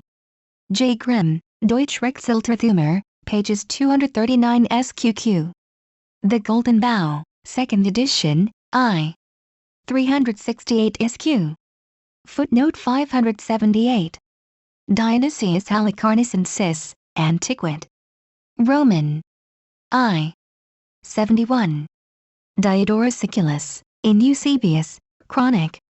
BK. I. Ca. 287, 289, ed. A. Shrine. Diodorus Siculus, vi. 3 AN 4, ed. Eldendorf. Zonaras, Annal. Vi. 1. Aurelius Victor, Arrigo Gentis Romane, 18. Ovid, Medum. Ziv. 616-618. Id. Fasti, Iv. 50. Livy, I. 3. 9. The king is called Romulus by Livy, Romulus by Ovid, Romulus by Aurelius Victor, Aemilius by Zonaras, Aemilius or Aramilius by Diodorus, and Elodius by Dionysius. A tale of a city submerged in the Alban Lake is still current in the neighborhood. See the English translator's note to Niebuhr's History of Rome, 3rd ed., I. 200. Similar stories are told in many lands. See my note on Pausanias, vi. 24. 6. Footnote 579. See above, vol. I. Pages 310. Footnote 580. See above, vol. I. Pages 342 SQQ. Footnote 581. Pliny, Nut. Hist. E. 140, XXVIII. 13 SQ. Other writers speak only of Numa's skill in expiating the prodigy or evil omen of thunderbolts. See Livy, I.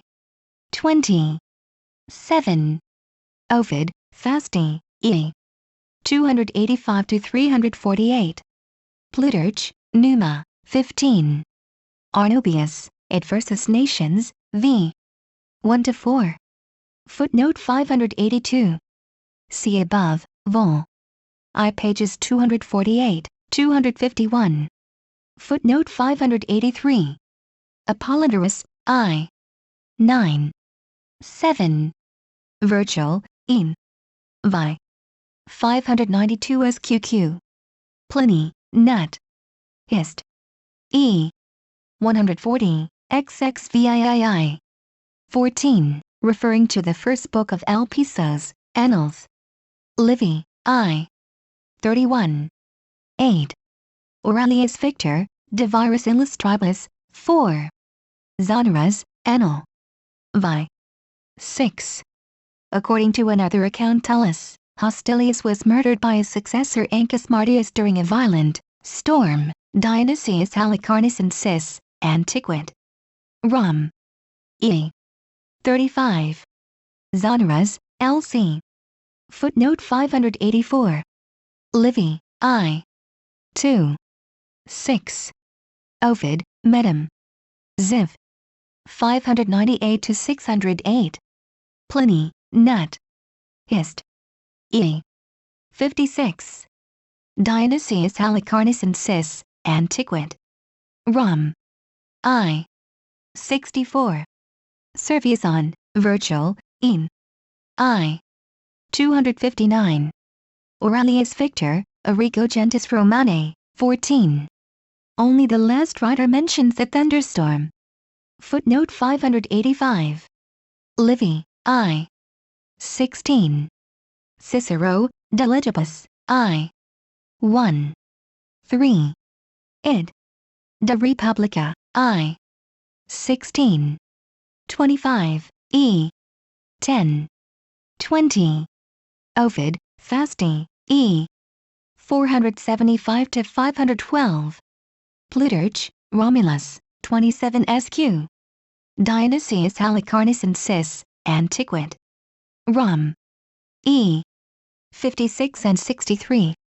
Zonaras, Annal. Vi. 4. Aurelius Victor, De Viris Illustribus, 2.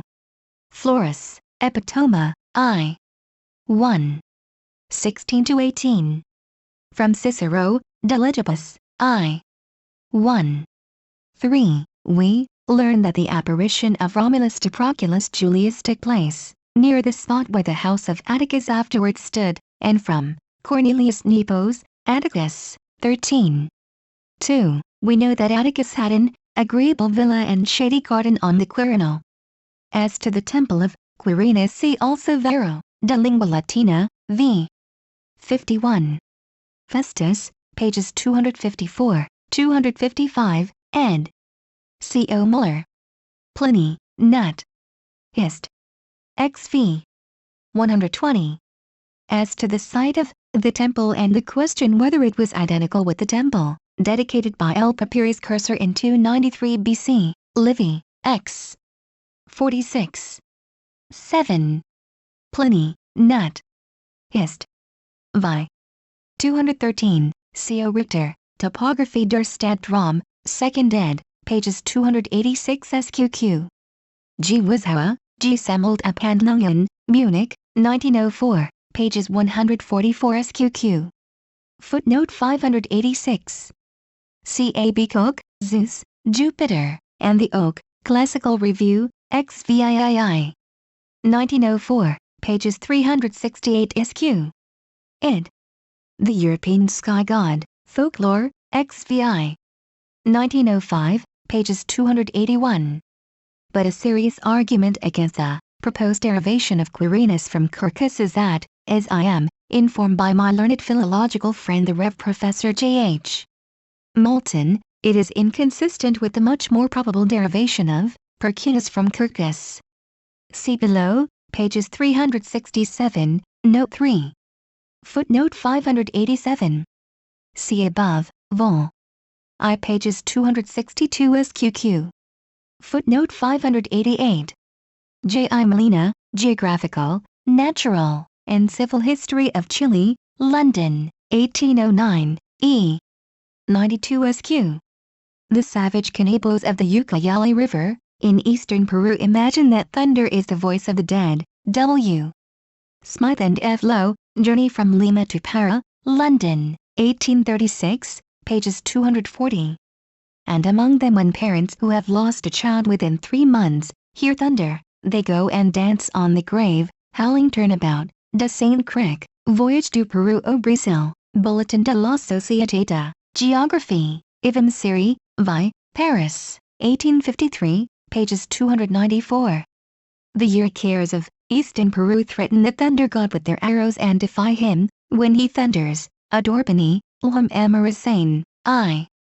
365, just as the Thracians did of old. Herodotus, Iv. 94. So the Kains of Borneo, on hearing a peal of thunder, have been seen to grasp their swords for the purpose of keeping off the demon who causes it. A.W. Niwen, who is in central Borneo, I. 140 SQ. 146 SQ. Footnote 589. See above, vol. I. pages 310. And for the connection of the right with Jupiter Elysius Co. Gilbert, Geschichte und Topographie der Stadt, Rom im Altertum, E. 154 SQ. Ost, in W. H. Roscher's Lexikon der Grieche und Rom. Mythologie, E. 657 SQ. As to the connection of Jupiter with the rain-making ceremony, Aquilicium, the combined evidence of Petronius, Sat 44, and Tertullian, Apologeticus, 40, seems to me conclusive. Footnote 590. Ovid, Fasti, I. 637 SQ. Vi. 183 SQQ. Livy, Vi. 28. 4 SQ. Cicero, De Divinatione, I. 45. 101. Solinus, I. 21. Although the temple was not dedicated until 344 BC, the worship of the goddess of the hill appears to have been very ancient. C. H. Jordan, Topographie der Stadt Rom im Altertum, I. 2, pages 109 SQ. W. H. Roscher, Lexicon D. Grieche. Uram. Mythologie, Ecole. 592 SQ. Footnote 591. Livy, I. 8. 5. Ovid, Fasti, E. 430. Dionysius Halicarnus and Cis, Antiquit. Rom. E. 15. Footnote 592. Virgil, in. V. 314 to 318, 347 to 354. Footnote 593. Plutarch, Quest. Rom. 92. Footnote 594. Livy, I. 10. 5. Footnote 595. Mons Querquetulinus. C. Tacitus, Annals, Iv. 65. Footnote 596. A monument found at Rome represents Jupiter beside an oak, and, underneath is the dedication, Jovi Calio. C. H. Desi, Inscriptions Latinae Selectae, number 3080. Footnote 597. Porta Querquitulana or Querquitularia. C. Pliny, Nut. Hist. XVI. 37. Festus, pages 260, 261, ed. C. O. Muller. Footnote 598. Festus, LLCC. Vero, de Lingua Latina, v. 49. Footnote 599. E. Babylon, Monolise de l'Oripuit Romaine, I. 99 SQ. Footnote 600. Vero, de Lingua Latina, v. 49, where, however, Ali ab Aesculatus is a conjecture of C. O. Muller's. I do not know what authority O. Richter has for reading Aeschylus Concede, planted, with oaks for excultate this passage, Topographie der Stadt, Rom, 2nd ed., pages 302, n. 4. Modern topographers prefer to derive the name from Excolier in the sense of the hill outside the city. O. Richter, L.C. O. Gilbert, Geschichte und Topographie der Stadt Rom, im Altertum, I. 166 SQ. Footnote 601. See above, pages 182. Footnote 602. Ovid, Fasti, E. 295 SQ. Footnote 603. See above, Vol. I. Pages 18. And for the identification, O. Gilbert, Geschichte und Topographie der Stadt Rom im Altertum, E. 152, SQQ. Abicoke, Zeus, Jupiter, and the Oak, Classical Review, XVIII. 1904, pages 366. Footnote 604. Cicero, De Divinatione, I. 45, 101. Footnote 605. G. Boni, in Notisi degli Scavi, May 1900, pages 161, 172. Id.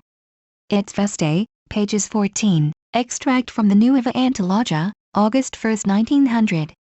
Copies of these and other papers containing Commendator Boni's account of his memorable excavations and discoveries were kindly given me by him during my stay in Rome in the winter of 1900 to 1901. That the fire in question was a sacrificial one is proved by the bones, potsherds, and rude copper money found among the ashes. Commend.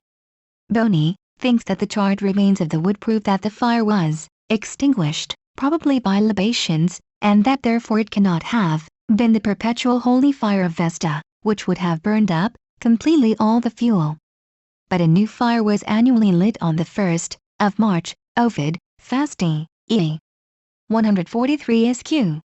Macrobius, Saturn. I. 12. 6, which may imply that the old fire was ceremonially extinguished, as often happens in such cases. Footnote 606. Pliny, Nat. Hist. XVI. 37. Footnote 607. O. Richter, Topography der Stadt Rom, 2nd ed., pages 211. Footnote 608. Pliny, Nat. Hist. XVI. 237. The inscription was probably not in the Etruscan language, but only in an archaic alphabet like that employed in the inscription on the pyramidal stone which has been found under the black stone in the Forum. Footnote 609. G. Boni, Bimbi Romuli, Nuova Antologia, February 16, 1904, pages 5, SQQ. Separate reprint. E. Burton Brown, Recent Excavations in the Roman Forum, London, 1904, pages 150. Footnote 610. Festus, S.V. Assalons, pages 194, ed. C. O. Muller. Footnote 611. Dionysius Halicarnassensis, Antiquit. Rom. Iv. 49. A. Schweigler, Römisch Geschichte, I. 341. H. Nissen, Italisch Landeskund, E. 580. It is to be observed that Dionysius does not here speak of the dedication of a temple to Jupiter. When he describes the foundation of the Temple of Capitol on Jupiter by Tarquin, Iv. 59 and 61, his language is quite different. The monastery, founded in 1777 by Cardinal York, the last of the Stuarts, has now been converted into a meteorological station and an inn, K. Baedeker, Central Italy and Rome, 13th ed., pages 400. It is fitting enough that the atmospheric phenomena should be observed by modern science on the spot where they were worshipped by ancient piety. Footnote 612. Livy, I. 31. 3. Footnote 613. According to tradition, the future site of Alba Longa was marked out by a white sounder litter, which were found lying under evergreen oaks. Virgil, in v. 43, as Mr. A. B. Cook has pointed out, Classical Review, XVIII. 363. The tradition seems to show that the neighborhood of the city was wooded with oaks. Footnote 614. See below, pages 380. Footnote 615. Curcitulani. See Pliny, Nat. Hist. E. 69. Dionysius, Halicarnassensis, Antiquit. Rom. V. 61. As to the white bulls, sacrificed at the great Latin festival and partaken of by the members of the League, see Arnobius, It versus Nations, E. 68. Dionysius, Halicarnassensis, and Rom. Iv. 49. Compare Cicero, Pro Plancio, X. 23. Vero, de Lingua Latina, vi. 25. Footnote 616. Theophrastus, Hister. Plant. V. 8. 3. Footnote 617. Arnobius, It versus Nations, E. 68. Livy, XXII. 10. 7. Ovid, X. Ponto, Iv. 4. 31. Servius on Virgil, Georg. E. 146. Horace, Carmen Seculaire, 49. Footnote 618. Pliny, Nat. Hist. XVI. 250 SQ. Footnote 619. Italic and Celtic are so closely bound together by important phonetic and morphological affinities that they are sometimes spoken of as one branch of Aryan speech. J. H. Moulton, 2 Lectures on the Science of Language, Cambridge, 1903, pages 6. Note: the connection of the Celtic and Italic languages is structural. It is much deeper than that of Celts and Teutons, and goes back to an earlier epoch. Celts and Latins must have dwelt together as an undivided people in the valley of the Danube, and it must have been at a much later time, after the Umbrians and Latins had crossed the Alps, that the contact of Celts and Teutons came about. Isaac Taylor, The Origin of the Aryans, pages 192. Compare ed. Pages 257.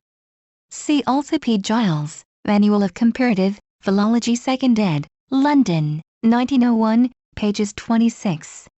Footnote 620. Livy, XLII. 7.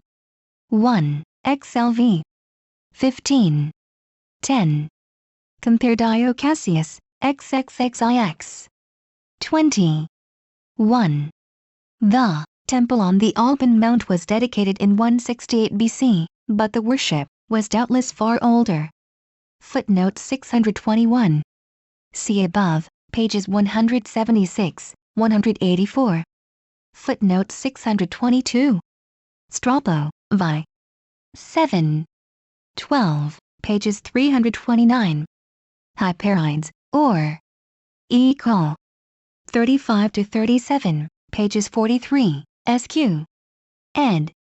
Bless. G. Curtius, Greek. Etymology, 5th ed., pages 236.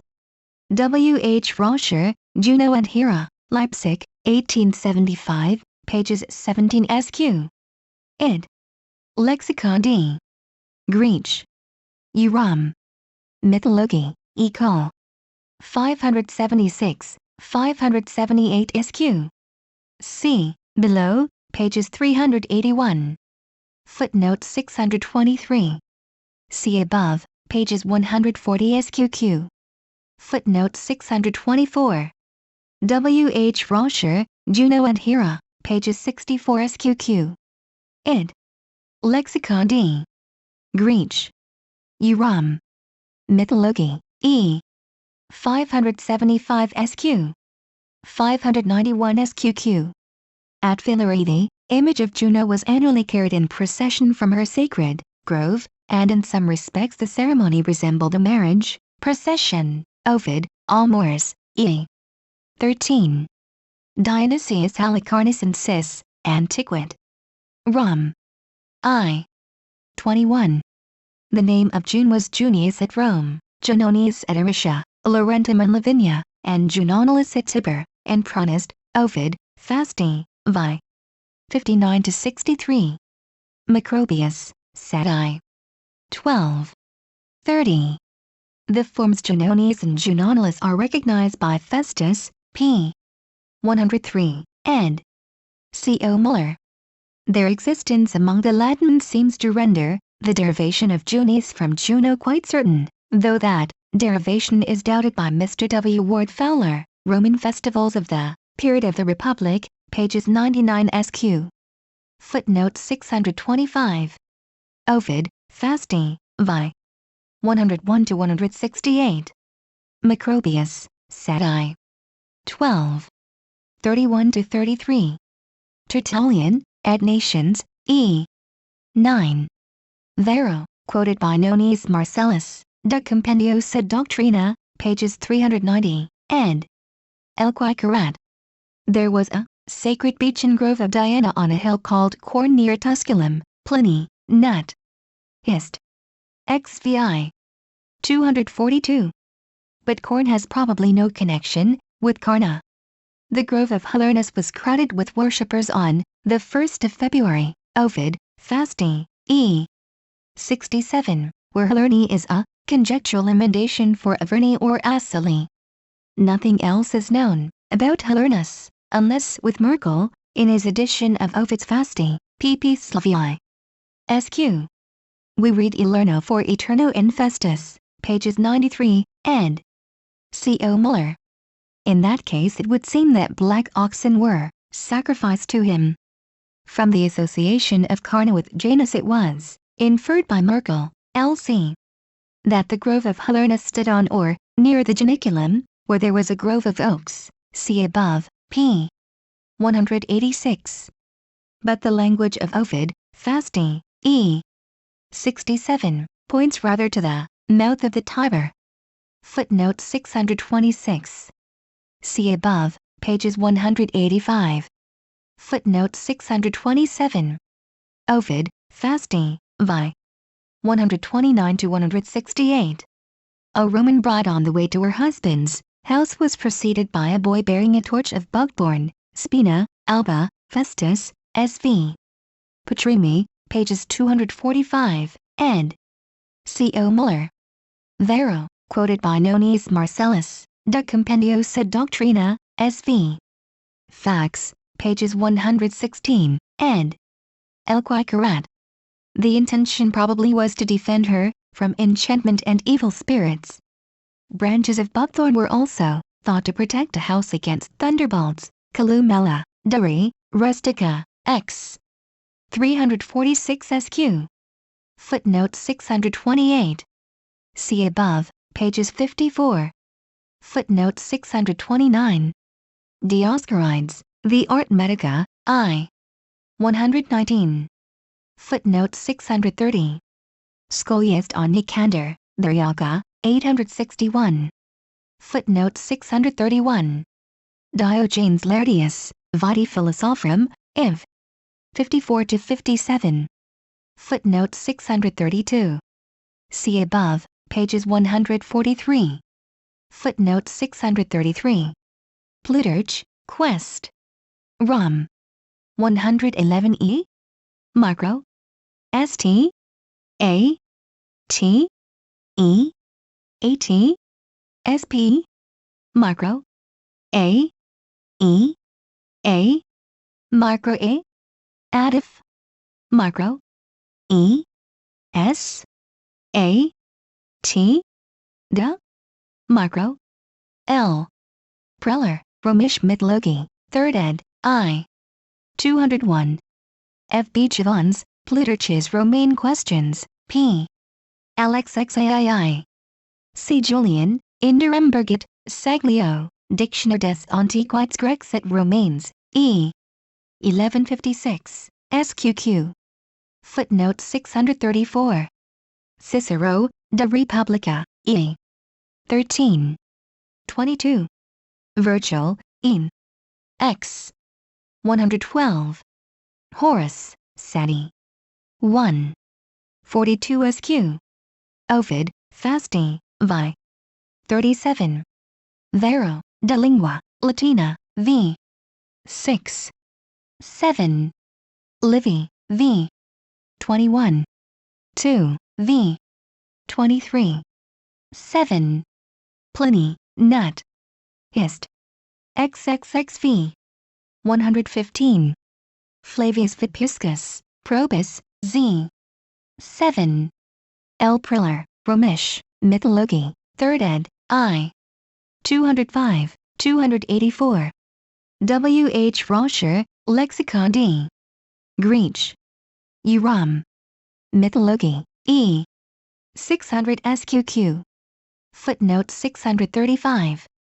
See above, pages 179 SQ. Footnote 636. Cicero, Philippics, e. 43. 110.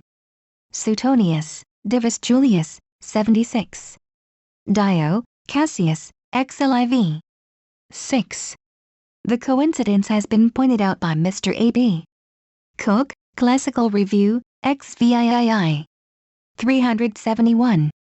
Footnote 637. Livy, I. 20. 1 SQ. Footnote 638. Numa was not the only Roman king who is said to have enjoyed the favors of a goddess. Romulus was married to Hersilia, who seems to have been a Sabine goddess. Ovid tells us how, when the dead Romulus had been raised to the rank of a god under the name of Quirinus, his widow Hersilia was deified as his consort.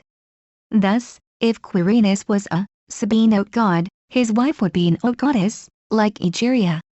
See Ovid, Medum. Ziv.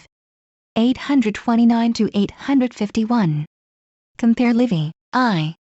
11. 2. Plutarch, Numa, 14. On Hersilia as a goddess. C. A. Schweikler, Römische Geschichte, I. 478, Note 10. L. Priller, Römische Mythologie, 3rd ed., I. 372. Again, of King Servius Tullius we read how the goddess Fortuna, smitten with love of him, used to enter his house nightly by a window. See Ovid, Fasti, vi. 569 SQQ. Plutarch, Questions Romanae, 36. Id. De Fortuna Romanorum, 10. However, the origin and nature of Fortuna are too obscure to allow us to base any conclusions on this legend. For various more or less conjectural explanations of the goddess, C. W. Ward Fowler, Roman Festivals of the Period of the Republic, pages 161–172. Chapter XIV, The King's Fire. Cita note, Sacred marriage of the fire god with a woman. Thus far we have dealt mainly with those instances of this sacred marriage in which a human being is wedded to the divine powers of vegetation or water. Now, we pass to the consideration of a different class of cases, in which the divine bridegroom is a fire and his bride a human virgin. And these cases are particularly important for our present inquiry into the early Latin kingship, since it appears that the old Latin kings were commonly supposed to be the offspring of the fire god by mortal mothers. The evidence which points to this conclusion is as follows. Cita note, Legend of the birth of King Servius Tullius from the fire. First, let us take the legend of the birth of King Servius Tullius. It is said that one day the Virgin Ocratia, a slave woman of Queen Tanaquil, the wife of King Tarquin the Elder, was offering as usual cakes and libations of wine on the royal hearth, when a flame in the shape of the male member shot out from the fire. Taking this for a sign that her handmaiden was to be the mother of a more than mortal son, the wise Queen Tanaquil bade the girl array herself as a bride and lie down beside the hearth. Her orders were obeyed. Ocratia, convinced by the god, or spirit of the fire, and in due time brought forth Servius Tullius, who was thus born a slave, being the reputed son of a slave mother and a divine father, the fire god. His birth from the fire was attested in his childhood by a lambent flame which played about his head as he slept at noon in the king's palace. 639. The story, as others have pointed out before, 640, seems clearly to imply that the mother of Servius was a Vestal virgin charged with the care and worship of the sacred fire in the king's house. Now, in Promethean's History of Italy, cited by Plutarch, a similar tale was told of the birth of Romulus himself. It is, cita note, Legend of the birth of Romulus from the fire.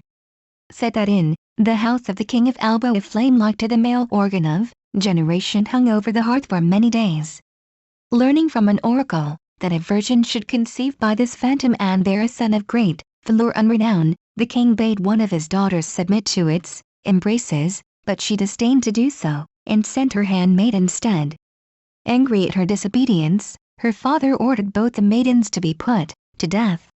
But Vesta appeared to him in a dream, forbade the execution, and commanded that both the girls should be imprisoned until they had woven a certain web, after which they were to be given in marriage.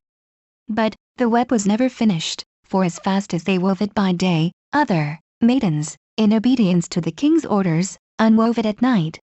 Meantime, the handmaiden conceived by the flame of fire, and gave birth to Romulus and Remus. 641. In this legend, as in the story of the birth of Servius Tullius, it is plain that the mother of the future king of Rome was both a slave and a priestess of Vesta. Orthodox Roman tradition always admitted that she was a Vestal, but naturally enough represented her as the king's daughter rather than a slave. The god Mars, it was said, got her with child as she drew water in his sacred grove. 642. However, when we compare this legend with the similar story of the birth of Servius, we may suspect that Promethean has preserved, though perhaps in a perverted form, an old feature of the Latin kingship, namely, that one of the king's parents might be, and sometimes was, a slave. Whether that was so or not, such tales at least bear witness to an old belief that the early Roman kings were born of virgins and of the fire. Similarly, Siculus, the founder of Pronest, passed for a Sidenote, legend of the birth of Siculus from the fire, son of Vulcan. It was said that his mother conceived him through a spark, which leapt from the fire and struck her as she sat by the hearth. She exposed the child near a temple of Jupiter, and he was found there beside a fire by some maidens who were going to draw water. In afterlives he proved his divine birth by working an appropriate miracle. When an infidel crowd refused to believe that he was the son of a god, he prayed to his father, and immediately, the unbelievers were surrounded with a flame of fire. 643. More than this, the whole of the Alban dynasty appear to have traced their descent from a Vestal, for the wife of King Latinus, their legendary ancestor, was named Amata 644, or beloved, and this was the regular title bestowed on a Vestal after her election, 645, a title which cannot be fully understood except in the light of the foregoing traditions, which seem to show that the Vestals were regularly supposed to be beloved by the fire god. Moreover, fire is said to have played round the head of Amata's daughter Lavinia, 646, just as it played round the head of the fire-born Servius Tullius. As the same prodigy was reported of Jullus or Ascanius, the son of Annius, 647, we may suspect that a similar legend was told of his miraculous conception at the hearth. Sidenote: the Vestal virgins seem to have been regarded as the wives of the fire god. Now we may take it as certain that the Romans and Latins would never have traced the descent of their kings from Vestal virgins, unless they had thought that such a descent, far from being a stain, was, under certain circumstances, highly honorable. What the circumstances were that permitted a Vestal to become a mother, not only with impunity but with honor and glory, appear plainly from the stories of the birth of Siculus, Romulus, and Servius Tullius. If she might not know a mortal man, she was quite free, and indeed was encouraged, to conceive and bear a son to the fire god. In fact, the legends suggest that the Vestals were regularly regarded as the fire god's wives. This would explain why they were bound to chastity during their term of service. The bride must be true to her divine bridegroom. And the theory of chastity could be easily reconciled with the practice of maternity by allowing a man to masquerade as the fire god at a sacred marriage, just as in Egypt the king disguised himself as the god Ammon when he wedded the queen, 648, or as among the Ute tribes the priest poses as the python god when he goes into the human brides of the serpent. 649. Thus, the doctrine of the divine birth of kings presents no serious difficulty to people who believe that a god may be made flesh in a man, and that a virgin may conceive and bear him a son. Of course, the theory of the divine motherhood of the Vestals applies only to the early regal and, therefore, prehistoric period. Under the Republic the demand for kings had ceased, and with it, therefore, the supply. Yet a trace of the old view of the Vestals as virgin mothers lingered down to the latest times, in the character of Vesta herself, their patroness and type. For Vesta always bore the official title of mother, never that of virgin. 650. We may surmise that a similar belief and practice once obtained in Attica. For Erichthonius, king of Athens, is said to have been a son of the fire god Hephaestus by the virgin goddess Athena. The story told of his miraculous birth from the ground, which had been impregnated by the seed of the fire god, is clearly a later version devised to save the virginity of his mother. 651. The perpetual lamp of Athena, which burned in the Erechtheum or house of Erechtheus, who was identical with Erichthonius, on the Acropolis of Athens, 652, may have answered to the perpetual fire of Vesta at Rome. And it is possible that the maidens, called a Rephoroi or Rephoroi, who dwelt close to the Erechtheum, 653, may at one time have personated Athena and passed, like the Vestals, for wives of the fire god. Cite a note, rationalistic theory of the duties of the Vestals rejected. It has, indeed, been held that the Vestals were of old the king's daughters, who were kept at home and forbidden to marry for no other reason than that they might devote themselves to the domestic duties of drawing water, mopping the house, tending the fire, and baking cakes. 654. But this rationalistic theory could hardly explain the superstitious horror which the infidelity of a Vestal always excited in the Roman mind. Customs which begin in reason seldom end in superstition. It is likely, therefore, that the rule of chastity imposed on the Vestals was based from the first on a superstition rather than on a mere consideration of practical convenience. The belief that the Vestals were the spouses of the fire god would explain the rule. 655. We have seen that the practice of marrying women to gods has been by no means uncommon. If the spirit of the water has his human wife, why not the spirit of the fire? Indeed, primitive man has a special reason for thinking that the fire god should always be married. What that reason is, I will now try to explain. Cite a note, the Vestal fire of later times was a continuation of the fire on the king's hearth. But first it is necessary to apprehend clearly that the Vestal fire of Republican and Imperial Rome was strictly the successor or continuation of the fire which in the regal period had burned on the king's hearth. That it was so appears plainly from the stories of the birth of Romulus and Servius Tullius, which show that Vesta was believed to be worshipped at the royal fireside by maidens who were either the king's daughters or his slaves. This conclusion is amply confirmed by a study of the Temple of Vesta and the adjoining edifices in the Roman Forum. For the so-called Temple of the Goddess never was, strictly speaking, a temple at all. This fact we have on the authority of Varro himself, the greatest of Roman antiquaries. 656. The little, round building in which the sacred fire always burned was merely a copy of the round hut in which the king, like his cite a note, the round temple of Vesta, a copy of the ancient Italian hut. Subjects had dwelt in days of old. Tradition preserved a memory of the time when its walls were made of wattled osiers and the roof was of thatch. 657. Indeed, with that peculiar clinging to the forms of the past which is characteristic of royalty and religion, the inmost shrine continued down even to late times to be fashioned of the same simple materials.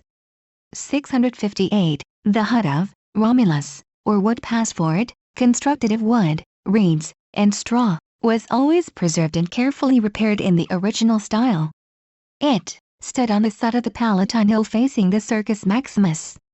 659. A similar hut, roofed with thatch, was in like manner maintained on the Capitoline Hill, and traditionally associated with Romulus. 660. The so-called Temple of Vesta in historical times stood not on any of the hills, but in the Forum, at the northern foot of the Palatine. Its situation in the flat ground is quite consistent with the view that the building represents the king's house of early, though not of the very earliest, times. 4. According to tradition, it was built by Numa in this position between the Palatine and the Capitol, at the time when he united the two separate towns on these hills and turned the low swampy ground between them into their common place of assembly. Here too, beside the Temple of Vesta, the king built himself a house, which was ever afterwards known as the Regia or Palace. Formerly he had dwelt on the Quirinal. 661. In after times this old palace of the kings was, perhaps, the official residence of their successor, the king of the sacred rites. 662. Adjoining it was the house of the Vestals. 663. At first, no doubt, a simple and unpretentious edifice, but afterwards a stately pile gathered round a spacious open court which must have resembled the cloister of a medieval monastery. We may assume that the kernel of this group of buildings was the round temple of Vesta, and that the hearth in it, on which burned the sacred fire, was originally the hearth of the king's house. That the so-called temple was built on the model of the round huts of the old Latins is proved by the discoveries made at an ancient necropolis near Albano. The ashes of the dead were here deposited in urns, which are shaped like citanote hut urns found at Albano and Rome.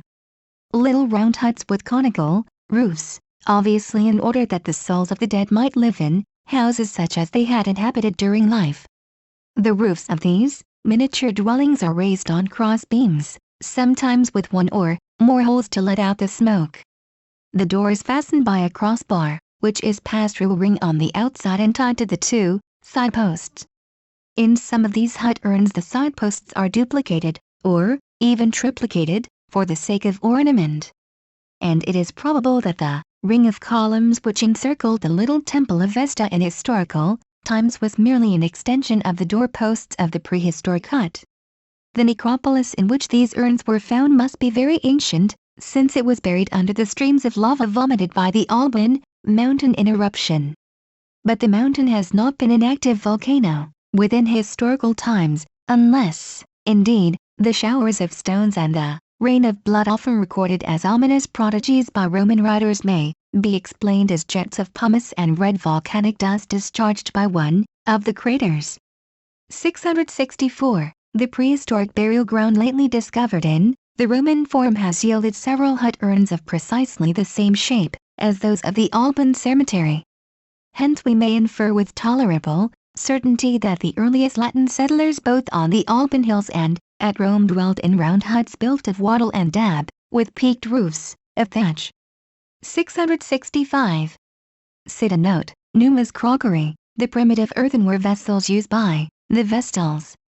If further evidence were needed to convince us that the round temple of Vesta merely reproduced a Roman house of the olden time, it might be supplied by the primitive vessels of coarse earthenware in which the Vestals always presented their offerings, and which, in memory of the artlessness of an earlier age, went by the name of Numa's crockery. 666. A Greek historian, writing when Rome was at the height of her power and glory under Augustus, praises the Romans for the austere simplicity with which, in an age of vulgar wealth and ostentation, they continued to honor the gods of their fathers. "I have seen," said he, "meals set before the gods on old-fashioned wooden tables, in mets and earthenware dishes, the food consisting of barley, loaves and cakes and spelt in first fruits and such like things, all plain and inexpensive and free from any touch of vulgarity. And I have seen libations offered, not in vessels of silver and gold, but in little earthen cups and jugs. And I heartily admired a people which thus walked in the ways of their fathers, not deviating from the ancient rites into extravagance and display." 667. Specimens of this antique pottery have come to light of late years at the house of the Vestals, the temple of Vesta, and other religious centers in the Forum. 668. Others had been found previously on the Esquiline Hill and in the necropolis of Alba Longa. 669. We may conjecture that if the Romans continued to serve the gods their meals in simple earthenware dishes long after they themselves quaffed their wine from goblets of crystal and gold or from myrrhine cups with their cloudy iridescent hues of purple and white. 670. They did so, not from any principle of severe good taste, but rather from that superstitious fear of innovation which has embalmed in religious ritual, as in amber, so many curious relics of the past. The old forms and materials of the vessels were consecrated by immemorial usage and might not be changed with impunity. Indeed, in the ritual of the Arval brothers the holy pots themselves appear to have been an object of worship. 671. Specimens of these pots have been found on the site of the sacred grove where the brothers performed their quaint service, and they shed an interesting light on the conservatism of the Roman religion. Some of them are molded in the most primitive fashion by citanote, root pottery used by the Arval brothers. The hand without any mechanical appliance. But most of them belong to a stage of art, later, indeed than this rude beginning, yet earlier than the invention of the potter's wheel. In order to give the vessels their proper shape and prevent the sides from collapsing, wooden hoops were inserted in them, and the marks made by these hoops in the soft clay may still be seen on the inside of most of the pots found in the grove. We may suppose that, when the potter's wheel came into universal use, the old art of making pottery by the hand was lost.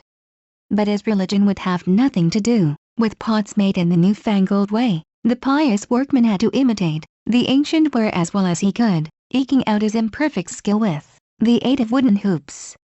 672. Perhaps the Victors Vestalium and the Victors Pontificum, of whom we read in inscriptions, 673, were those potters who, combining a retrograde art with sound religious principles, provided the Vestals and Pontiffs with the coarse crockery so dear to gods and to antiquaries. If that was so, they may have had in the exercise of their craft to observe some such curious rules as are still, cite a note, savage superstitions as to the making of pottery. Observed, in similar circumstances by the savage Iroquois, a tribe of Indians, living dispersed in the depths of beautiful tropical forests, at the eastern foot of the Bolivian Andes.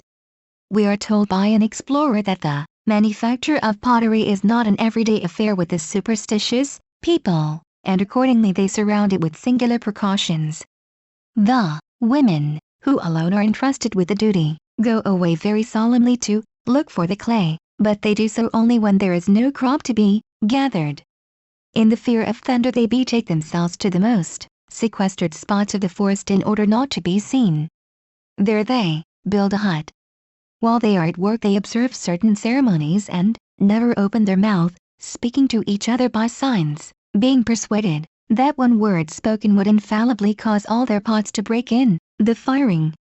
And they do not go near their husbands, for if they did, all the sick people would die. 674. Among the Baronga of South Africa, pottery is made by women only, and they prefer to employ a child under puberty to light the fire in which the pots are to be baked, because the child has pure hands and the pots are therefore less likely to crack in the furnace than if the woman lit the fire herself. 675. If the reader objects that Roman potters cannot have been trammelled by superstitions, like those which hamper the savage potters of America and Africa, I would remind him of the rules laid down by grave Roman writers for the moral guidance of cooks, bakers, and butlers. After mentioning a number of these writers by name, Columella informs us that all of them are of opinion that he who engages in any one of these occupations is bound to be, cite a note, chastity required in persons who handle dishes and food. Chaste and continent, since everything depends on taking care that neither the dishes nor the food should be handled by anyone above the age of puberty, or at least by anyone who is not exceedingly abstemious in sexual matters. Therefore a man or woman who is sexually unclean ought to wash in a river or running water before he touches the contents of the storeroom. That is why there should be a boy or a maid to fetch from the storeroom the things that are needed. 676. When Roman cooks, bakers, and butlers were expected to be so strict in the service of their human masters, it might naturally be thought that the potters should be not less so, whose business it was to fashion the rude yet precious vessels meet for the worship of the gods. Cite a note, sanctity of the storeroom, penace and of the penates in a Roman house. If the storeroom, penace of a Roman house was deemed so holy that its contents could only be handled by persons ceremonially clean, the reason was that the penates or gods of the storeroom dwelt in it. 677. The domestic hearth, where the household meals were cooked in the simple days of old, was the natural altar of the penates. 678. Their images, together with those of the Lares, stood by it and shone in the cheerful glow of the fire, when the family gathered round it in the evening. 679. Thus in every house Vesta, the goddess of the hearth, was intimately bound up with the penates or gods of the storeroom. Indeed, she was reckoned one of them. 680. Now the temple of Vesta, being nothing more than a type of the oldest form of Roman house, naturally had, like an ordinary house, its sacred storeroom, and its penates or gods of the storeroom. 681. Hence if in every common house strict chastity was, theoretically at least, expected of all who entered the storeroom, we can well understand why such an obligation should have been laid on the Vestals, who had in their charge the holiest of all, storerooms, the chamber in which were popularly supposed to be preserved, the talismans on which the safety of the state depended.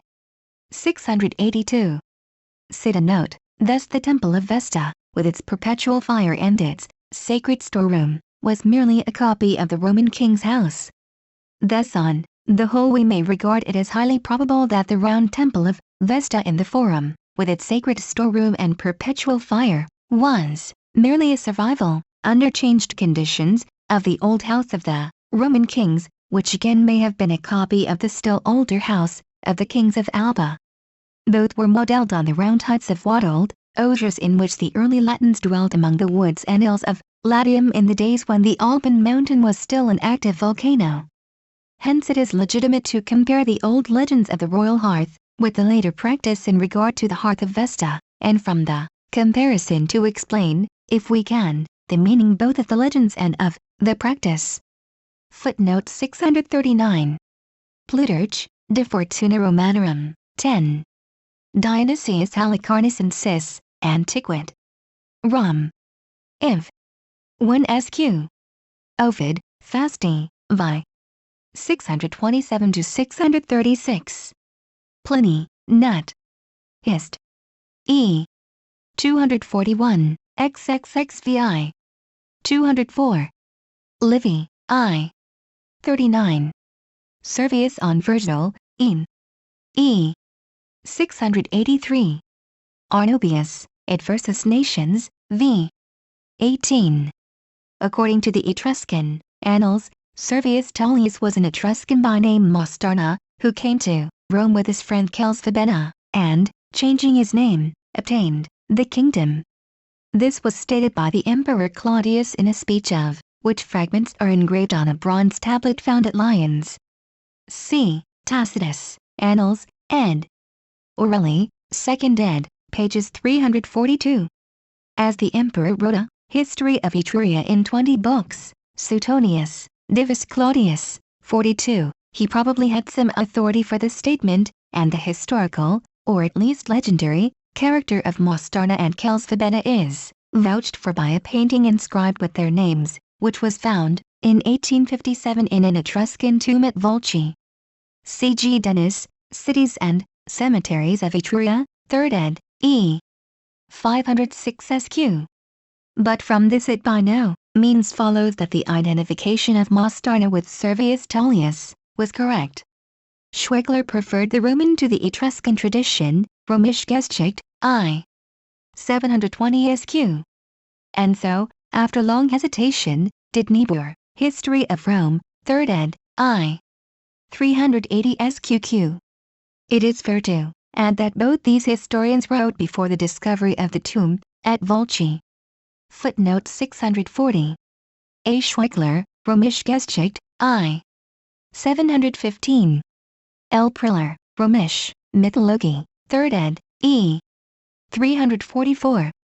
Footnote 641. Plutarch, Romulus, 2. Footnote 642. Dionysius Halicarnus and Sis, and Rom. I. 76 Sq. Livy, I. 3 Sq. Plutarch, Romulus, 3. Zonaras, Annal. Vi. 1. Justin, XLII. 2. 1–3. Footnote 643. Servius on Virgil, in. Vi. 678. Footnote 644. Virgil, in. Vi. 343. Footnote 645. Aulus Gellius, I. 12, 14 and 19. Compare L. Preller, Römisch Mythologie, 3rd ed., E. 161, 344. There was a very ancient worship of Vesta at Lavinium, the city named after Amata's daughter Lavinia, the ancestress of the Alban kings. See above, Vol. I. Pages 14. Footnote 646. Virgil, in. Vi. 71–77. Footnote 647. Virgil, in E. 680 to 686. We may compare the halo with which the vainglorious and rascally artist of genius, Benvenuto Cellini, declared his head to be encircled. Ever since the time of my strange vision until now, says he, an aureole of glory, marvelous to relate, has rested on my head. This is visible to every sort of men to whom I have chosen to point it out. But those have been very few. This halo can be observed above my shadow in the morning from the rising of the sun for about 2 hours, and far better when the grass is drenched with dew. It is also visible at evening about sunset. I became aware of it in France at Paris. For the air in those parts is so much freer from mist, that one can see it there far better manifested than in Italy, mists being far more frequent among us. See the Life of Benvenuto Cellini, translated by J. Addington Symonds, 3rd ed., London, 1889, pages 279 sq. Footnote 648. See above, pages 131 sqq. Footnote 649. A.B. Ellis, The U-Speaking Peoples of the Slave Coast of West Africa, pages 60. See above, pages 149 sq. Footnote 650. See below, pages 229. Footnote 651. Apollodorus E. 14. 6. Skull. On Homer, Iliad, E. 547. Jade Sets, Chiliades, v. 669 sq. Augustine, De Civitate Dei, XVII. 12. Footnote 652. Pausanias I. 26. 6 sq. Straboix. 1. 16, pages 396. Plutarch, Numa, 9. Id. Sulla, 13. As to the identity of Erechtheus and Erichthonius, see my note on Pausanias, I. 18. 2, Voli. Pages 169. Footnote 653. Pausanias, I. 27. 3, with my note. Footnote 654. The theory was formerly advocated by me, Journal of Philology, Ziv. 1885, pages 154 sqq. As to the duties of the Vestal C.J. Marquardt, Romish Staatsverwaltung, E. 2nd ed., pages 342 sqq. Footnote 655. This explanation was first, so far as I know, given by me in my Lectures on the Early History of the Kingship, London, 1905, p. 221. It has since been adopted by Mr. E. Farrell, Die Kultische Kuschheit im Altertum, Gießen, 1910, pages 210 sqq. Footnote 656. Aulus Gellius, Ziv. 7. 7. Compare Servius on Virgil, in Vi. 153, x. 4. Footnote 657. Ovid, Fasti, Vi. 261 sq. Footnote 658. Festus, S.V. Pennus, pages 250, ed. C. O. Muller, where for Sapius, we must obviously read Septus. Footnote 659. Ovid, Fasti, I. 199, e. 183 sq. Dionysius Halicarnus and Cis, Antiquit. Rom. I. 79. 11. For the situation of the hut see also, Plutarch, Romulus, 20. Footnote 660. Conon, Narrations, 48. Vitruvius, E. 1. 5, pages 35, ed. Rose and Bullerstrubbing. Macrobius, Saturn. I. 15. 10. Compare Virgil, in v. 653 sq. As to the two huts on the Palatine and the capital C. A. Schweikler, Römisch Geschichte, I. 394. L. Gen. on, Macrobius, L.C. Footnote 661. Dionysius Halicarnassensis, and Rom. E. 66. Plutarch, Numa, 11, and 14. Solinus, I. 21. Ovid, Fasti, vi. 263 SQQ. Id. Tristia, E. 1. 29 SQ. Tacitus, Annals, XV. 41. Footnote 662. Servius on Virgil, in v. 363. Festus, however, distinguishes the old royal palace, Regia, from the house of the King of the Sacred Rites, SV. Sacram Viam, pages 290, 293, ed.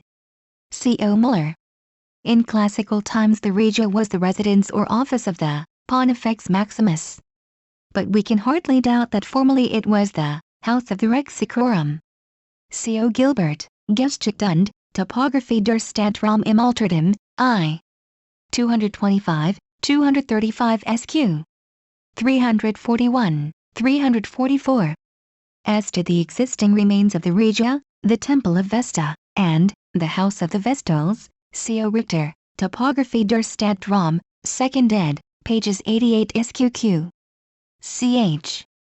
Hulsen, Die Ausgrabungen auf dem Forum, Romanum 2nd ed., Rome, 1903, pages 62 SQQ. 88 SQQ. Mrs. E. Burton Brown, Recent Excavations in the Roman Forum, London, 1904, pages 26 SQQ. Footnote 663. Dio Cassius, Liv. 27, who tells us that Augustus annexed the house of the King of the Sacred Rites to the house of the Vestals, on which it abutted. Footnote 664. Many such phenomena are noted by Julius Opsicans in his book of Prodigies, appended to W. Y. Swinburne's edition of Livy, Vol. X. 2, pages 193 SQQ. Berlin, 1881. Footnote 665. W. Helbig, Die Adeliger Interpobine, pages 50 to 55. E. Burton Brown, Recent Excavations in the Roman Forum, pages 30, 152, 154. 4. Pictures of these hut urns e.g. Boni and Notisi degli Scavi, May 1900, pages 191, Fig 52. Id. In Nuova Antologia, August 1900, p. 22. Footnote 666. Valerius Maximus, Iv. 4. 11. Ovid, Fasti, vi. 310. Acronon Horace, Odes, I. 31, quoted by G. Boni and Notisi degli Scavi, May 1900, pages 179. Cicero, Paradoxa, I. 2. Id. De Natura Deorum, E. 17. 43. Persius, Sati. 59 SQ. Juvenal, Sat. Vi. 342 SQQ. Footnote 667. Dionysius Halicarnassensis, and Rom. E. 23. On earthenware vessels, used in religious rites. See also Pliny, Nat. Hist. XXXV. 108. In Sacris quatum etiam inter has opes hodi non murinus crystallinis, sit fictilibus prolabator simpulus. Alpulius, dat magia, 18. Idem paupertas etiam popula Romano imperium a primordio fundavid, proc eo in hodiernum dies immortalibus simpuvio et cautino fictili, sacrificat. Footnote 668. G. Boni and Notisi degli Scavi, May 1900, pages 179. E. Burton Brown, Recent Excavations in the Roman Forum, pages 23 SQ. 41. Footnote 669. W. Helbig, Die Adeliger Interpobine, pages 82 SQQ. Footnote 670. Pliny, Nat. Hist. XXXVII. 21 SQ. Footnote 671. Jensen, Acta Fratrimarvalium, Berlin, 1874, pages 26, 30. H. Desi, Inscriptions Latinae Salitae, number 5039. J. Marquardt, Römisch Staatsverwaltung, E. 2nd ed., 456. Footnote 672. W. Helbig, Die Idoliker Interpobine, pages 87. Footnote 673. G. Willmans, Exempla Inscriptionum Latinarum, Nos 311, 986, 1326, 1331. H. Desi, Inscriptions Latinae Salitae, Nos 456, 3314, 4926, 4933, 4936, 4942, 4943. Modern writers, following Varro, de Lingua Latina, vi. 44, Fictor Dicta Fungendis Libus, explain these fictors as bakers of sacred cakes. CCH. A. Lobeck, Aglaophamus, pages 1084 SQ. J. Marquardt, Römisch, Staatsverwaltung, E. 2nd ed., 249. They may be right, but it is to be observed that Varro does not expressly refer to the fictors of the Vestals and Pontiffs, and further, that in Latin victor commonly means a potter, not a baker, for which the regular word is pister. Footnote 674. A. D'Orbigny, Voyage dans l'Amérique Méridionale, E. Paris and Strasbourg, 1844, pages 194. Much of D'Orbigny's valuable information as to this tribe was drawn from the manuscript of Father La Cueva, a Spanish Franciscan monk of wealthy family and saint-like character, who spent 18 or 20 years among the Yuricars in a vain attempt to convert them. With regard to the crops mentioned in the text, these savages plant banana trees, manioc, sugarcane, and vegetables round about their huts, which they erect in clearings of the forest. See D'Orbigny, Ob Cit. E. 196 SQ. Footnote 675. H. A. Junid, Les Conceptions Physiologiques des Bantus Sud-Africains, et leurs Topos, Revue d'Ethnographie et de Sociologie, I. 1910, pages 147. Footnote 676. Columella, de Re Rustica, Z. 4. 2 SQ. Footnote 677. Cicero, De Natura Deorum, E. 27. 68. Footnote 678. Servius on Virgil, in Xi. 211. Footnote 679. Horace, Epodes, E. 65 SQ. Martial, E. 58. 3 SQ. L. Priller, Römisch Mythologie, 3rd ed., E. 105 SQQ. 155 SQQ. See also A. D. Marchi, Il Culto Privato di Roma Antica, I. Milan, 1896, pages 67, with plate E. Footnote 680. Macrobius, Saturn. E. 4. 11. G. Wieshauer, Religion und Kultester, Romer, pages 145 SQ. Footnote 681. Festus, S.V. Pennus, pages 250, 251, ed. C. O. Muller. Tacitus, Annals, X.V. 41. J. Marquardt, Römisch Staatsverwaltung, E. 2nd, ed. 252 SQ. Footnote 682. Dionysius Halicarnassensis, Antiquit. Rom. E. 66. Livy, XXVI. 27. 14. J. Marquardt, Ob Cit. E. 2nd ed., 250 SQ. Chapter XV, The Fire Drill.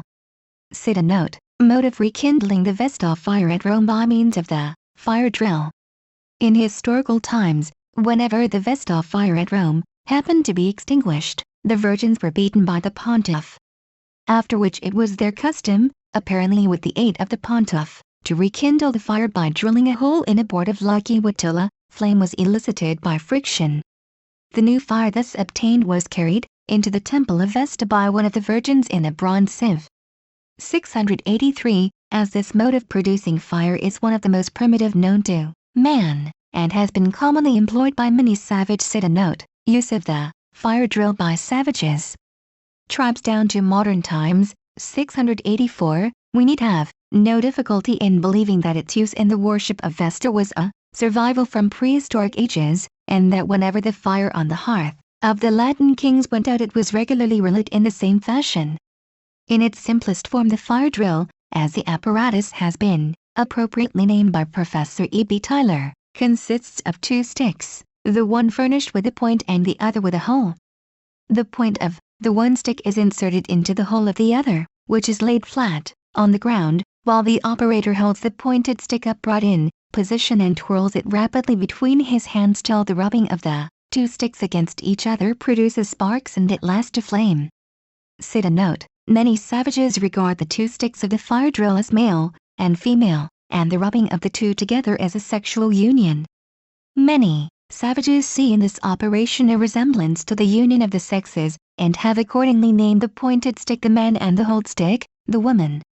Thus we are told that among the Thompson Indians of British Columbia fire was obtained by means of the fire drill, which consisted of two dried sticks, each over a foot in length, and rounded off to less than an inch in diameter. One stick was sharpened at one end, while the other was marked with a couple of notches close to each other, one on the side and the other on top. The sharpened end of the first stick was placed in the top notch of the other stick, and turned rapidly between the straightened palms of both hands. The heat thus produced by the friction of the sticks caused sparks to fall down the side notch upon tinder placed underneath, which, when it commenced to smoke, was taken in the hands and blown upon until fanned into a flame. The tinder was dry grass, the shredded dry bark of the sagebrush or cedar bark. The sharpened stick was called the man, and was made of black pine root, tops of young yellow pine, heart of yellow pine cones, serviceberry, wood, etc. The notched stick was called the woman, and was generally made of poplar root. However, many kinds of wood were used for this purpose. When hot ashes or a spark fell upon the tinder, they said, "The woman has given birth." 685. The Hopi Indians kindle fire ceremonially by the friction of two sticks, which are regarded respectively as male and female. The female stick has a notch in it and is laid flat on the floor. The point of the male stick is inserted in the notch of the female stick and is made to revolve rapidly by twirling the stick between the hands. Pollen is added as a male symbol, and the spark is caught in a tinder of shredded cedar bark. 686. The Yurubana tribe of Central Australia, who also make fire by means of the fire drill, call the upright piece the child stick, while they give to the horizontal or notched piece the name of the mother stick or the mother of the fire. 687. So in the Murray Islands, Torres Straits, the upright stick is called the child, Wirem, and the horizontal stick the mother, Apu. In Mabiak, Torres Straits, on the other hand, the vertical stick is known as the male organ, Ini, and the horizontal stick is the whole, Sakai. 688. Note: the fire drill among the Arabs. The ancient Bedouin kindled fire by means of the fire drill, which was composed of a horizontal stick, the zenda, and an upright stick, the zend. The science of language furnishes us with many parallels for this motive, regarding the two parts as male and female. The two parts of the lock are distinguished in like manner. The spark is then the child, Tiffel. Compare also our German Schraubenmutter, Muttergewind. The sticks, for making fire by friction, are not taken from the same tree. On the contrary, they choose one as hard and tough as possible, and the other, soft, which allows the hard one to fit into it more easily and catches fire the quicker on account of its loose texture. The soft wood was, naturally, the horizontal stick, the zenda, which the Arabs made out of Calotropis procera, Oshar, while for the upright stick they used a hard branch of Markh. 689. Cita note, the fire drill in Africa. The Bough of South Cameroons, in West Africa, formerly made fire by rubbing two sticks against each other. Of the sticks, the one, called the male nscho, was put into a hole of the other, which was called the female nscho. 690. In East Africa, the Maasai men make fire by drilling a hole in a flat piece of wood with a hard-pointed stick. They say that the hard-pointed stick is a man and that the flat piece of wood is his wife. The former is cut from Ficus sycamorus and Urcabraja sp. The latter from any fibrous tree, such as Kigelia africana, Cordia ovalis, or Acacia albida.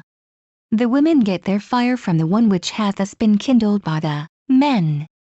691. The Nandi similarly produce fire by rapidly drilling a hard, pointed stick into a small hole in a flat piece of softwood. The hard stick is called the male kirkit and the piece of softwood the female kukit. Among the Nandi, as apparently among the Maasai, fire-making is an exclusive privilege of the men of the tribe. 692. The Baganda of Central Africa also made fire by means of the fire drill. They call the upright stick the male, and the horizontal stick the female. 693. Among the Bantu tribes of southeastern Africa, when the native Africans use special fire either in connection with sacrifice or the festival of first fruits, it is produced by a doctor, and in the following manner: two sticks, made in the Uzwadi tree, and called the husband and wife, are given to him by the chief. These sticks are prepared by the magicians, and are the exclusive property of the chief, the wife being the shorter of the two. The doctor cuts a piece off each stick, and proceeds to kindle fire in the usual manner, by revolving the one rapidly between the palms of his hands, while its end rests in a small hollow dug in the side of the other. After he has obtained fire, he gives it to his attendant, who gets the pots in order, and everything ready for cooking the newly reaped fruits. The sticks are handed back to the chief by the doctor, no other hand must touch them, and put away till they are required next season. They are regarded as a measure sacred, and no one, except the chief's personal servant, may go to the side of the hut where they are kept. After being repeatedly used for fire-making, the doctor disposes of what remains, and new ones are made and consecrated by the magician. A special pot is used for the preparation of the feast, and no other than it may be set on a fire, produced from the husband and wife. When the feast is over, the fire is carefully extinguished, and the pot placed along with the sticks, where it remains untouched for another year. 694. But even for the purposes of daily life, these tribes still kindle fire in this manner, if they happen to be without matches. A native takes two special sticks, made of a light wood. One of these he points, this is called the male stick. He then makes a conical hole in the center of the other stick, which is called the female. Placing the female stick on the ground, he holds it firmly by his feet. A native finds no difficulty in this, as he can easily pick things off the ground with his toes if his hands are full. He then places the pointed stick into the conical hole, and slowly twirls the male stick between his hands. He does this while using a good deal of pressure, and the wood becomes powdered, lying round the revolving point in a little heap of dust. When he thinks he has made sufficient of the wood dust, he twirls the stick very fast, and in a moment the powder bursts into flame, which he uses to set fire to some dried grass. 695. Cita note, fire customs of the Herero. The Damaras or Herero of Damaraland, in southwestern Africa, maintain sacred fires in their villages, and their customs and beliefs in this respect present a close resemblance to the Roman worship of Vesta. Fortunately, the Herero fire worship has been described by a number of independent witnesses, and as their accounts agree substantially with each other, we may assume that they are correct. The people are a tall, finely built race of nomadic herdsmen belonging to the Bantu stock, who seem to have migrated into their present country from the north and east about 150 or 200 years ago. The desert character of the country and its seclusion from the outer world long combined to preserve the primitive manners of the inhabitants. 696. In their native state the Herero are a purely pastoral people, possessing note, the Herero, pastoral people. Immense herds of cattle and flocks of sheep and goats, which are the pride and joy of their hearts, almost their idols. They subsist chiefly on the milk of their herds, which they commonly drink, sour. Of the flesh they make but little use, for they seldom kill any of their cattle, and never a cow, a calf, or a lamb. Even oxen and wethers are only slaughtered on solemn and festal occasions, such as visits, burials, and the like. Such slaughter is a great event in a village, and young and old flock from far and near to partake of the meat.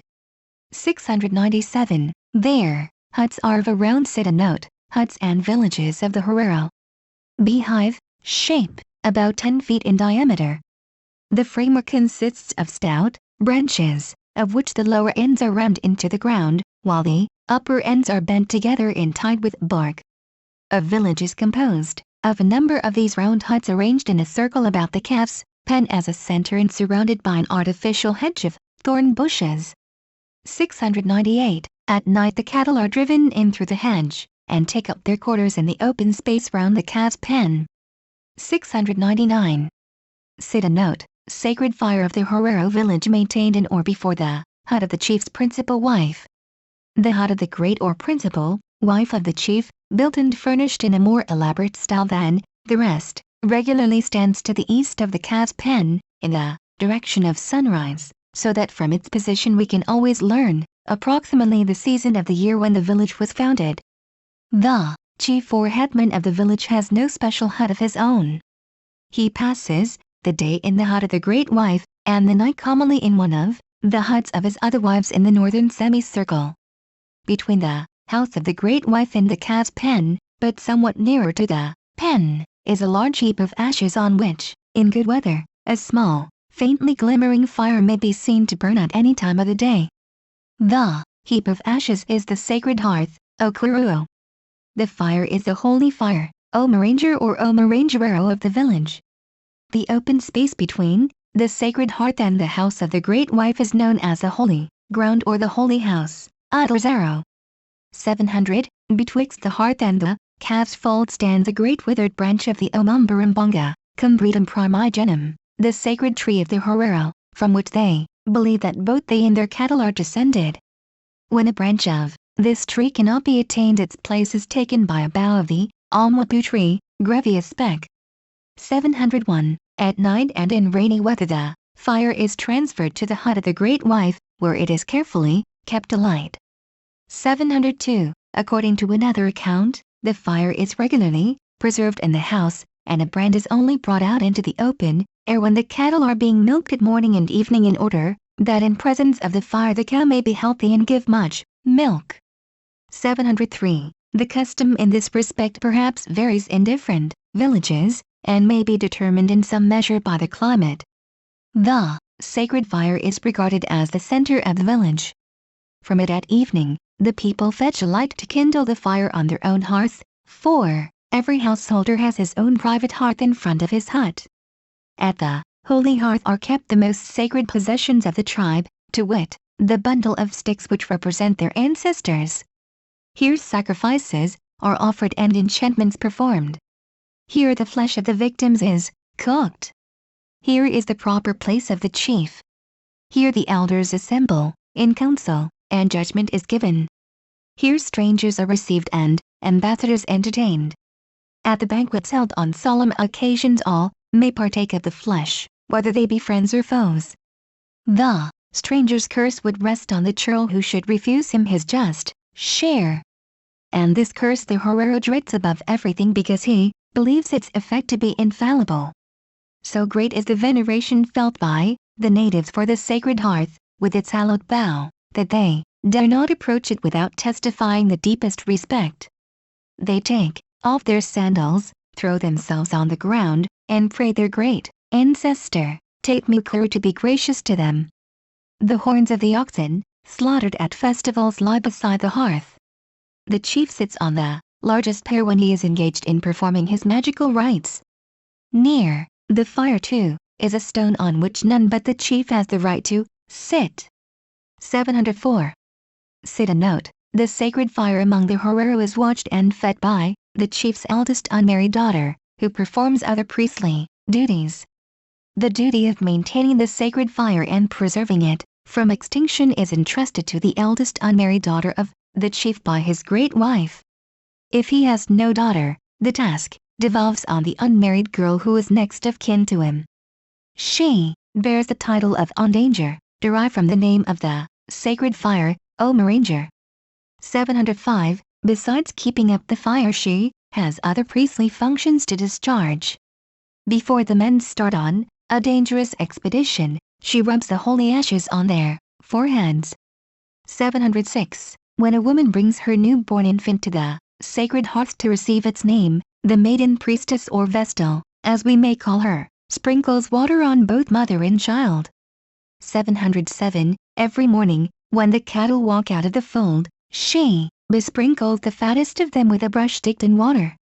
708. When an ox dies by accident at the village, she lays a piece of wood on its back, praying at the same time for long life, plenty of cattle, and so forth. Moreover, she ties a double knot in her apron for the dead beast, for a curse would follow if she neglected to do so. 709. Lastly, when the site of the village is changed, the priestess walks at the head of the people and of the herds, carrying a firebrand from the old sacred hearth and taking the utmost care to keep it alight. 710. The chief or headman of the village is also the priest. Sit. Note: the Herero chief acts as a priest. He alone may perform religious ceremonies except such as fall within the province of the vestal priestess, his daughter. In his capacity of priest he keeps the sacred bundle of sticks which represent the ancestors, and at sacrifices he offers meat to them that they may consecrate it. When the old village is abandoned, it is his duty to carry, like Aeneas quitting the ruins of Troy, 711, these rupinates to the new home.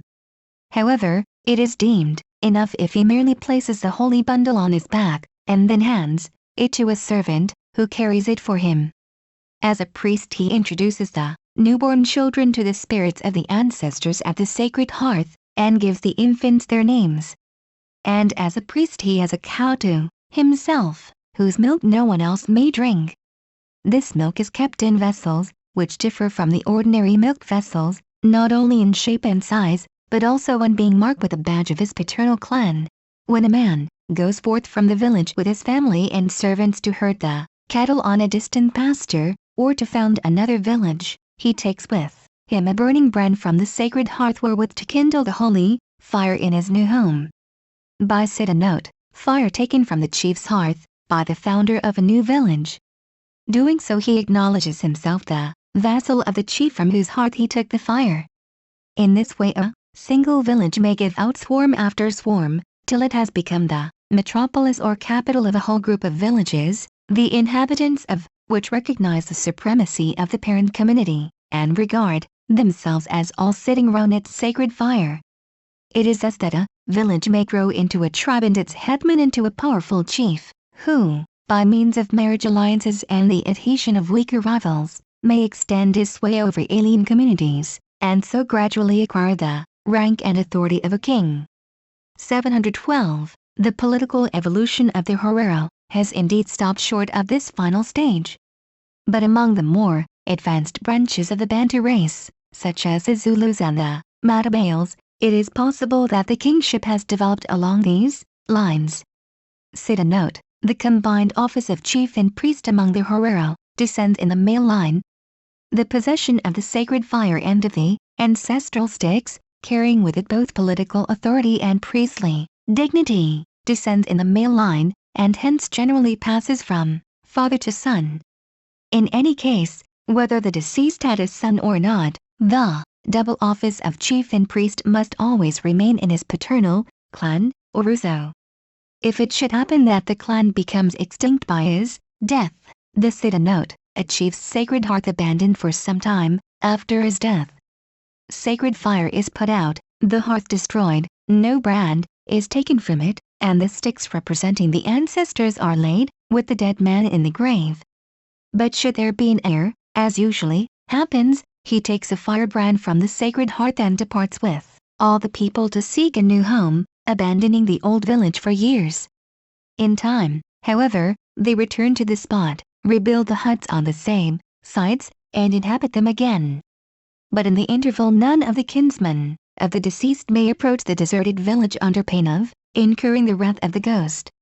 When the return at last takes place, and the people have announced their arrival to the dead chief at his grave, which is generally in the cattle pen, they make a new fire by the friction of the two sacred fire sticks on the old hearth.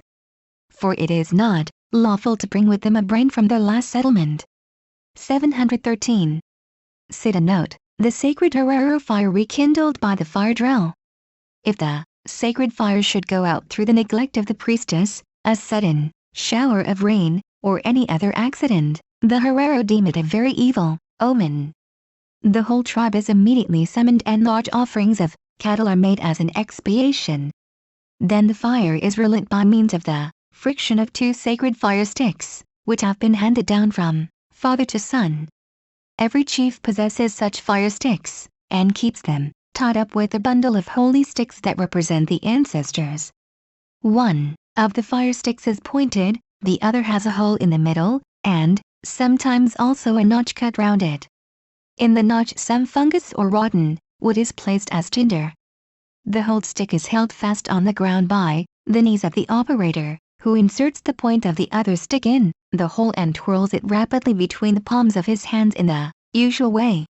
As soon as a spark is emitted it catches the tinder, which can then easily be blown up into a flame.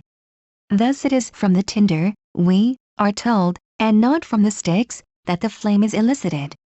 In this fashion, if everything is very dry, as it generally is in Heroland, the native gets fire in about a minute. The names applied to the two sticks indicate that the pointed stick, Ondum, is regarded as male, and the whole stick, Otia, as female, and that the process of making fire by the friction of the two is compared to the intercourse of the sexes. As to the wood of which the fire sticks are made, accounts differ. According to Dr. H. Shins, the hold or female stick is of a soft wood, the pointed or male stick of a hard wood, generally of the Cita note, the male fire stick made of the sacred Omumbarumbonga tree. Sacred Omumbarumbonga tree, Cumbretum primigenum. According to Mr. C.G. Buckner, neither of the sticks need be of a special tree, and any wood that happens to be at hand may be employed for the purpose. Only the wood of the thorny acacias, which abound in the country, appears to be unsuitable. 714. Probably the rule mentioned by Dr. Shins is the original one, and if in some places the wood of the sacred tree has ceased to be used to light the holy fire, the reason may be simply that the tree does not grow there, and that accordingly the people are obliged to use such wood as they can find. We have seen that a branch of the sacred Omumbarumbonga tree is regularly planted beside the village hearth, but that in default of it the people have to put up with a bough of another kind of tree, the Omuapu grevius spec. 715. Such substitutions were especially apt to be forced on the Herero in the southern part of the country, where the Omumbarumbonga tree is very rare and forests do not exist, the larger trees growing singly or in clumps. In the north, on the other hand, vegetation is much richer, and regular woods are to be found. Here, in particular, the Omumbarumbonga tree is one of the ornaments of the landscape. It grows only beside water courses, and generally stands solitary, surpassing a tall oak in height, and rivaling it in girth. Indeed, so thick is the trunk that, were it hollowed out, a family could lodge in it. Unlike most trees in the country, it is thornless. Whole forests of it grow to the eastward of Heroland, in the direction of Lake Omi. So close is the grain and so heavy the wood that some of the early explorers gave it the name of the iron tree. 716. Hence it is well adapted to form the upright stick of the fire drill, for which a hard wood is required. Cita note, Herero tradition of the origin of men and cattle from the sacred Omumbarumbonga tree. The Herero have a tradition that in the beginning they and their cattle and all four-footed beasts came forth from the Omumbarumbonga tree in a single day, whereas birds, fish, and creeping things sprang from the rain. However, slightly different versions of the Heterogenesis appear to be current. As to the origin of men and cattle from the tree, public opinion is unanimous. But some dissenters hold that sheep and perhaps goats, but certainly sheep, issued from a flat rock in the north of the country. For some time past, unfortunately, the tree has ceased to be prolific. It is of no use waiting beside it in the hope of capturing such oxen and sheep as it might bear. Yet still the Herero testified great respect for the tree, which they regard as their ancestor, Almukuru. To injure it is deemed a sacrilege which the ancestor will punish sooner or later. In passing it they bow reverently and stick a bunch of green twigs or grass into the trunk or throw it down at the foot. They address the tree, saying, Uzeratate Mukurirum, thou art holy, grandfather. And they even enter into conversation with it, giving the answers themselves in a changed voice. They hardly dare to sit down in its shadow. All this reverence they display for every tree of the species. 717. Cita note, migration from one country to another sometimes involves a change of sacred tree. On the whole, then, we may infer that so long as the Herero dwelt in a land where their ancestral tree abounded, they made the mill fire stick from its wood. But that as they gradually migrated from a region of tropical rains and luxuriant forests to the arid mountains, open grasslands, and dry torrid climate of their present country, 718, they had in some places to forego its use and to take another tree in its stead. Similarly the Aryan invaders of Greece and Italy were obliged, under a southern sky, to seek substitutes for the sacred oak of their old northern home. And more, as time went on and the deciduous woods retreated up the mountain slopes, they found what they sought in the laurel, the olive, and the vine. Zeus himself had to put up with the white poplar at his great sanctuary of Olympia in the hot lowlands of Elis. 719, and on summer days, when the light leaves of the poplar hardly stirred in the languid air and the buzz of the flies was more than usually exasperating, he perhaps looked wistfully away to the Arcadian mountains, looming blue in the distance, through a haze of heat, and sighed for the shadow and the coolness of their oak woods. Cita note, the worship of the chief's fire, a form of ancestor worship.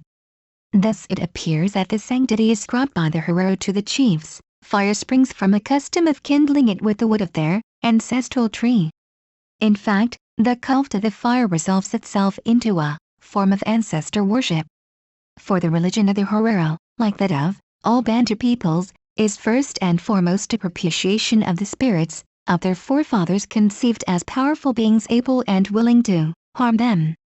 From youth to death the Herero live in constant dread of their ancestors, Ovakuru, plural of Almukuru, who, sometimes seen, and sometimes unseen, return to earth and play their descendants many a spiteful trick.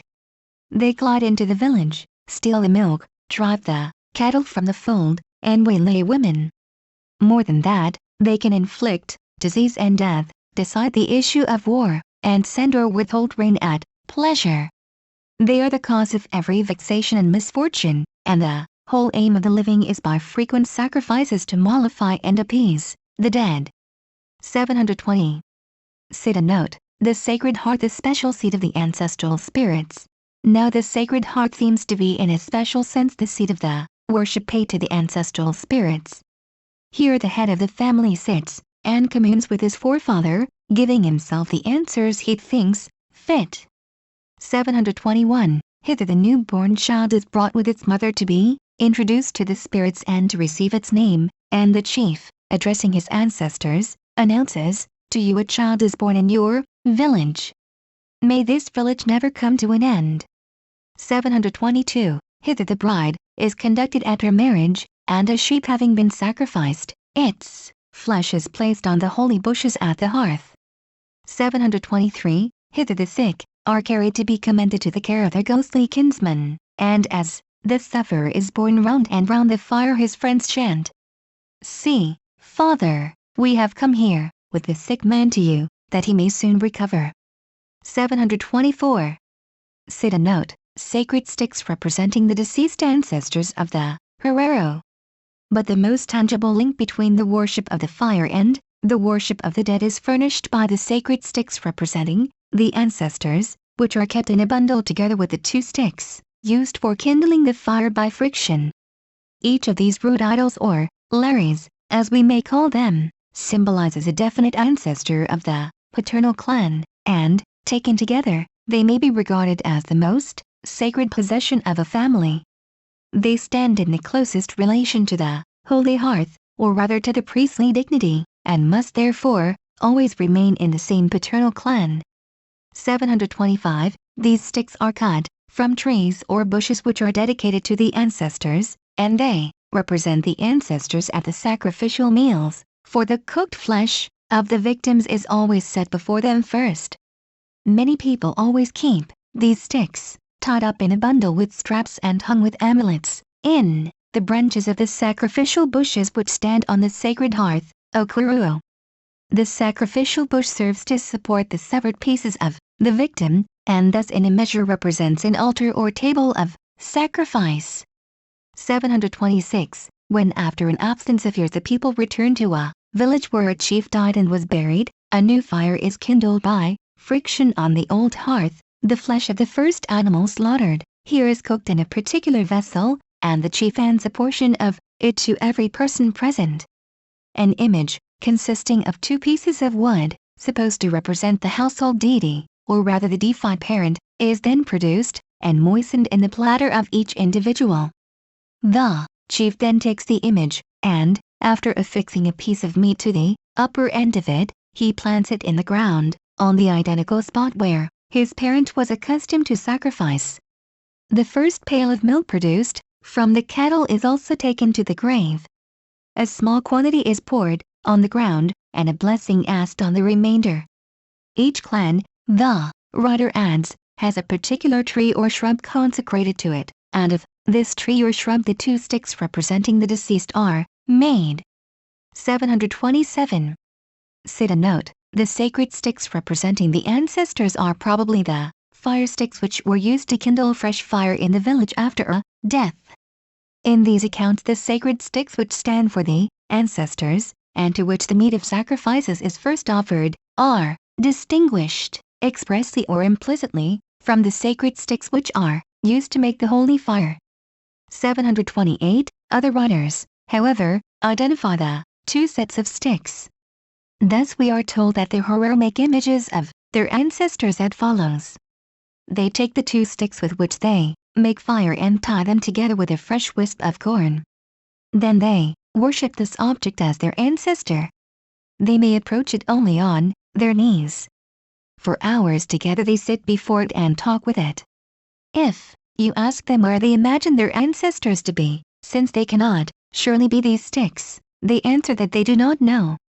The sticks are kept in the house of the great wife.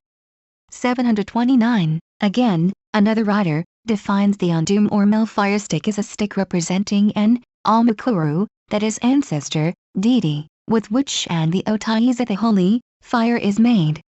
730. Again, the Reverend G.V. in describing the ceremonies observed at the return to a deserted village where an ancestor, almukuru, is buried, tells us that they bring no fire with them, but holy fire must now be obtained from the almukuru. This is done with the ondum and the otaiza. The meaning of these 2 words plainly shows that the first represents the almukuru, and the other his wife. 731. The same excellent authority defines the ozondum as sticks which represent the ovakuru, that is ancestors, deities. 732. And ozondum is simply the plural of ondum, the male fire stick. 733. Hence it appears highly probable that the sticks representing the ancestors are, in fact, nothing but the male fire sticks, each of which was cut to make a new fire on the return to the old village after a chief's death. The stick would be an appropriate emblem of the deceased, who had been in his lifetime the owner of the sacred fire, and who now after his death bestowed it on his descendants, by means of the friction of his wooden image. And the symbolism will appear all the more natural when we remember that the male fire stick is generally made from the ancestral tree, that the process of fire making is regarded by the Herero as the begetting of a child, and that their name for the stick, according to the most probable etymology, signifies the begetter. Such sticks would be far too sacred to be thrown away, when they had served their immediate purpose of kindling a new fire, and, thus in time a whole bundle of them would accumulate, each of them, recalling, and in a sense representing, one of the great forefathers of the tribe. When the old sticks had ceased to be used as firelighters, and were preserved merely as memorials of the dead, it is not surprising that their original function should be overlooked by some European observers, who have thus been led to distinguish them from the sticks by which the fire is actually produced at the present day. 734. Amongst the note, sacred fireboards among the Koryaks and Shukchis of northeastern Asia. Koryaks of northeastern Asia, when the sacred fireboards, roughly carved in human form, are so full of holes that they can no longer be used for the purpose of kindling fire, they are still kept as holy relics in a shrine near the door of the house. And a stranger who observed the respect with which they are treated, but who did not know their history, might well mistake them for figures of worshipful ancestors and never guess the practical purpose which they once served as firelighters. A Koryak family regards its sacred fireboard not only as the deity of the household fire, the guardian of the family hearth, but also as the guardian of the reindeer, and they call it the master of the herd. It is supposed to protect the reindeer from wolves and from sickness and to prevent the animals from straying away and being lost. When a reindeer is slaughtered, the sacred fireboard is taken out and smeared with the blood. The maritime Koryaks, who do not live by reindeer, regard the sacred fireboard as the master of the underground house and the helper in the hunt of sea mammals. They call it father and feed it from time to time with fat, which they smear on its mouth. 735. Among the neighboring Shukchis in the northeastern extremity of Asia, similar ideas and customs obtain in respect of the fireboards. These are roughly carved, in human form and personified, almost deified, as the supernatural guardians of the reindeer. The holes made by drilling in the board are deemed the eyes of the figure, and the squeaking noise produced by the friction of the fire drill in the hole is thought to be its voice. At every sacrifice the mouth of the figure is greased with tallow or with the marrow of bones. When a new fireboard is made, it is consecrated by being smeared with the blood of a slaughtered reindeer, and the owner says, "Enough! Take up your abode here." Then the other fireboards are brought to the same place and set side by side on the ground. The owner says, "Ho! These are your companions. See that I always find easily every kind of game." Next he slaughters another reindeer and says, "Hi! Since you are one of my young men, go and drive the herd hither." Then, after a pause, he asks the fireboard, "Have you brought it?" To which in the name of the fireboard he answers, "I have." Thereupon, speaking in his own person, he says, "Then catch some reindeer. It seems that you will keep a good watch over the herd." There, from the actual chief of the fireboards, you may learn wisdom. These sacred fireboards are often handed down from generation to generation as family heirlooms. During the calving season they are taken from their bag and placed behind the frame in the outer tent in order that they may protect the dams. 736. Sit a note, the evolution of a fire god or fire goddess. These Koryak and Shukchi customs illustrate the evolution of a fire god into the patron deity of a family and his representation in human form by the board which is used in fire making. As the fireboard is that part of the kindling apparatus which is commonly regarded as female in contradistinction to the drill, which is regarded as male, we can easily understand why the deity of the fire should sometimes, as at Rome, be conceived as a goddess rather than as a god. Whereas if the drill itself were viewed as the essential part of the apparatus, we should expect to find a fire god and not a fire goddess. Footnote 683. Festus, S.V. Ignis, pages 106, ed. C.O. Muller, Ignis Festasi, quando interstinctus acid, virgens verbibus afficiabantura, pontifex, quibus mos eret tabulum felices materitam deuterbrer, quelsque septem in amquibra annio virgo in audem ferat. In this passage it is not clear whether quibus refers to the virgins alone, or to the virgins and the pontiff together. But the strict grammatical construction is in favor of the latter interpretation. The point is not unimportant, as we shall see presently. From a passage of Plutarch, Numa 9, it has sometimes been inferred that the Vestal fire was rekindled by sunlight reflected from a burning glass. But in this passage Plutarch is describing a Greek, not a Roman, mode of making fire, as has been rightly pointed out by Professor M. H. Morgan, the Igniculatione Modis Apud Antiquos, Harvard Studies in Classical Philology, I. 1890, pages 56 SQQ. In this memoir Professor Morgan has collected and discussed the passages of Greek and Latin writers which refer to the kindling of fire. Footnote 684. C. B. Tyler, Early History of Mankind, 3rd ed., pages 238 SQQ. More evidence might easily be given. C. For example, J. Dawson, Australian Aborigines, pages 15 SQ. C. Lumholtz, Among Cannibals, pages 191. A. W. Howitt, Native Tribes of Southeast Australia, pp. 770-773. Maximilian Prince Whitney Wide, Rees Natch Priscillian, E. 18 SQ. E. F. M. Thurn, Among the Indians of Guyana, pages 257-259. K. von den Steinen, Unter den Naturvölkern Central Brasiliens, pp. 223 SQQ. H. Lingroth, The Natives of Sarawak and British North, Borneo, I. 375 SQQ. A. Moss, Beilevenswertigen Wilden, ein Beitrag zur Kenntnis der Mentale Insuliner, Berlin, 1902, pages 114, 116. Manager Leroy, Les Pygmies, Missions Catholiques, XXIX. 1897, pages 137. E. Thurston, Ethnographic Notes in Southern India, Madras, 1906, pages 464-470. W. A. Reed, Negritos of Zambales, Manila, 1904, pages 40. Footnote 685. J. Teat, The Thompson Indians of British Columbia, pages 203, 205. Memoir of the American Museum of Natural History, The Jesup North Pacific Expedition, Vol. I. Part 4. Footnote 686.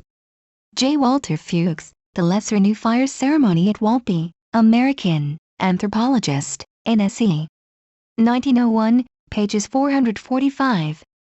Footnote 687. Spencer and Gillen, Northern Tribes of Central Australia, pages 621. Footnote 688.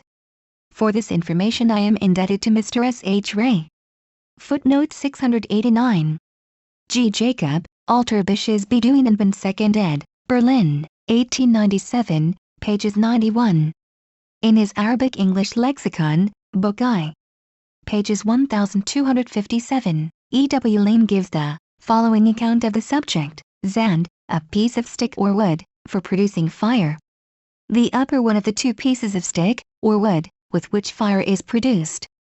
And Zanda is the appellation of the lower one thereof, in which is the notch or hollow, or in which is a hole. One end of the zand is put into the fard, notch, of the zanda, and the zand is then rapidly twirled round in producing fire. The best kind of zand is made of the far, and the best kind of zanda of markh.